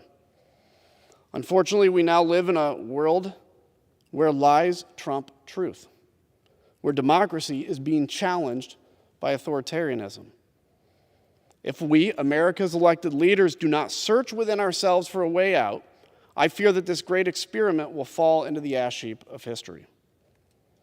To millions of Americans looking for solutions, not lies, it is up to us to ensure that this ship does not sink. We're being challenged at home and abroad. We must not crumble under the gravity of this moment. So many men and women around the world would die and have died trying to achieve what we have in the United States. So many of America's sons and daughters, many of whom were my friends, have died protecting it. As we continue to navigate a challenging and changing world, we must remember the past. Whenever the United States turns its back on humanity, we all suffer the consequences. Western appeasement of Hitler not only led to the Second World War, but also the genocide of millions of Jews across Europe. Believing that we could leave Europe destroyed following the demise of Nazi Germany only emboldened communist Russia to repress the Eastern continent for nearly 5 decades. Only through continued American engagement did we defeat communism and liberate our European allies to enjoy their God-given freedoms. Unfortunately, we once again retreated from the world, thinking that no one would challenge the sole superpower. Our hubris left a window for 19 men armed with box cutters to murder 2,996 Americans here at home. History has proven that American isolation from the world affairs is dangerous. Over the years, I've been privileged to lead the effort on supporting American leadership in a world drowning in faux strongmen, advocating for the rights of Syrian men, women, and children to live without fear of Assad's death squads shouldn't be political. That's just simply the right thing to do. Advocating for stronger American assistance in Ukraine to counter Putin's illegal invasion shouldn't be political. That's just the right thing to do. By supporting those who believe in freedom, we advance the interests of the American people. Should this Congress or any future Congress decide to turn their back on our alliances and commitments, it will do nothing but embolden our adversaries. None more than the Chinese Communist Party. It is all but certain that China is gauging their tolerance for pain based on our response to Ukraine, and should we fail to support our allies in Kiev, China will unleash their own imperial aspiration across the region. Had I known that standing up for truth would cost me my job, friendships, and even my personal security, I would, without hesitation, do it all over again. I can rest easy at night, knowing that I fulfilled my oath to the office. I know many in this institution cannot do the same. Some of my most rewarding and memorable accomplishments in Congress have come from working to solve issues directly impacting the 16th District and Illinois as a whole. Whether it was fighting the opioid epidemic or it was keeping nuclear power plants running and our bridges standing, to responding to more emergent events like flooding, tornadoes, and even global pandemic, these projects always felt so personal to me, and I took them seriously. And even though my time in Congress is coming to an end, I stand here renewing that promise I made over a decade ago to leave this country a far better place than the one I inherited, not only for my son Christian, but also for future generations. In closing, I need to first thank God Almighty for his blessings. Without his guidance and protection, I would not be where I am today. I want to also thank the hundreds of thousands of Illinoisans who place their trust in me to represent them in this chamber.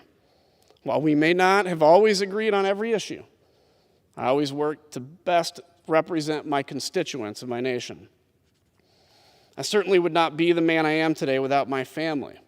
From my parents, Russ and Jody Kinzinger, to my wife and newborn son, Sophia and Christian, you have all lifted me in my time of need.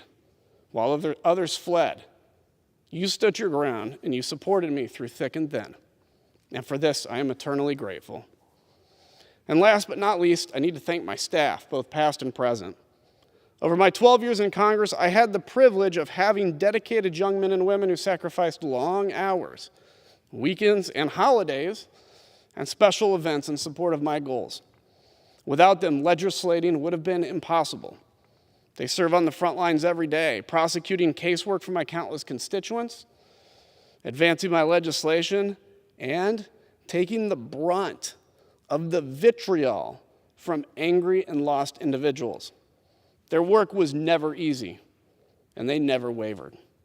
I'd like to especially thank my Chief of Staff, Austin Weatherford, my Deputy Chief of Staff and District Director, Bonnie Walsh, my Legislative Director, Sebastian DeLuca, my Deputy District Director, Patrick Doggett, my Policy Advisor, Paul Laurie, my field representatives and caseworkers, Greg Reidenauer, Casey Gross, Luke Phelan, and Leah Bowman, my Communications Director, Teresa Reed, my Legislative Correspondent, Luke Sandlin, my Press Assistant, Emily Hayes, and my Staff Assistant, Anna Brooks Reed.